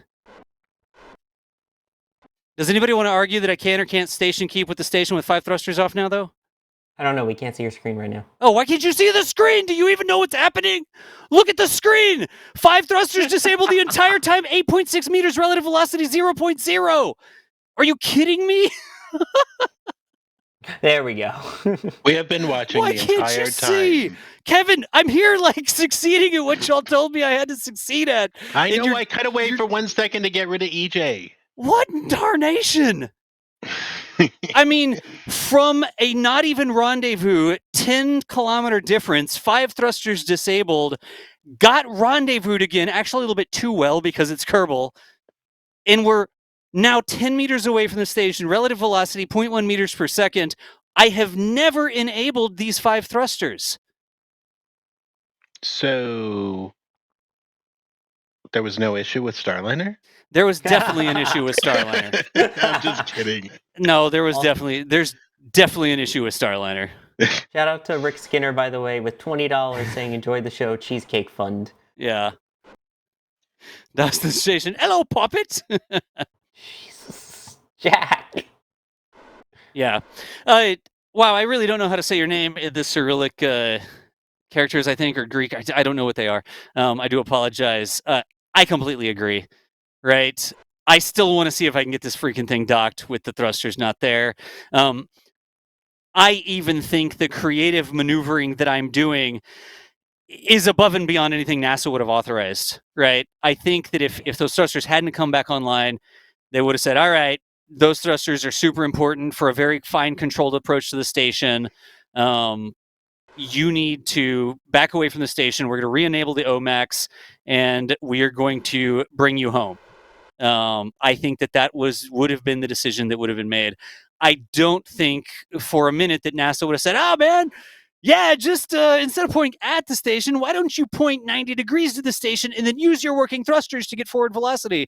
I don't think that's something NASA would have authorized. I think we'd be crazy if we were. I'm really fighting the lack of instrumentation here, but even with all of the instrumentation of the capsule, I don't think that NASA would have authorized that. I would have said the OMAX are going to get you home, and what you're going to do now is get me back towards that station. What you're going to do now is safely back away. Do you see what I'm doing? Do you see the creative maneuvering I'm doing right now? I'm using my working translation thrusters to build up some forward momentum towards the station, 0.1 meters per second. See if we can't get 0.2. And now that I've got 0.2 meters per second, 20 meters away, that gives me 100 seconds worth of maneuvering time. I'm going to use those thrusters. The imbalanced thrust is still fighting me here, right? But I'm going to get that nose pointed back towards the station again. This time I'm up. My hatch is up. I'm drifting a little bit here, so I'll see if I can't get that done. But what I'm doing is I'm really trying to manage this and doing some creative maneuvering that NASA would not have authorized. And even here, you can see what's difficult, right? I need more forward momentum because the unbalanced thrust is killing that momentum towards the station in some of my pitch maneuvers. I think that was a pitch maneuver, yeah. Because when I'm doing those pitch maneuvers, I don't have balanced forces about the vehicle, right? But I'm still going to try because this is absolutely possible in Kerbal. In the real life, it would have been not a good day if they risked the actual International Space Station with a maneuver like this. If they couldn't get those thrusters to come back online, not being a space station controller, I believe the right move would have been to back away, go for reentry with the thrusters, do things like mitigate heat buildup, rotisserie the capsule. I don't know if they can, like, are there periods where they can not point it towards the sun? Or can you make it drift so that sometimes before you need them, they're not in the heat, and then the capsule rotates around? Like, I don't know. Gosh, I really want to get this thing docked, though, because it is possible. I want to thank a couple people here. Please, Sawyer, yes. Hallengar, thank you for becoming a Capcom member. We'll hopefully see you in the Discord, including all of the pre-shows and post-shows for the normal Flame Trench as well. And in the pre-show was when we launched the ISS at home that we have. Also, Mr. Gamer.io saying, don't forget to bring cheesecake on board for good luck. Cheesecake. That's what I don't have. I don't have cheesecake. Kerbals always have snacks, though. So. I wonder if there's some other control. Those, so thank you. Thank you, And Sawyer. by the way, the name you couldn't pronounce is Yuri. Oh, thank you. Thank you. You're welcome. You agree with Das on this now? Well, yeah. I don't know. Wait, message Just retracted. valid. I think that was a pitch maneuver. Yeah, message retracted. Yeah. Oh, geez, suddenly. Okay, what is that? That's going to be translate up. I can actually roll the station. I can roll the capsule this way. I'm still not trying to use that forward momentum. Let's be a little bit more there. He's trying to dock it now. I am. We can get this docked. This is not realistically safe to dock with the actual ISS, but here in our video game, I have faith that we can use creative maneuvering to make this thing dock. And it's going to be difficult. And I'm almost positive it's not something that NASA's cool with. You know? There's got to be there's a control that I'm missing. There's a schema here where if I pitch in one direction, my imbalanced thrusters on the bottom are causing a problem for me. But if I were to pitch in the other direction, I wouldn't have the same problem because I have a balancing thruster. So it's safer for me to pitch in one direction than another direction. That still has us going away. Oh, no, but we're going to go towards it. Are we?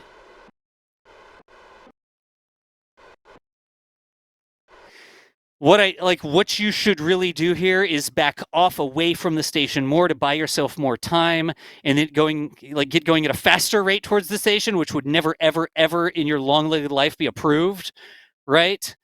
And then use that forward momentum to get docked. See that? Do you see the nav ball moving right now? Does anybody even care anymore? Yeah. When I do that pitch maneuver, it increases the velocity vector away from the station. Yeah, right now you're backing away from it. Yeah, we are. And look, even like this is a pitch maneuver. I'm commanding it to pitch. Oh, that was a balanced pitch because those back thrusters are online. Here's an unbalanced pitch. This is going to be an unbalanced yaw. Watch the velocity vector change when I do an unbalanced yaw. See how it moves a little bit? See that? I'm backing away from it even faster because of that unbalanced yaw maneuver there. That's what's happening. Man, I really want to dock this thing because it's totally possible and would never be allowed in real life. It's like suicide docking. It's like docking with reverse-facing engines and just like slamming on the brakes as soon as I'm backing away intentionally right now, right? You got to get a running start. Yeah, you have to get a running start. Just open the hatch and vent Atmo to move. Nice. Oh, you noticed a mistake and you deleted your previous agreeing sentence. Nice. 20-hour stream about to happen. What do you think? 50 meters, 40 meters? Every time I do that unbalanced pitch, it bleeds forward momentum because the rear thrusters aren't firing to keep us floating this direction, right? We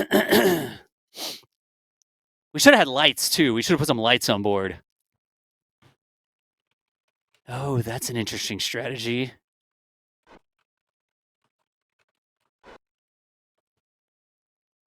My reverse, that's a balanced. That's imbalanced. I don't even think that should be firing. Why is this firing for yaw? Oh, it's because the center of mass isn't set up right. The center of mass is slightly off. That one probably shouldn't be firing when we do yaw, and I bet you dollars to donuts that one's making the problem a little worse than it should be. Donuts. Donuts. How you doing, Sawyer? I'm all right. Still here. No, Sawyer, go do Starlink, dude. We can even shut this stream down. We're so close. So many Kerbal streams were like this. I know though. you want to dock. I know I can dock is the thing.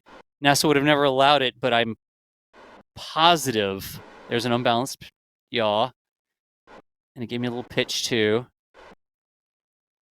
That's going to send me off a little bit, right? That's away. That's towards. Look, I can counteract that a little bit.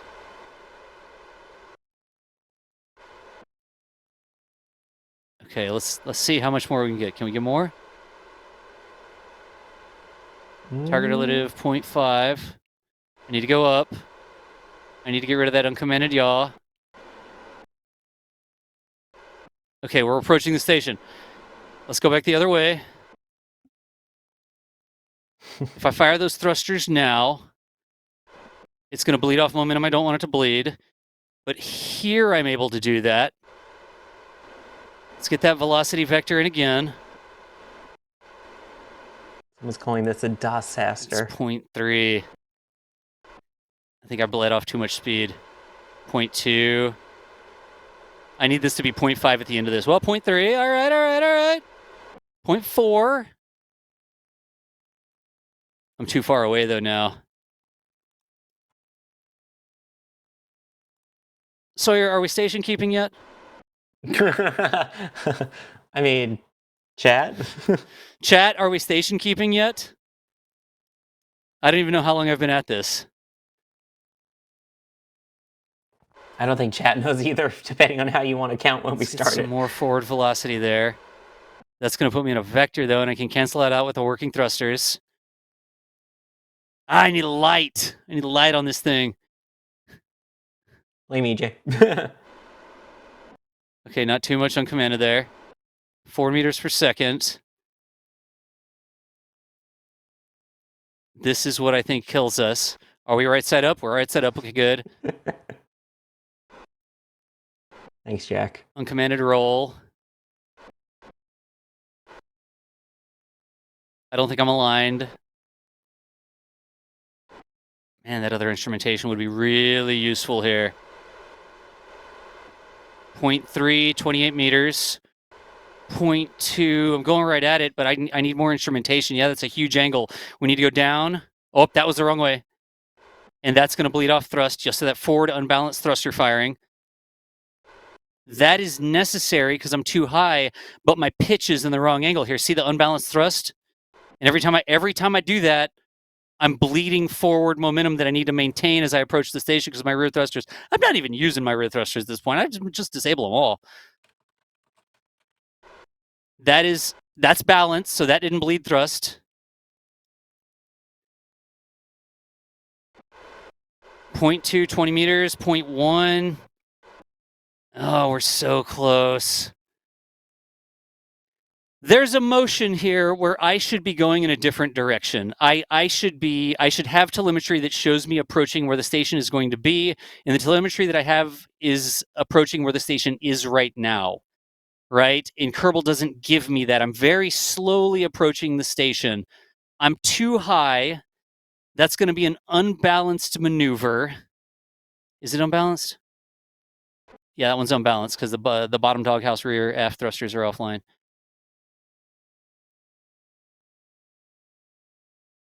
And we're coasting that way. 15.3. I don't know if I have enough velocity here to do this. I don't want to mess with this too terribly much. If that goes to 0 in the velocity vector, we're boned, I think, and we had to try again. Yeah, like we are really not aligned. We really need to be able to go down some, and I think some of this is our close rates being too low. Right? All my thrusters, I'm not even using the rear thrusters. That's a balanced maneuver, but if we get too much momentum, then canceling out that rotation is unbalanced, and there the nav ball went away. See that? We're still going towards it. Kills off a lot of velocity. It really does. That unbalanced maneuver, because both of those thrusters that would normally balance that out. You know what? You know what we were messing up? We still have all of our forward thrusters enabled. And we would be better off if we disabled that other forward-facing thruster, I believe.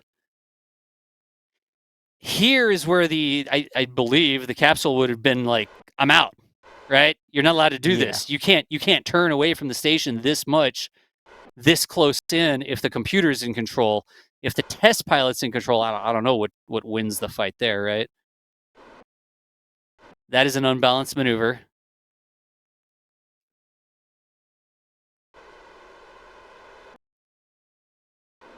I've been called an unbalanced maneuver before. That right there is what gets you relying too much on that maneuver. So you could come up with a maneuver plan that minimizes that pitch. You're almost better off doing a 360 all the way around the other way. No, because it's the rotation. That doesn't work. That's not true. That is definitely not true. Sorry, I didn't see the answer. Are we station keeping yet? People said yes. Okay. Ooh, nope. That's backwards. All right, where are we? Oh. Sure don't want to do that. You really do have to back off, right? You really do have to back off if somehow you were to get that. But that unbalanced thrust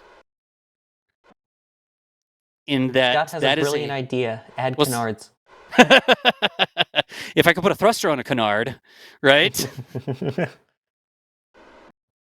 This is definitely doable. Again, it would never ever be allowed in real life. But this is definitely doable. Gosh, if you sat down and thought about it on paper.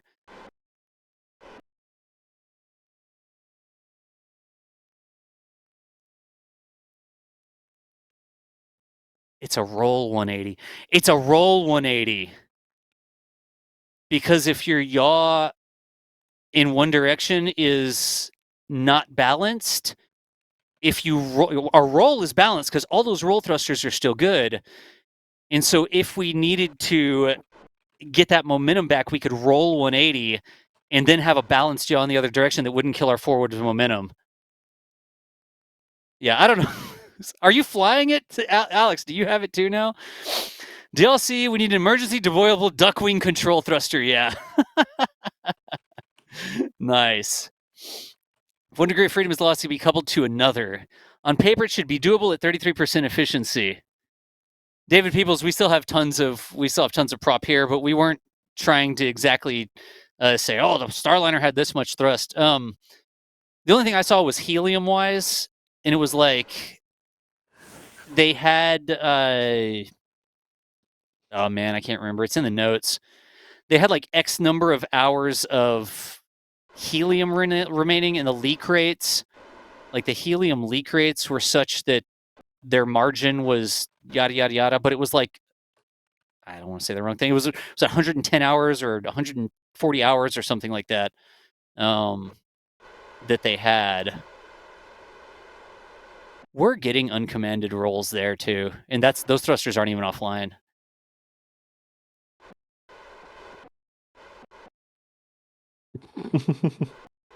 Those thrusters are not offline. But we're getting uncommanded roll when those thrusters are offline. We might as well just back up some too, like that, huh? Okay, there. My velocity vector again is too slow. It's 0.2, and the yaw correction is going to kill us. I'm gonna hit F5. I don't even care.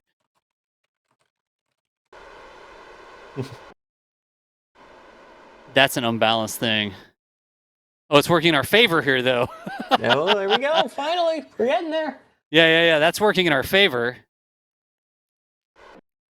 That might have been too spicy. It's the flame trench. Of course it's spicy. Oh, special edition flame trench. That was balanced. We need to go past the other way because we're off to one side. Man, I bet you Starliner has better instrumentation than Kerbal does. Ooh, doing a slide away from the pad maneuver, wrong Starline, Starship style here. All right, there we go. Sliding it in. 0.4. That was balanced. I'm going to have to damp that out, though. 0.3. Line that up.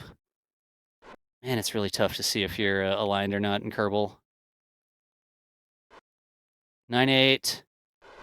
Nope, we need to go up. We need to go up. We're passing it. There we go. We need to go that way. I feel like you're allowed to rotate the camera given the lack of instrumentation. The lack of instrumentation is really what's getting me here. All right. Nope, stop that. Let's go straight towards it. 0.2, closing. I think this is too far out of alignment. Oh. Translate down. Over. Up. Align. Oh yeah, I'm forgetting I need to do that. I used too much. I was so close! I was so freaking close! I had it. And then trying to get it aligned at the end, I put in too many control inputs. I had it. Oh, man. I had it. Oh, I could have done it right there. I could have done it right there, and I just overcorrected. I put in too many control inputs, and I should not have done that. And I wanted it to be nice and aligned. I didn't want it to like come in like this, and then the Kerbal docking ports grab it and straighten it out. And the overcorrection there is what got that. I ain't done though. Send me towards that thing. Send me towards that thing. My wife is gonna kill me. 0.6. I did not turn enough there. I didn't get the velocity vector actually going towards it.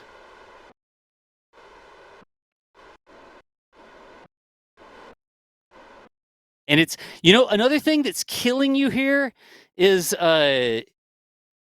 both your pitch and your yaw are unbalanced, right? And so it's not like I can even just mostly use a balanced pitch where I have balance in both directions, or a balanced yaw. My pitch and my yaw are both unbalanced.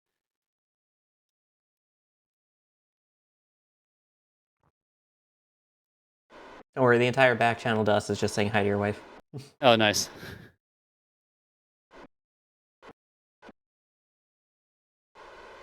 And it's trying to maintain reasonable, realistic rates here. Man, that unintended roll is a thing. Like, I don't want to get going too fast. And that's what's killing me sometimes, right?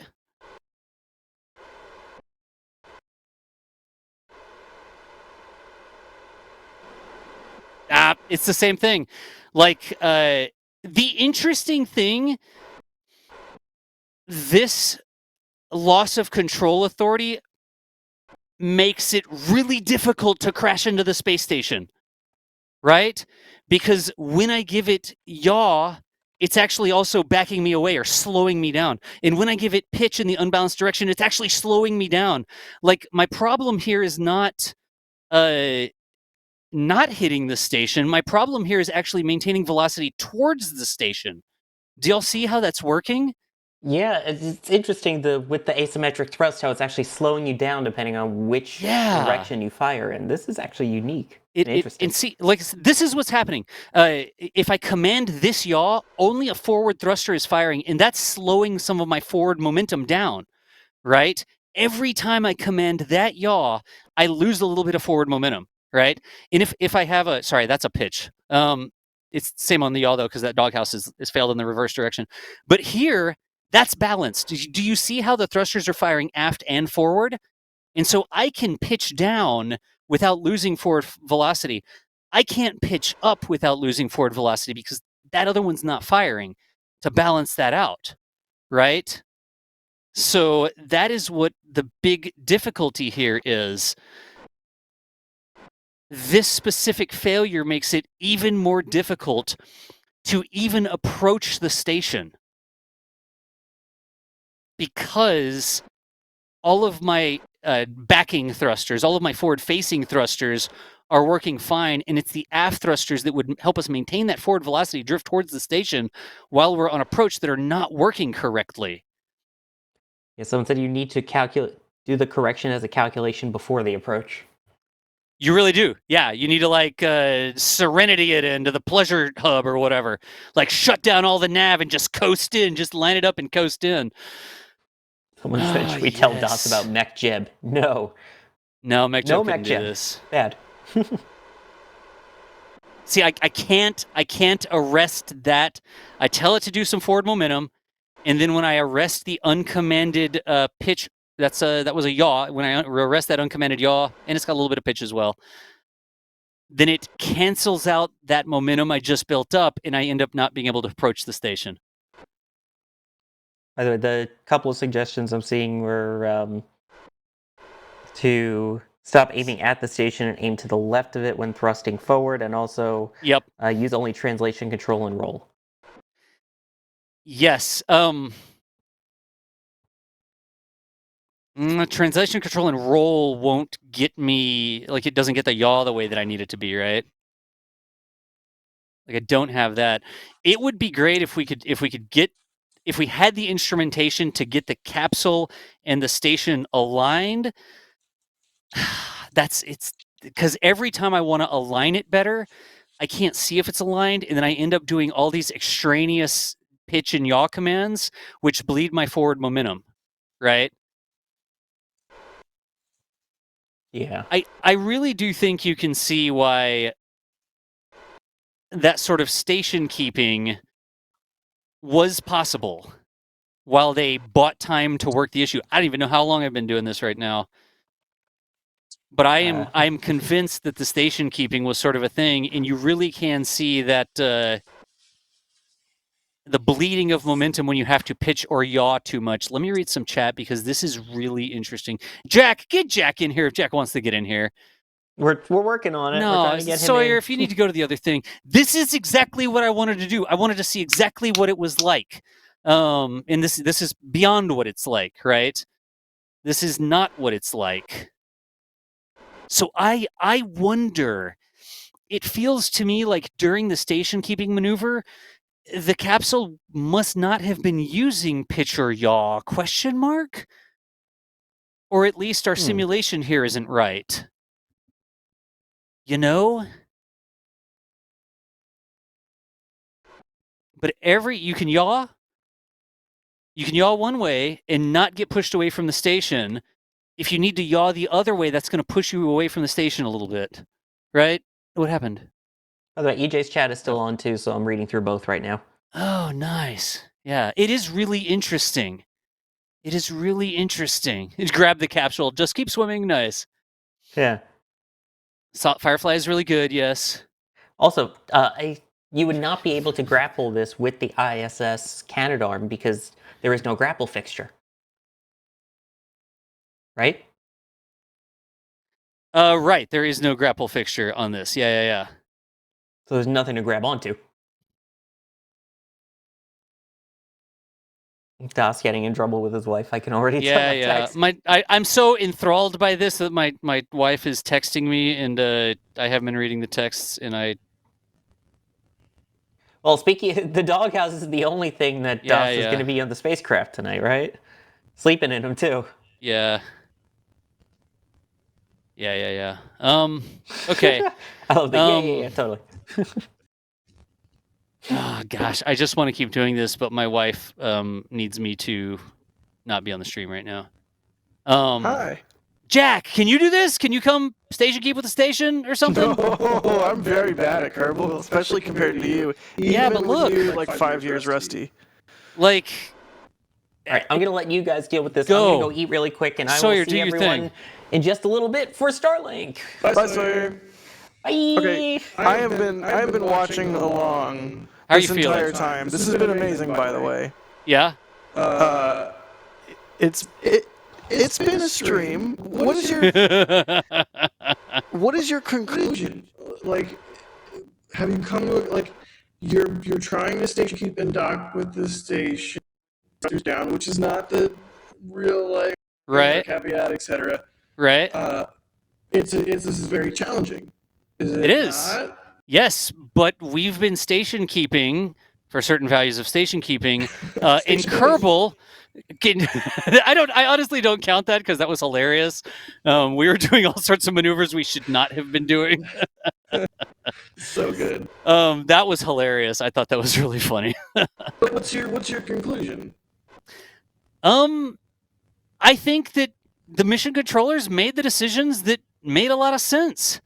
And the station keeping was a challenge, but with a good understanding and better instrumentation, which they had, the station keeping was a thing.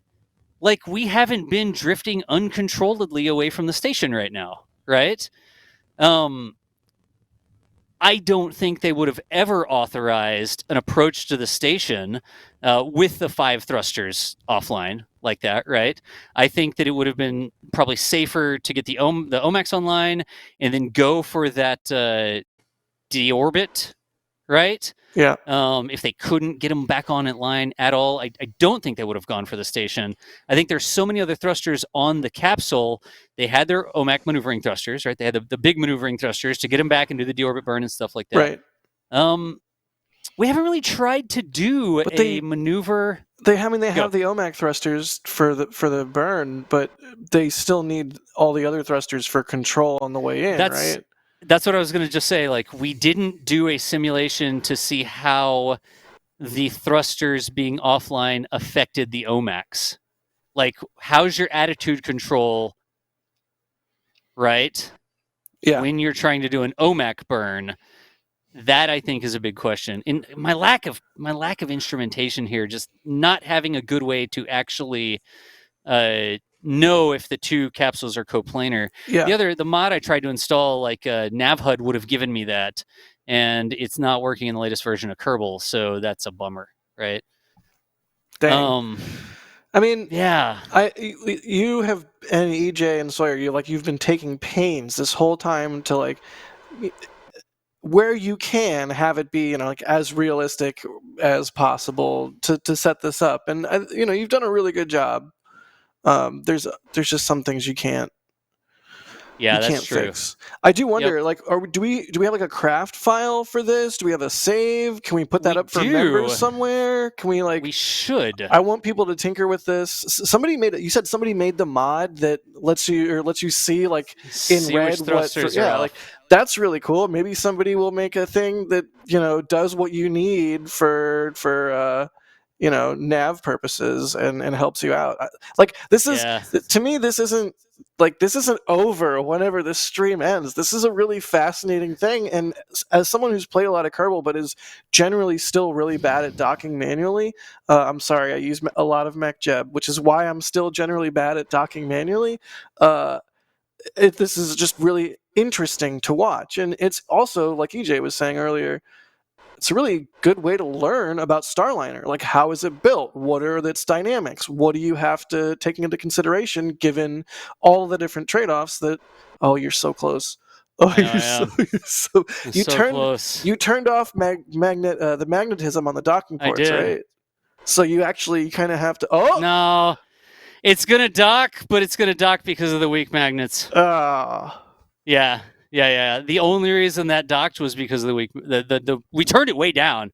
Like, we turned it down, but I didn't even know what would happen if they would even engage if you had them turned all the way off. There was 15% docking force. And did y'all see the final strategy there? Like, I tried to keep drifting towards the station, but I was not trying to pitch or yaw. I was like, no, I know it looks wrong. In real life, they would never, ever let you approach the station that way. You have to be way better aligned than that. But I was like, no, I'm not going to do anything that's going to bleed that forward momentum until I'm right there. And at the last second, I tried to do it. Oh. That's a dirty dock. Yeah, that's a dirty dock. I feel like we could do better than that. You're making progress, though. You're making progress. But we did both docking ports. We did find the other buried docking port, and we made the other docking port 15% as well. But the real life docking ports don't do that. I wish that we could find the, how many degrees can you be off? And it's probably like 1 degree or something, right? You can't approach the station at a 5-degree angle or something. Right. That's not a thing. But knowing NASA, maybe it's even less than a degree. It's some ridiculous tolerance, which makes sense. You're docking two crewed vehicles or a cargo vehicle to a crewed vehicle. Like, it's no joke. Yeah. That really, I got it docked. I feel less good about it than I thought I would. It would have been better if I had better telemetry, and I'm just letting the station free drift right now. If I could have gotten into that attitude where I know that I'm sort of not collinear, I guess parallel, and I'm lined up correctly, and I get that forward momentum, I'm just missing that instrumentation. This would be way easier to do if I knew that I was parallel with the docking port. Like it doesn't matter where I am in space like this, right? But I just knew that we were parallel to each other, even if not aligned. Right. And I got that, we get the forward momentum. We had to do it in the other order. We have to get the forward momentum going. We'd have to then get aligned, bleeding some of that momentum with the unbalanced pitch and yaw maneuvers that we have to do, right? And then I know that I'm aligned, and I'm not going to pitch or yaw or command that at all anymore. And I'm just going to translate, and I'm going to keep myself lined up and go forward, and then tap the brakes right before I touch down. Yeah.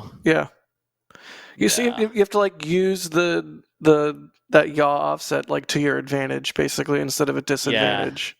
Yeah. You have to plan the whole maneuver with that in mind.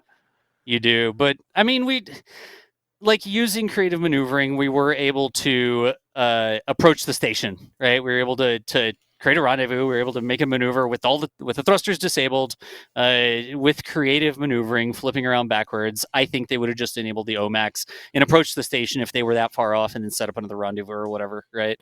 If they had gotten to that point. But even without that, we were still able to get back to the station in an absolute emergency. Those thrusters are totally dead and will never come back online. You have to do this to save your life. You have to get to the station. We were still able to get that set up with some gamified planning, right? Like Right. it's not actual great maneuver So, planning. so there. in a scenario where things went way worse, they could have Apollo 13 themselves to the station. To the station, I think it would be more likely they go away from the station. Got it. Like they would go. That's a heck they of would, a. They would go home. That's they a heck wouldn't of try a. this. That's a heck of a call for mission control to make. Like Yeah. imagine you're Butcher Sonny and you're in that capsule and the station's right there. It's like being in a ship. And the shore is right there, and it's like, no, we're going back across the Atlantic. Sorry, it's Yeah. like, whoa, what? Yeah, and that gets you into the decision, like, hey, it's not safe for you to approach the station. Those thrusters didn't come back online, but we think we can get you home safely. The station is not it, right? Because those other 5 thrusters didn't go back online. Like, even though we could do it here in Kerbal and we did get it docked using the magnets, that's a huge caveat because there are no magnets in real life, right? And we're doing it fast and loose here. We didn't have as much planning as we had. We didn't have mission control helping us out. Like, nobody was really answering any of those questions for us. Except for Alex. Alex was sort of mission control. Why? Wait, what did Alex say? Did I miss something? No, he's just always mission control. You know. Oh, yeah. Okay, cool. All right. Interesting. But, it is very interesting that in this specific failure mode, it was actually difficult to keep the craft approaching the station. Because if you needed to command a pitch or a yaw, because of the loss of both of those thrusters in the doghouse, right? In the bottom and the starboard doghouse or whatever, right? Because of the loss of thrusters of those, if you have to pitch or yaw, you little drift. You're going to slow down. Balance that out. It's going to slow you down. It's going to slow down your forward momentum, making it more difficult for you to keep your momentum towards the station, right? Man, that's interesting. I'm just so thankful that the thrusters came back when they turned them off and turned it on again. I don't even want to think about if they hadn't come back. Yep. That would have been a totally different thing. I think further exploration is with these thrusters offline, can you do a deorbit burn? Right? Right. If I can station keep with the station like this, those big OMAC thrusters are way more thrust, and they are balanced, so they shouldn't be giving uncommanded pitch or yaw or anything like that, right? I think the OMAC thrusters can do their job because the teeny tiny control of the RCS thrusters is minuscule compared to all those OMAC thrusters being online and doing a deorbit burn, right? I wonder if it has any effect on like fine control in terms of landing ellipse. Because Starliner has a really precise, like it can land in in white sands, yeah. That's right, it can land like a really small area, and I don't know to what extent. I'm not a rocket scientist, but to what extent those tinier thrusters are used for like more of that fine control on a re-entry scenario. How much of a difference those may or may not make, I don't know. Well, also remember, like after the service module decouples, and all of the thrusters that were not working after your deorbit burn, they were on the service module, and the service module does use its forward-facing thrusters to back away from the capsule after decoupling. I saw that in the press releases, right? Right. So those thrusters were working fine, and then all of these thrusters. See all these thrusters, the capsule thrusters. EJ put the caps. Oh, Kevin, show us the there we go. Yes. Yeah, sorry. I've been pointing out stuff on the capsule. The capsule thrusters fly the capsule during re-entry, right? Got it. So you've already thrown away your problem thrusters, and these thrusters will safely back you away. And then it's these thrusters and the aerodynamic capabilities of the spacecraft that you're sort of using during the re-entry, like after you've done the re-entry burn. Caleb's ISS at home is so bad. It's just what is that? A hitchhiker container with some panels on it? It's just a hitchhiker with some panels, and then we did put a probe core and stuff. So good. Okay, hey, let me read more. Let me see if there's any chat. I do have to go, Jack. I need to go. There's some stuff going on. That's cool. I just wanted to pop in because I mean, how could I not? It's a Kerbal stream. I don't know. Yeah. We're all very busy, but if there was more Thursday or any day random Kerbal streams, I think everybody watching right now would rejoice heartily. Yeah. I really think Seb, hey, real quick, let's address this. According to Butch and Eric's article, it was safer to dock than to land when the thrusters came back online. That is when the thrusters came back online. That's when the decision was made. Hey, you're missing 1 out of 28 thrusters.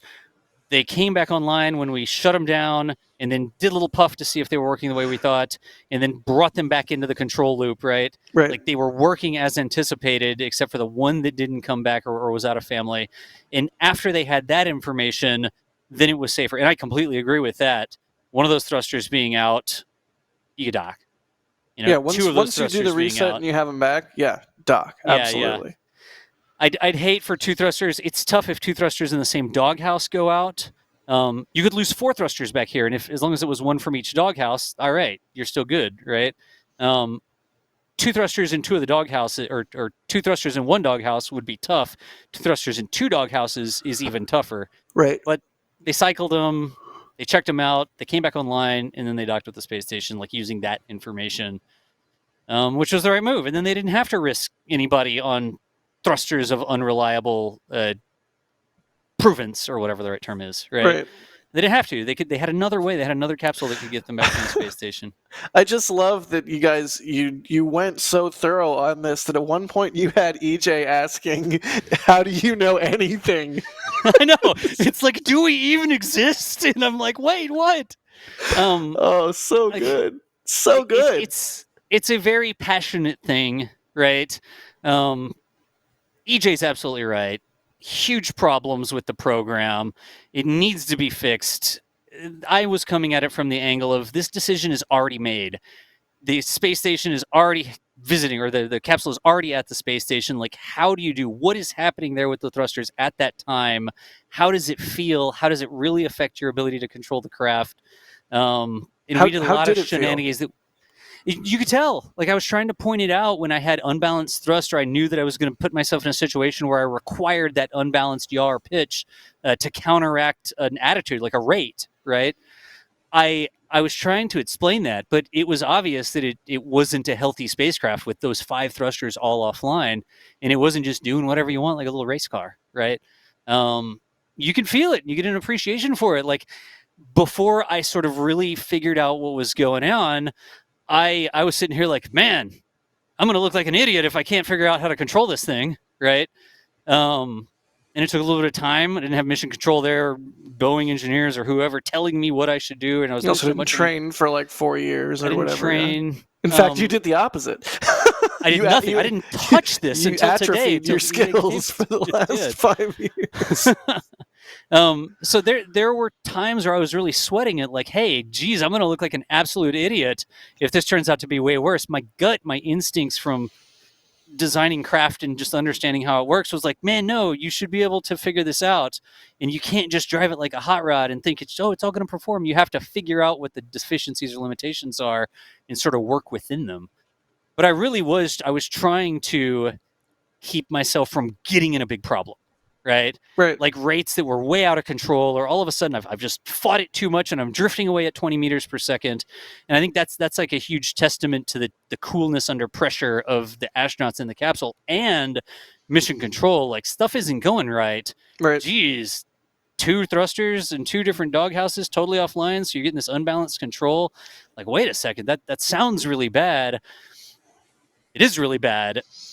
If you use it, you get yourself into more problems. Yeah. But if you chill out, focus in, and freaking laser focus like they did, you can sort of work through the problem, which is what they did, and then figure out what the right way forward is. Yeah, I forget what the idiom is. You might have even said it earlier, but it's like there's no problem bad enough that you can't make it worse. Like, don't make the problem worse. That's step 1. When the problem happens, just don't make it worse. It's like, if it starts raining, don't say, well, at least it's not lightning and thunder.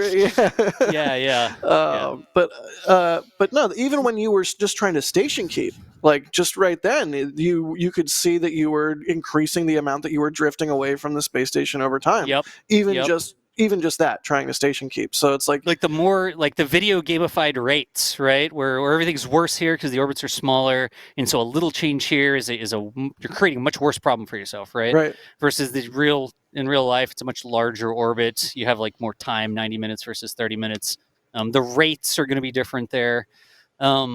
That's like Plus- space flight's drama, like at its core, in a lot of ways, is you have to don't make the situation worse and act rationally, but B, a lot of times you don't have a lot of time to make a decision. SE to aux or whatever it is. If you just sat there and waited for the orbit to come around again, you get a little closer. You also get a little further. Sometimes even just waiting makes the situation way worse. Yep. And mission control could tell you the things you need to do. Like there, I was completely playing it by ear from however much time in Kerbal, and I knew that I was doing things that weren't really the most optimum maneuver, but I didn't really have the tools to plan the optimum maneuver that NASA would clearly have, right? So I was doing things, and even with the limited tools in my limited skill set, I was still able to sort of get it going, get it in control. The biggest thing I'm missing, if I had that ability to see if I was parallel, right? I just couldn't see that. I had to eyeball it, and I feel like we could have gotten it within limits if I just had that telemetry like on my screen. I really do have to get off the stream now. Okay, that was awesome. I'll shut up. Thank you for letting me pop in here at the end. I'll let you say whatever you want, but please more Kerbal on behalf of myself, everyone at NSF, and all of our viewers and members. More Kerbal, please. Yeah, it is very interesting, and it's a great tool to sort of understand how the spacecraft behaves, right? I'm not an astronaut. My life's not in danger. It might be if I don't stop this stream soon because my wife. I was feeling pressure because I've got people watching, and somebody like seeing here and prove myself wrong or whatever. I was certainly feeling that pressure, but that's not life and death. Like if I was totally wrong and I couldn't do anything to keep this thing in control, would my ego take a hit? Sure, but it's not the same as having the guts to strap yourself into a space capsule and fly to space. Right. There's nothing that I can do to emulate that. But it doesn't mean that I don't want to understand the physics of it, right? And I think other people should understand the physics of it. I would love someday in the future, it's like 5-10 years from now, Barry Wilmore's retired.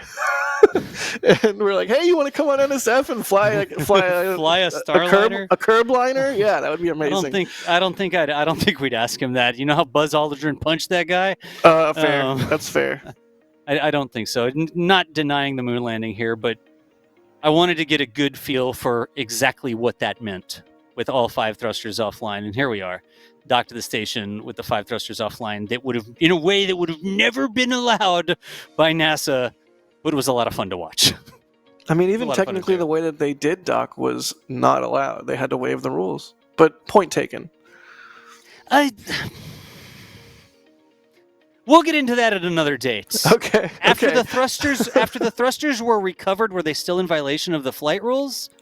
That's a very good question. No, I couldn't get to the bottom of that. I was trying to figure it out. I will refrain from speculating in the interest of protecting your marriage. Yeah. All right, folks, thank you so much for hanging out. It took us a lot longer to get into that than it should have. The original idea was to get it set up so we were sort of station keeping with the station and then go from there. And we did a lot of extraneous stuff before that, and quite frankly, the extraneous stuff helped me out because it gave me a chance to fly a craft I had never seen before and maneuver it and see how things worked and think through things. So that was my training session. You saw it all online. That was me figuring out what I could and couldn't do with the craft that had 5 thrusters offline. But it's a really interesting thing. I hope they fix Starliner. Me too. Before it flies again, and especially before they put humans in it. And not just like claim that it fixed, like actually prove they need to fly it uncrewed. And they need to not lose a single thruster. They need to up the red lines even more aggressively and fly it and see if it hits any of those red lines. I want to see the graphs getting nowhere near the cutoffs or anything like that. Yeah, like bake one side of it in the sun and then fire the heck out of those thrusters. Yeah, curbify it. And, like do things with it to really prove. You say curbify it? Curbify it. Go up there and do donuts in Starliner without crew on board to prove that the thrusters are actually fixed. I mean, that would restore confidence. Yeah. All right, cool. Well, folks, I'm going to get out of here. I appreciate everybody telling me to go be kind to my wife. Jack, thank you so much for hanging out. EJ's awesome. We should get this craft file uploaded, at least in the Discord, to the community, whatever. So you could do it, and you can see what it's like to be out of control in the spacecraft. Well, let's get on out of here. Kevin, thanks for doing the stream. Sawyer's awesome as well. Yeah, Sawyer really hung in there. Follow EJ on Twitch. Yeah, please. Jubliner for all, nice. We did Kerbify it, yeah. This was actually enjoyable to watch, even the slow bits. Thanks for making this happen. Thanks, Ninja Guy Dan. We are Thanks doing for a the regular stream. flame trench tomorrow. Cool. So tune in for that. That'll be a thing. There's a Starliner, oh my gosh, a Starlink stream happening tonight. There is a Great. Starlink stream happening later tonight. That's right. Yep. Yeah. That's All why. right. That's why Slayer needed to go. Needed to go to eat before this. What did you think? I was going to play Kerbal for 30 minutes, then we were all going to go home? Oh, dude, we saw the whole progression. The whole progression tonight. We went from you being almost stage fright, like nervous to start On if the you were on the defensive. member stream because you were worried about 100%. and then we had you going through like the apology phase where you're like, oh, I'm not going to be good at this, and then we had you kicking butt and taking names and like getting back into it. It was then you bonked the it was great. It was great. And you were there. I backed into the ISS because I wasn't paying attention. The stream for the ages. It was a good one. It really was. Over here, one of the best flame trenches I've ever wished is Karpfen. It really was good. We should do this when it's less controversial to use KSP to illustrate things. I mean, I really, stuff. I don't know about weekly, but I do feel like there's oftentimes a concept or a problem that we could illustrate in this same way. Yeah. When there's a new craft docking to the space station extra fast or with a different rendezvous profile. Oh yeah. We could explore what that looks like in Kerbal. Anything like that would be cool. Or we could talk about stuff in Kerbal on Shuttle Sunday. How did the shuttle re-enter? Anyway, I'll stop. All right. So we got to get out of here. I want to do it again. That was a dirty docking that only worked because it was in Kerbal. I want more instrumentation. I want to do it again. I want to play more Kerbal. But let's get out of here, Jack. All right. Well, we all agree more. We'll see you guys later. Yeah. Thanks for watching, y'all. And here we go.